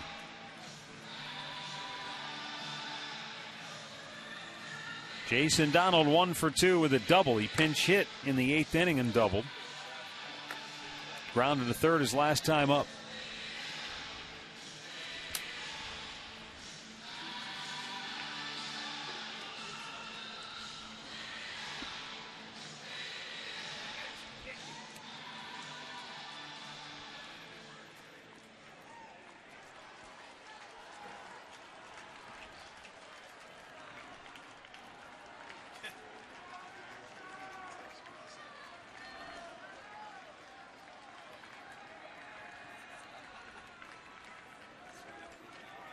Here's the pitch to Jason Donald.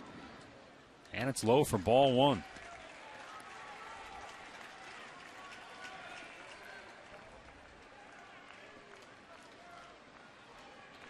Indians had their best chance to score since that first inning in the 8th when Donald led off with a double. Went to third on a ground ball. But then Manny Acta on the squeeze, the suicide squeeze play, sent Donald from third.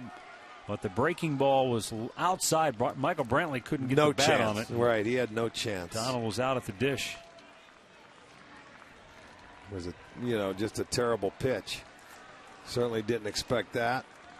Tigers' best chance came back in the 6th. They had first and third with 1 out. But Rafael Perez struck out Johnny Peralta and got Guillen to ground out to end that inning. 1-1 pitch. Fastball 1-2. This was the suicide squeeze. Yeah, watch the breaking ball. He was throwing so many good breaking balls. Brantley had no chance. He probably had a better chance just throwing the bat and hopefully trying to foul it off. But on a squeeze play, you're not thinking that.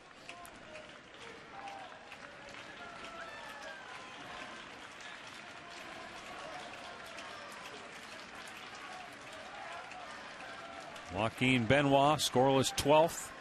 The 1-2 to Donald. And a chopper towards second. Guillen flips it over, 1 away.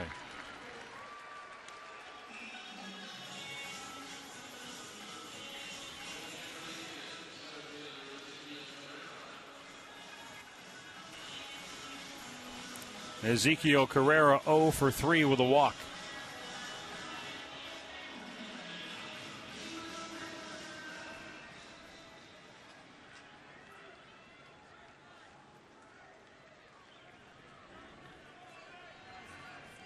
Carrera walked to start the 11th inning, but never got beyond second base after Michael Brantley sacrificed him into scoring position.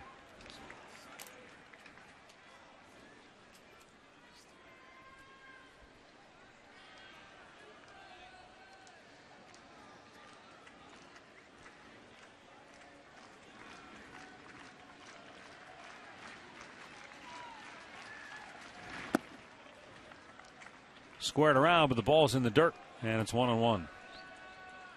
We got to find out from Jack after how many baseballs they've used tonight. They've, I'm sure, had to rub extra ones up tonight, huh? As long as this game's been going on, then normal. Yeah, you would think so. I mean, what'd you say? Both bullpens had thrown combined 260 pitches, what, an inning ago? Yeah.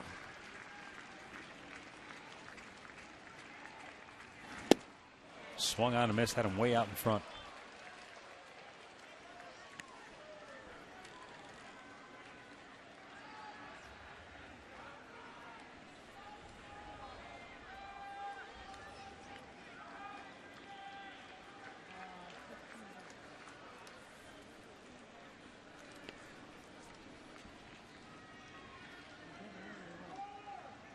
Here's the 1-2. And he shoots it back over the screen.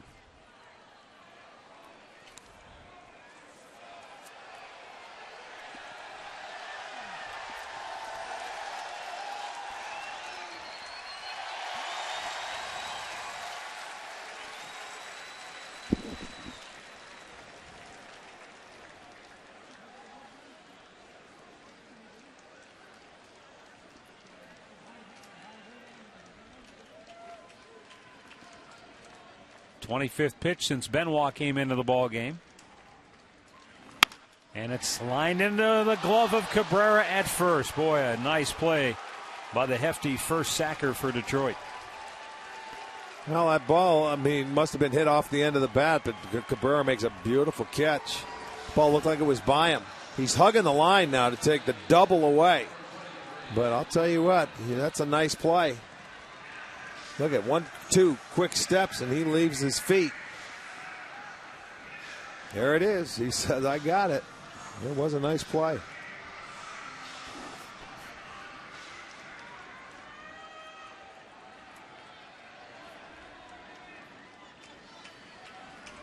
Asking ye shall receive. Murph says we're at 402 pitches on the night. About who's counting? Somebody. Michael Brantley takes a mighty hack, comes up empty as he fouls it back. Brantley 0 for 4, laid down the sacrifice bunt his last time up.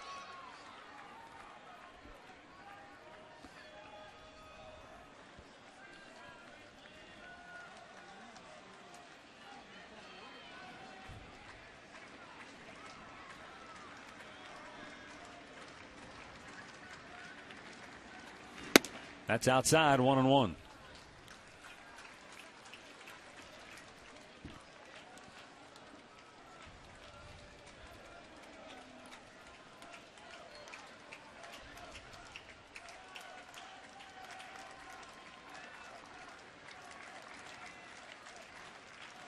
Joaquin Benoit with the 1-1. Michael shoots it back towards the press box. Oh, man, if they would have had the windows open, it would have gotten the zoo. You guys over there, you bunch of babies, open the windows. Got the walrus over there. We even got a Baskin. We don't have the Teen Wolf tonight. There they are. There's Hands the walrus. of stone, Manos Di Pietros. There's the walrus right there. Now the 1-2. Bounced it in front of the plate.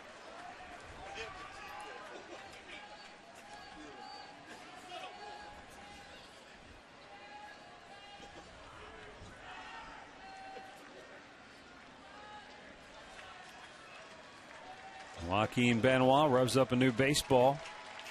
Count even for Brantley at 2-2 with 2 down here in the 13th inning. Tied at 2. Indians with 2 in the first, Tigers with 2 in the second. Nothing since. Benoit ready with the pitch. And it's a full count.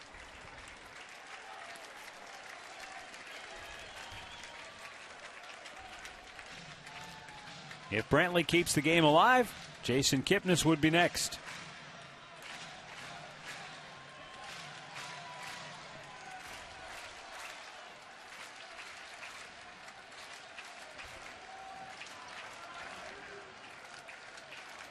The right-hander's payoff pitch to Brantley with 2 down in the 13th inning. And it's hit foul out of play.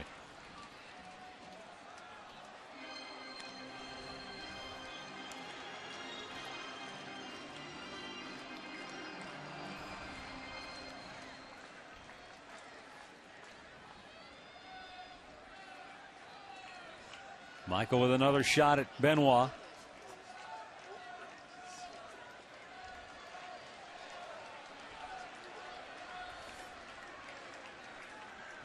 This is it. The only game left in Major League Baseball right now. Everything else is a final. Again, the 3-2. And again, a foul ball. Well, he's battling to stay alive.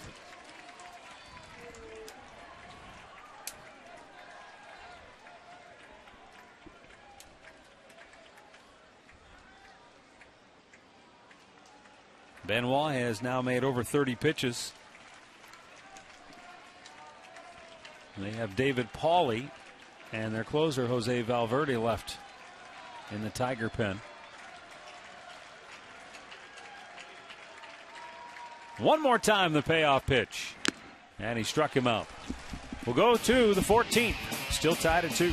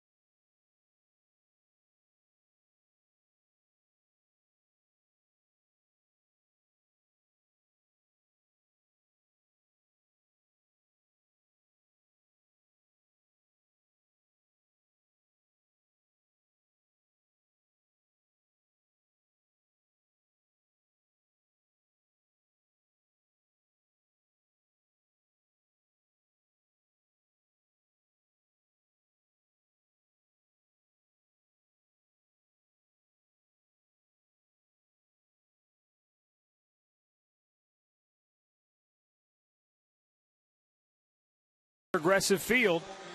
We are tied up at 2. We have been since the second inning tonight. The Indians got 2 in the first. Detroit got 2 in the second. And after the Indians batted in the bottom of the second inning, we waited through a 2-hour and 3-minute rain delay. Since then, these two bullpens have done nothing but put up zeros. The Indians bullpen has made 172 pitches in their 11 innings of work. The Tigers bullpen has made 162 pitches in their 11 innings of scoreless work.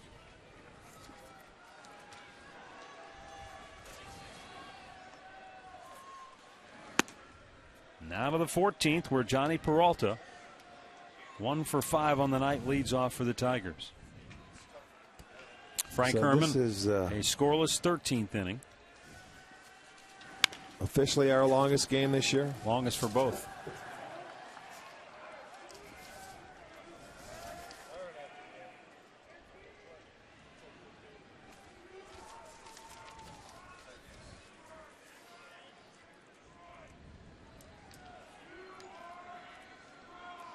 Peralta looks at a ball inside, and the count is 2-1.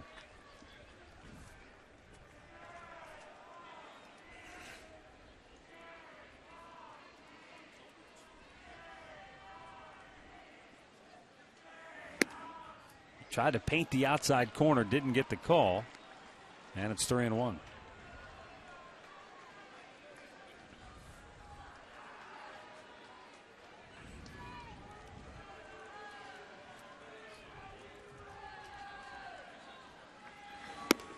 He walks the leadoff man for the second inning in a row.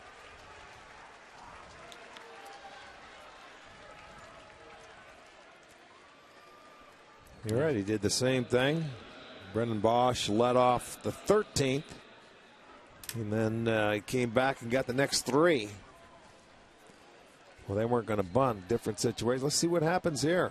I don't know if they'll do it with Guillen at the plate. Doubt it. 1 for 5, a base hit, and a run scored for Guillen. That came back in the second.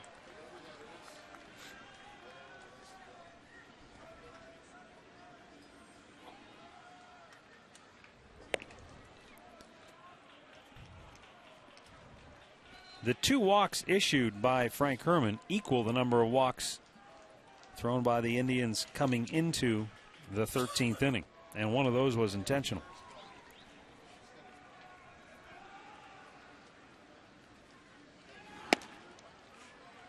It's a little bit outside for ball 1.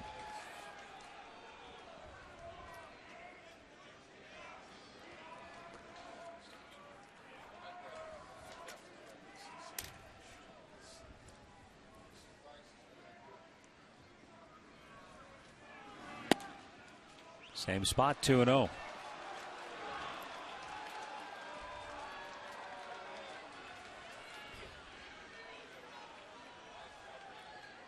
And Frank Herman going to take a walk and have a meeting with himself and try to get back on track here. It's not like he's missing wildly. No, just a little bit off. Maybe nibbling a little too much.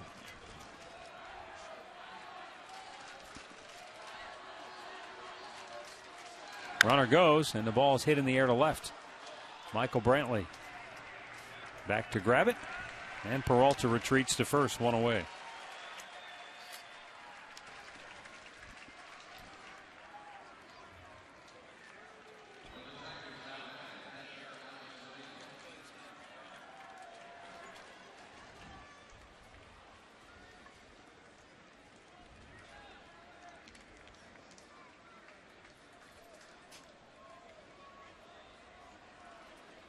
Alex Avila, 1 hit on the night. He's walked twice, struck out twice.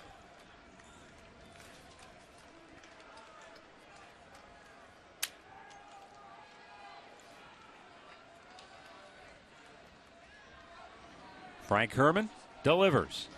And a line drive caught by Kipnis. A great diving catch. Throw back to first, but Peralta beats it to the bag. That looked like it was ticketed for the outfield, but Kipnis able to grab it before it hit the dirt. Second play tonight, he is made beautifully to his right, going to his right. This one he picks off the ground in the air. I thought that ball was by him, and I thought for sure, look at 1, 2, and a dive, and he picks that ball up right before it hits the ground. Nice play. And that could have very easily been a first and third situation.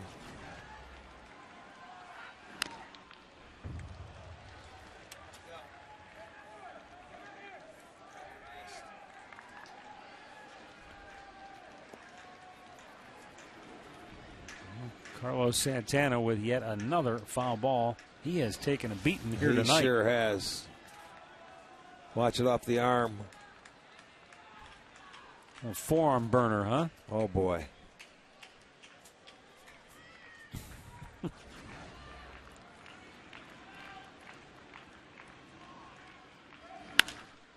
In the air, left field, slicing near the line. Brantley over, makes the catch in foul ground. And that will end the inning. So once again, Frank Herman works around a leadoff walk. And we go to the bottom of the 14th.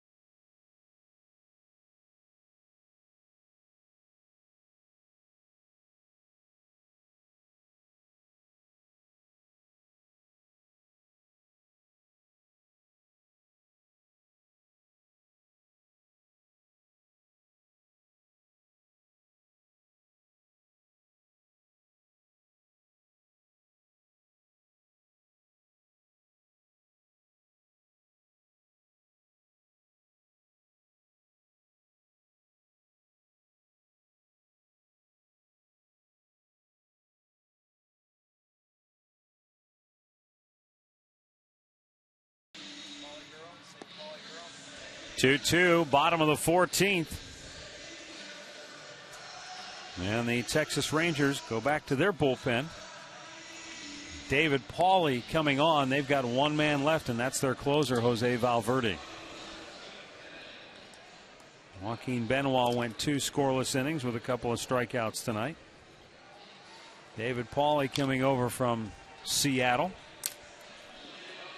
Yeah, part of the trade that started with Doug Fister, too, the 6-player deal. Pauly, a guy with a good changeup, though, and he has had success against left-handers. And for the Indians, you got Kipnis, Cabrera, Hafner. Bottom of the 14th.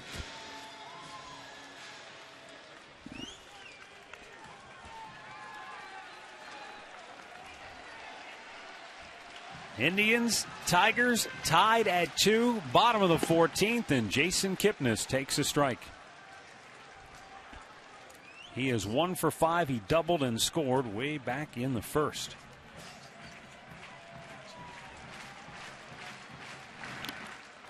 And a foul tip, 0-2.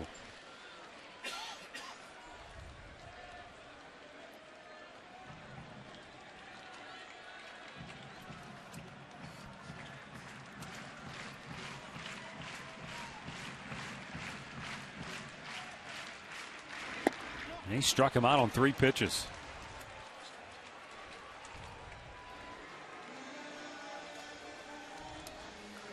Well, you saw a good fastball, a good curveball, and here's the changeup. And that's why he has success. Very good, 84 mile an hour, down and away. That circle change. Kipnis swings at it. He realized.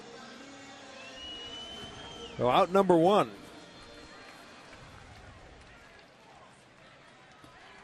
Each team has now struck out 13 times in the game. As Drupal Cabrera, 2 hits on the night. Both of them singles.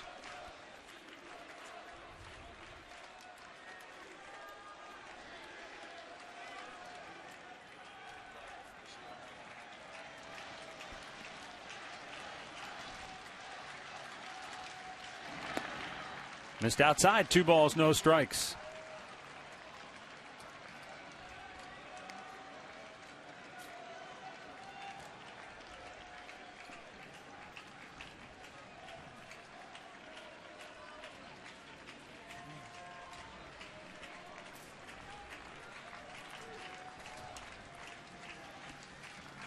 Up high, 3-0. Travis Hafner waits on deck.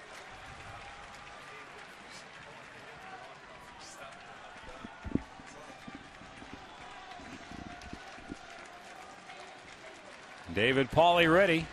And the 3-0 pitch is ball 4. So after striking out Kipnis on 3 pitches, he walks Cabrera on 4 straight. And it brings up Travis Hafner, who is 1 for 5 on the night.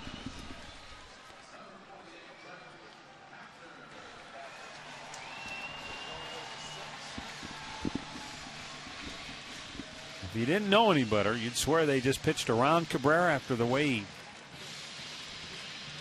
took care of Kipnis in quick fashion. Well, certainly that's the guy that the Tigers are not going to let him beat in this series. You can see it right now from game 1. Hafner a swing and a miss. Travis, 1 out of 5. His single was in the first. He has struck out twice, flied to right, popped up on the infield.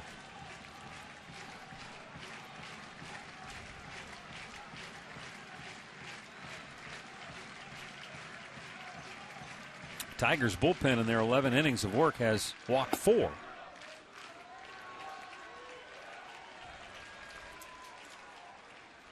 I think one of those was intentional. Yeah, but only 2 hits. Yeah. In the 11 innings that they have pitched. That is impressive.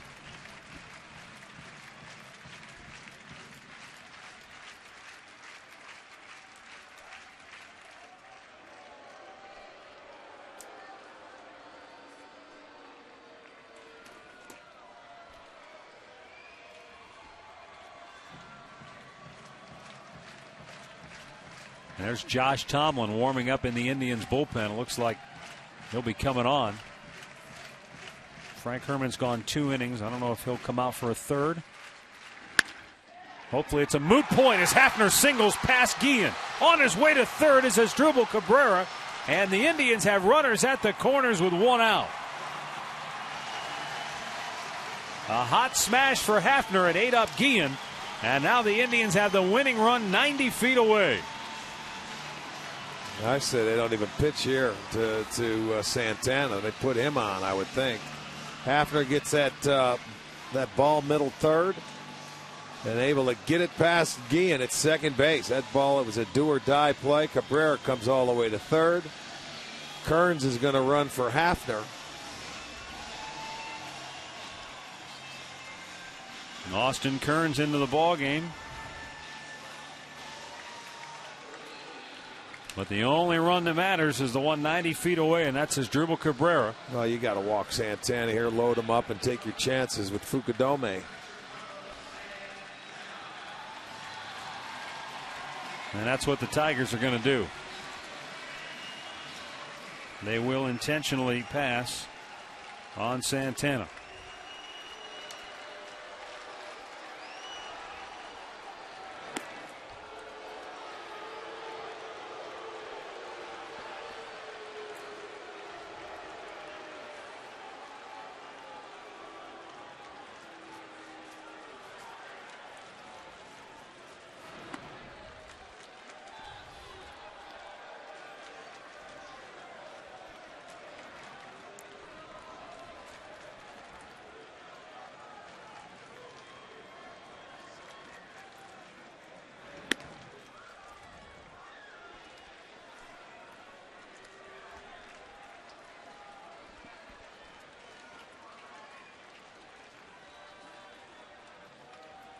Manny Acta looks to Kosuke Fukudome to try and win it here in the bottom of the 14th.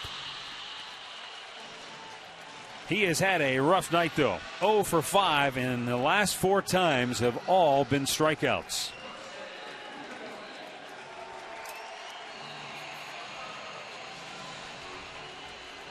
He struck out to end the 4th.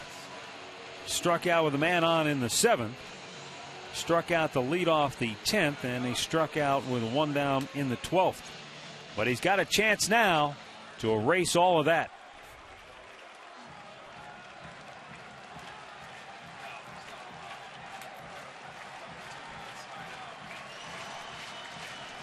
Infield in for Detroit with 1 out and the bases loaded in the bottom of the 14th. And it's in the dirt for ball 1.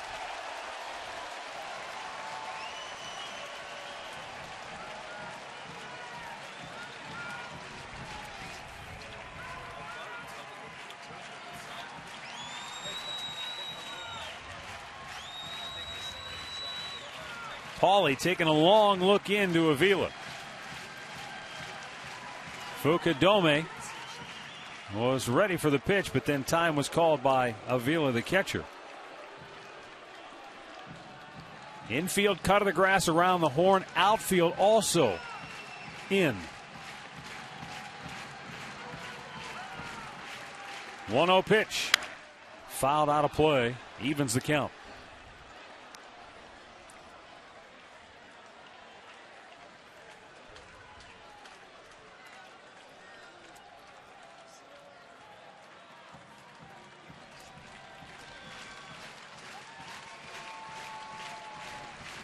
There is the winning run at third is Drupal Cabrera. With 1 out, bottom of the 14th, 1-1 pitch. Fukudome shoots it out of play to the left. And now he's down on the count of 1-2 strikes.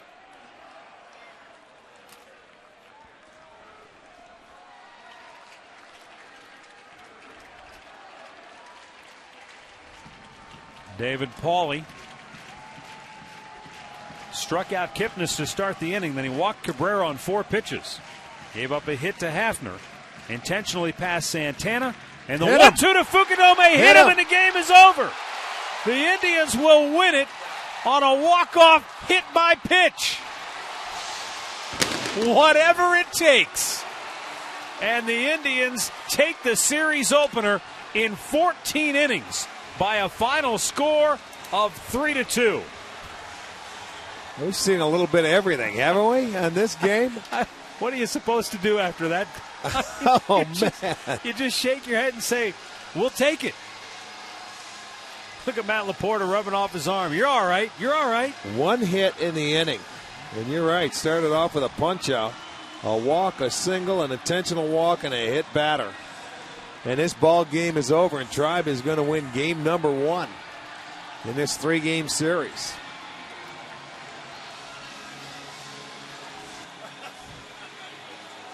Well, time now for our KeyBank play of the game.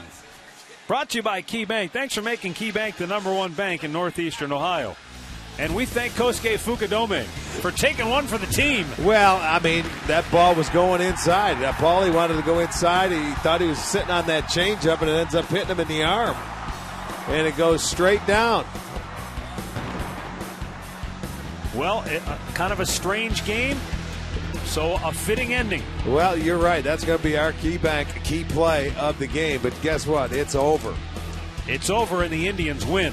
And that's the most important thing. The Indians close the gap to 3 games on the Tigers in the American League Central Division. We're back with the Conrad's postgame show. It's coming up next.